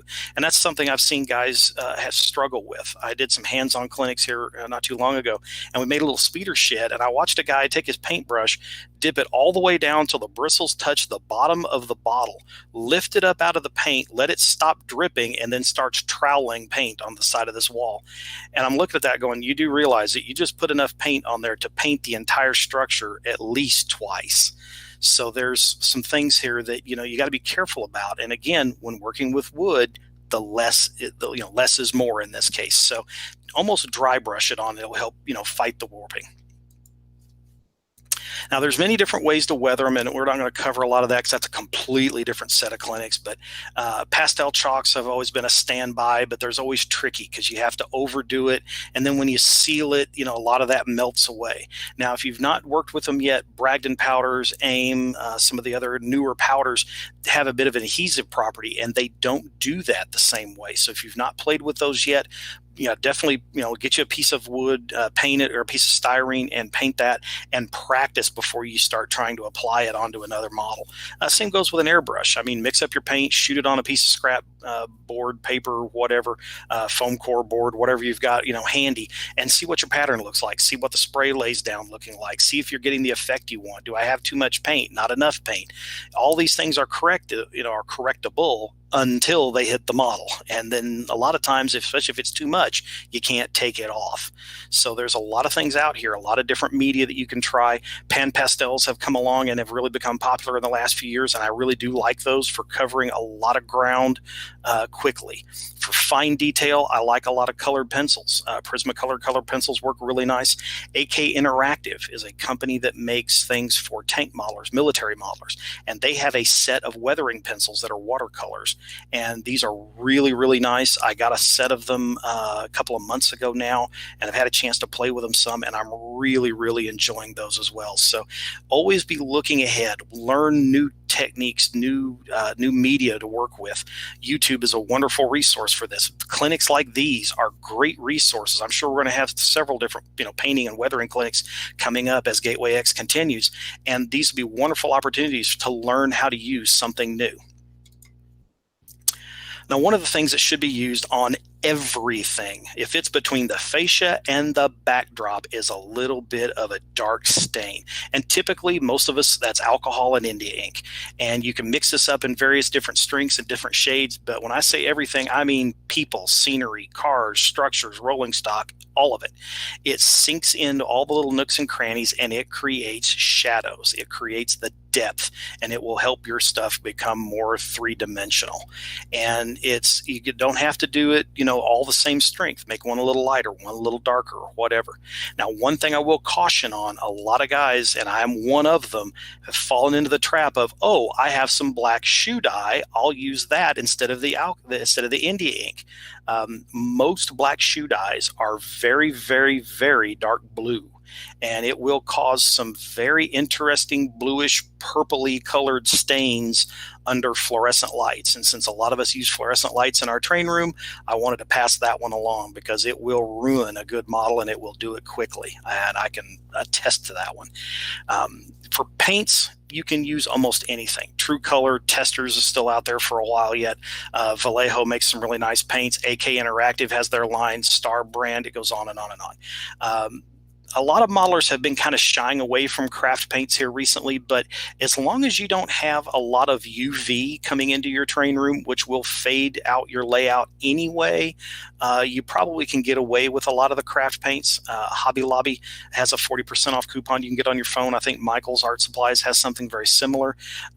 Online, they'll have different sales, but a lot of the art supply stores on what I kind of refer to as the mom-friendly holidays, things like Easter and Mother's Day and stuff like that, they'll tend to put those craft paints on sale, and sometimes you can even get them 2 for $1, things like that. So, and the reason I bring these out is they come in a world of different colors, and it can save you some time trying to match something that you mixed up previously. If you're looking for a certain shade of blue, it's a lot easier to reach into a paint rack and grab the bottle than it is to go, okay, that was 6 drops of this color, 2 drops of this, and 5 drops of white, and try to remix the whole thing, especially if it's years down the road and you're trying to correct something that's chipped off or whatever. One of the first things in weathering that a lot of folks will miss in the rolling stocks, I'll try to get it looking nice and dirty, but one of the chief things that a lot of us miss is fading the lettering. We'll grab a boxcar, we'll pull it out of the box, it's already ready to go, so we'll grab our backs of magic tricks here, and we'll start weathering it up. And when we're done, you have this car that looks like it's been out on the line for 10, 12, 15, 20, 30 years, but the lettering underneath looks brand new. That lettering fades and it gets worn just like the rest of the car does. The next time you're stuck at a railroad crossing watching the cars go by, pay attention to the lettering as it goes and get an idea of what I'm talking about. And it's one of the easiest things you can do as you start your weathering process. Mix up a wash, almost impossibly thin wash of the same color or as close as the same color as the background of the car itself, and then mix that up in your airbrush, or you can flood it on with a paintbrush if you get it really, really thin, and shoot a coat of that around all of the white lettering on a car or the black lettering or whatever color your lettering may be, and it will fade that into the background instantaneously, and right there alone will age your car very, very quickly. And then you can start putting in the grease and the grime and the dust and the rust and the mud and things like that. Talked a little bit about the Prismacolor colored pencils. Those are really, really nice because they come in all sorts of different colors. You get them very, very sharp, fine points on them, and you can get down in the nooks and crannies between boards. You can highlight the edges of clapboard to represent a little sunshine, things like that. They are really, really a handy little trip. Now, again, following the plans, studying the prototype. I've mentioned this before. I cannot stress this enough. But when you're looking at lettering on your models, where to place them, things like that, nothing is more invaluable than a good set of plans, drawings, or pictures. And one of the things we talk about are roof walks, or I haven't talked about yet is roof walks. Roof walks on most railroads. Now, I'm going to say all because there's always the exception to the rule. But in a lot of times, what we've found over the years is trainmen, as they walk across the roofs of the cars, and especially back in steam era when you had brakemen walking across the car tops all the time, is a painted surface is slick when it gets damp. An unpainted surface will weather and it will crack a little bit, and it gives a little bit of grip to the feet. So what a lot of times they would do if they repainted a car, they would paint the sides of the roof walk, but not the walking surface itself. So this is something that you might want to think about depending on your railroad. Again, go out and see if you can find some pictures. And I know a lot of times we're talking about steam era.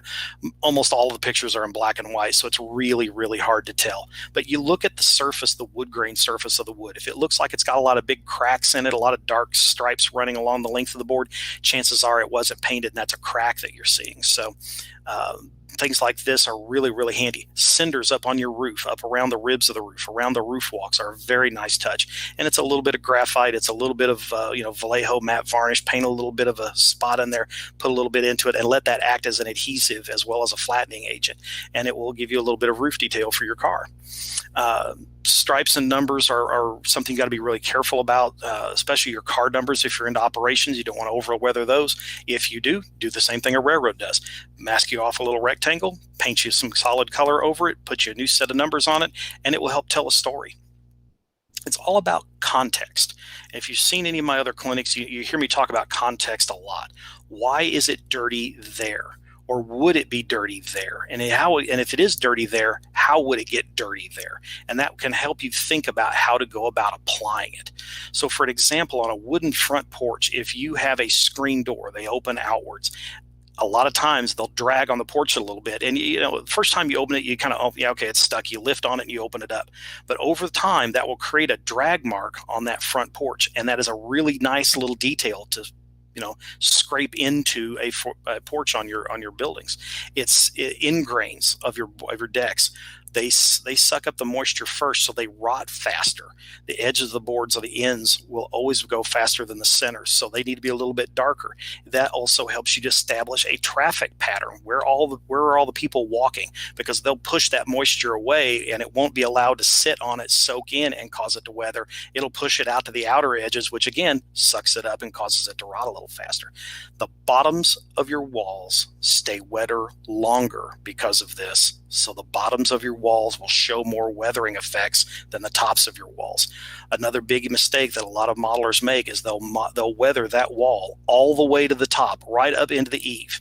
But yet that eave is overhanging the wall by a foot or two, and it's protecting it from the sun. It's protecting it from all the rain and the stuff that tends to damage our walls.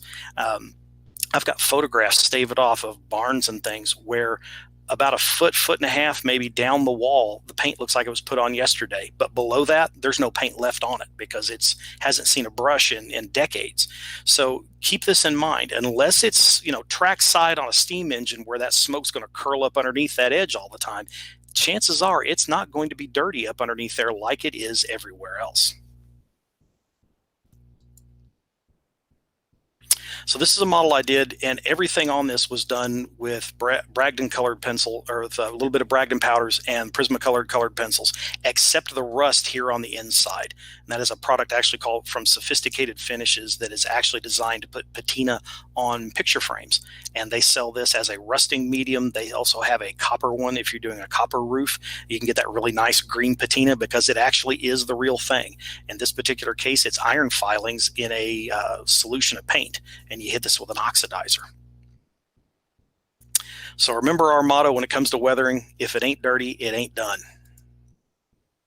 All right, so we're getting down to the end of this here. So you got an itch you can't scratch? Well, that's because, a lot of times when we're making something, especially on the narrow gauge side of things, there aren't models available. Until recently, there wasn't a lot of ready-to-run stuff available. God bless Blackstone and PBL. They keep all of us in ready-to-run models. But a lot of times, if you want a structure, you're going to have to build it yourself from scratch, or you're going to have to kit bash a kit. And those are always nice things to do because it gives you something that not everybody else has. If you can put 4 walls together in a Campbell kit, you can scratch build. The only difference between scratch building and a Campbell kit is they bought the wood and stuck it in a box for you instead of you going to the hobby shop and buying it yourself. If you can follow the plans, buy the wood, buy the strip wood, you can build that. If you can build a Campbell kit, you can build from scratch, no problem. It's the same principles. Now, we've got a lot of things going on here in North Texas. I'm part of a narrow gauge club. We're working on S and SN3, and I've got a mine that I built for a friend of mine that I'll show you here in a bit. This is actually an S-scale layout from a friend of mine who passed away here a couple of years ago. It was a car shop that he had me design for him, and he wanted some machinery. And I could not find woodworking machinery in S-scale at all. So I actually ended up building a few things out of styrene to help meet the need.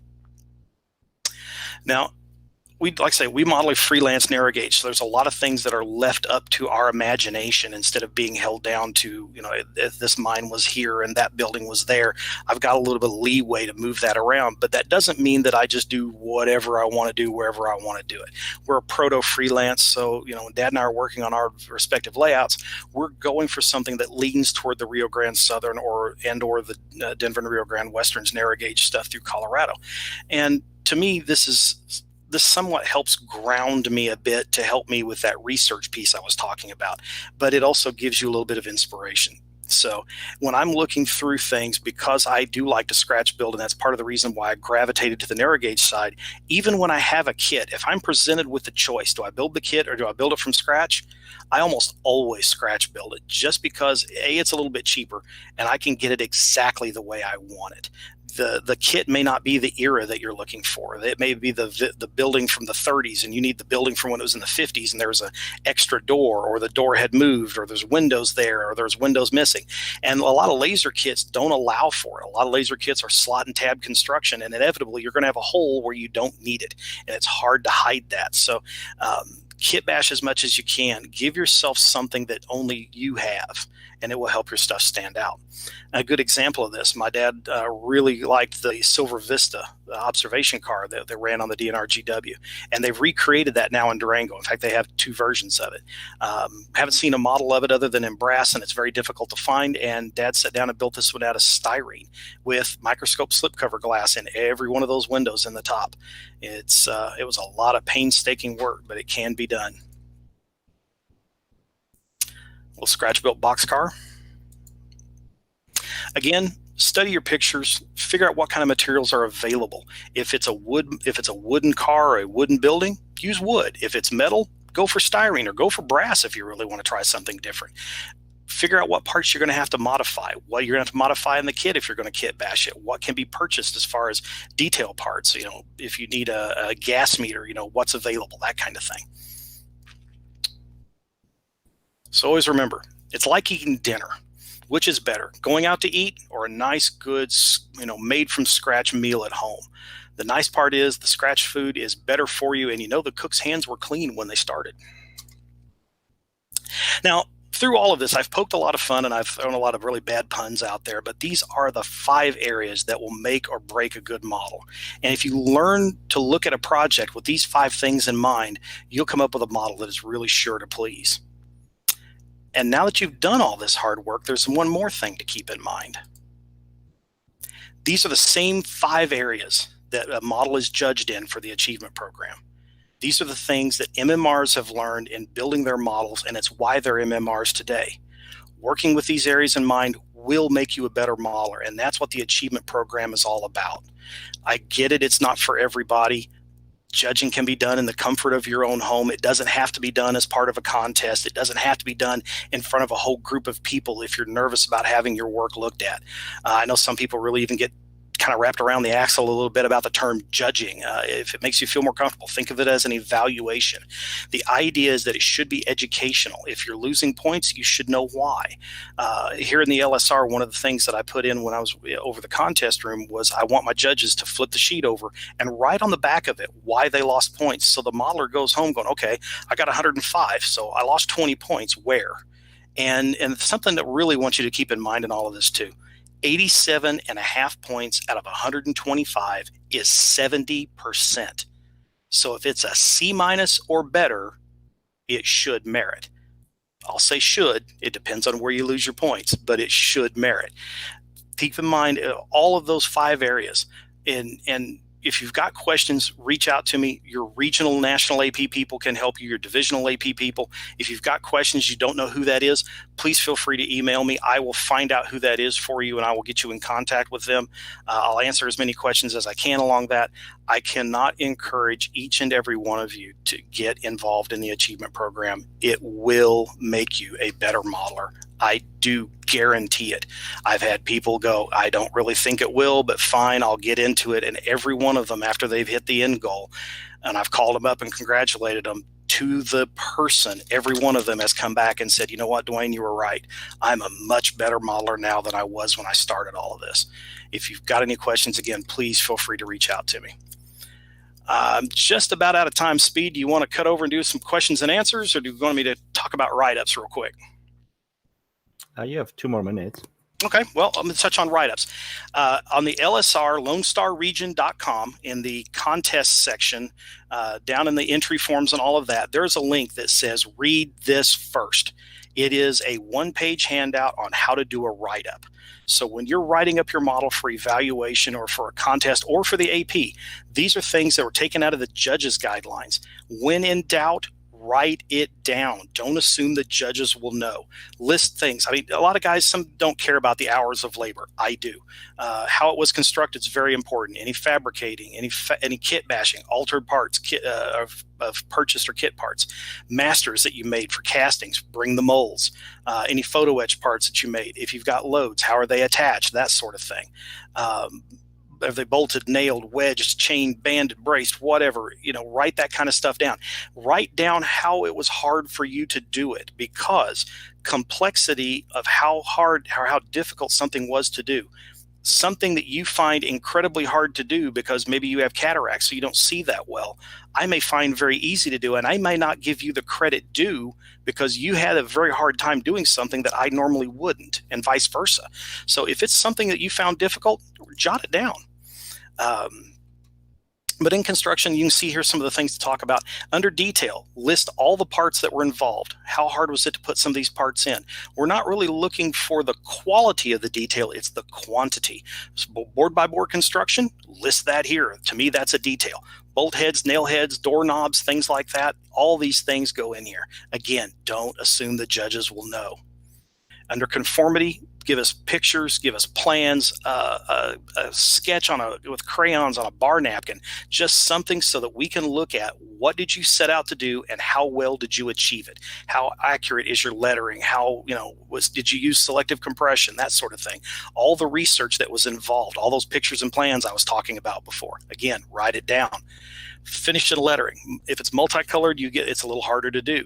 If there's stripes in it, it's certainly harder to do. So here we're looking for quality. We're looking at decals. We're looking, did you make your own decals? Excess decal film. If you bevel the edge just slightly on your decals, put it down, hit it with a little dull coat, your eye won't follow across and see that very jagged 90-degree corner on some really thick older decal films. A little bit of a bevel on that will help it ride right over the top of it. You'll never know it's there. Anything that's homemade, anything that does have the correct fonts, again, dull coat to hide the shine.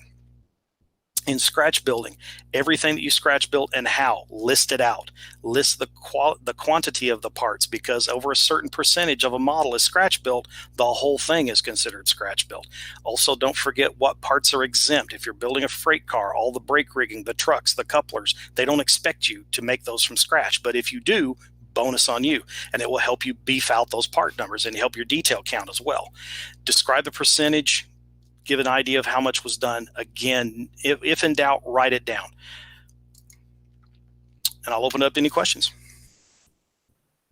Okay, let's start with the AP stuff first. Okay. How important is a diorama base for a structure entered in a contest? Well, it depends on what category you're wanting to go for. If you want to go into dioramas, then a scenic base is everything. If you don't have much scenery and a lot of detail around a structure, it is not going to perform well in a diorama category. And typically from the contests I've been involved in over the years, that's the most difficult category of the bunch. If you're talking about just a structure, the scenery around it makes absolutely no difference. It's not judged as part of the structure. In fact, in the LSR, if you're in the contest room, we have a regional rule here that if there's any scenery past the drip edge of the building, it has to go to dioramas. Okay, watercolor pencils. Have you used them? Tips for using them? Blending with a damp brush or something? Yes, the AK Interactive pencils I mentioned earlier are really nice. They're watercolor. I've blended them with a wet makeup sponge. My daughter is into theater, and she's gotten into stage effect makeup and things. And whenever she starts wearing out makeup sponges and stuff, because they'll develop a bit of a rip in them like this one has, instead of throwing them away, I have her wash them out and I get them. Damp paint brushes, paper towels, a wet finger can do a lot to help blend them around. The AK Interactives as well, if you have one of these little white erasers or like one of the ones that, these little clicky erasers that we get from the office supplies, you can actually erase them off as well. And this will also work a little bit of blending.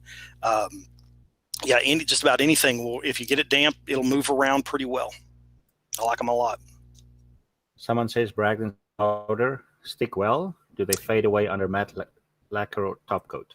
No. The Bragdon powders and the Ames both stick very, very well. In fact, a lot of times probably more than we might want them to.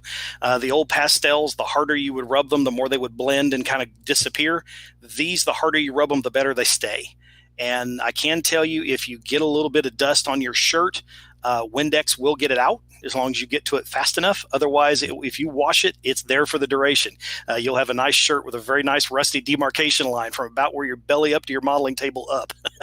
But the Bragdon powders, no. A little bit goes a long way, so try to go really, really light, work your way up to an effect you like, and then seal it. Then early on, someone asked, "Are you a fan of cork backing on straight edge, on the straight edge?" Yes, because it'll keep your ruler from slipping around. I've got one on this one, as a matter of fact. So yeah, I like it because it'll help hold it in place. If you're worried about it, and I got a friend of mine who's got a pretty wicked hand trimmer. Something I recommended to him here not too long ago: clamp the thing down. The quick grit clamps make a kind of a little. They're not an F-style clamp, but it's just you can buy them in different sizes, and you can actually take it and clamp it to your workbench and let that help hold it still while you make a cut if you need to. But yes, cork the back of your rulers. And then earlier you talked about clamps. Have you used the Bachmann magnet clamps? And I how do they haven't. compare to others? I haven't, and I've thought about getting a couple of those to give those a try. I'm a fan of, because I teach a lot of these things, so I want to try everything out if I can. I haven't had a chance to give them a try yet, but I tell you from the pictures, those do look really interesting. The ones I saw too that Walther sells, that you can open them up to help clamp a roof down, are really nice. I tend to use bean bags from playing the little cornhole game at a campground or whatever. Buy a set of those at a sporting goods store and split them with your buddies, because a couple of those things, they're a real hefty weighted bag. You can set your roof down in the building and put a little bit of glue on it, and then set that bag on top of it, and it'll help weight it down, and it conforms to whatever the pitch of your roof is. Okay, now back to the judging and AP stuff. Mhm. Can cardstock structures or cardstock structure models be considered for judging? Certainly, any model can be judged. I've heard people complain that I built a insert kit manufacturer here, and this can't be judged. It can. You can have any model you build judged. It's all about how well did you do. If you buy a very high dollar Craftsman kit, it's going to be harder for you to get it to merit, because so much of the engineering and the construction was made simple for you by the design of the kit. So that's when you get into that whole don't build it like it looks on the box, so you can help make it more difficult, things to that effect. But yes, you can make a building out of any material you want, and you can get it judged. Okay, big question. Where does 3D printing fall in the contest? 3D printers are just another tool. Same with lasers. And I kind of blazed the trail on that one about 12, 13 years ago. It's no different than having a chopper or a micromark table saw. It is just another tool. The trick with 3D printing or with a laser is you have to do the drawings yourself. You can take, as long as you do the drawing, you prototype it on whatever little printer you have, and then you send it up to Shapeways to have the final version printed.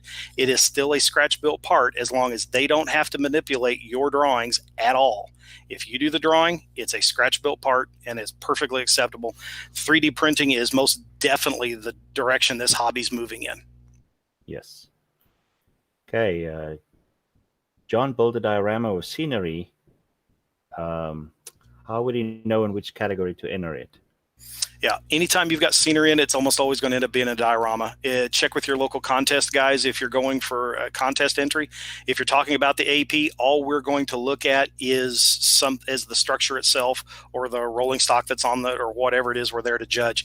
The scenery will be ignored. Cool. Last question. Do you know where to buy the thin cork that goes in the back of the straight edge? I'm trying to think. The place I bought my last set of that is no longer in business. I was picking it up locally at a building supply. Yeah, you have to hop online and Google search it and see what you come up with. To be honest with you, I don't have a good answer. I'm sorry. Not something very thick, though. Yes. I was going to suggest my N-scale cork that I buy at Hobby Lobby, but that's too thick for a straight edge. Yeah, something you might even consider too. They make a material that's used for lining our kitchen drawers. A lot of guys will use it in their toolboxes as well. And you can buy that in a great big roll at Walmart or different places and cut it into smaller pieces. It's great for opening jar lids and stuff. It also is really nice to help keep your ruler from sliding around, but it is really thick, so it makes it very difficult to kind of get everything lined up for sure. And that, Dwayne, brings us to the end of the night. Excellent. Have a good evening, everyone. Thank you very, very much. You bet. Happy to do it.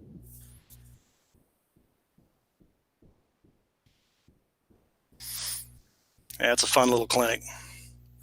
Had to kind of rush that last third of it or so. I was looking down at the clock and went, okay, we better get a move on.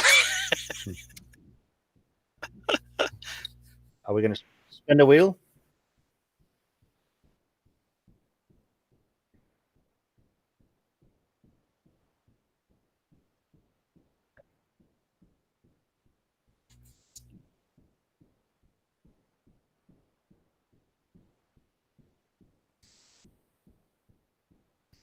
And we have brother. a clear winner.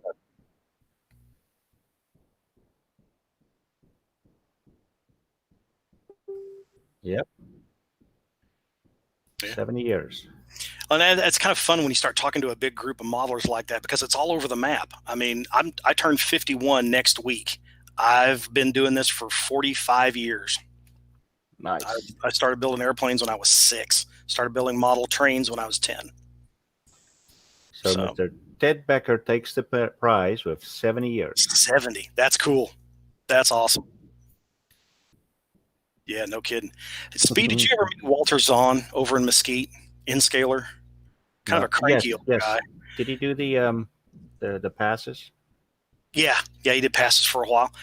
He hand painted pinstripes on some of his F units in Inscale. Wow.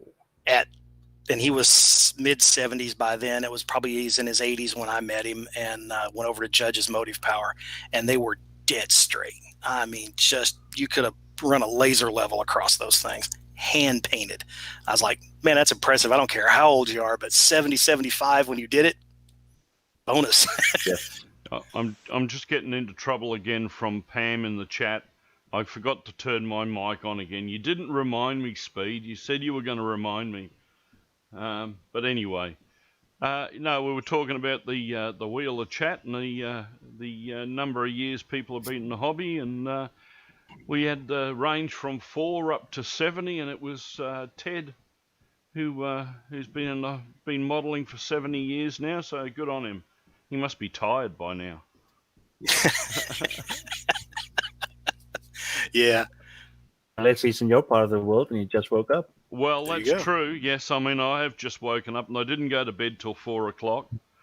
So, yeah, I started off at 10 o'clock. It's been doing a convention this way is much harder than flying 16 hours in cattle class and then having to get your body back together for a week of model railroading. But it's been fun. So I guess we'll head over to some NMRA slides, and we shall be back at 8 a.m.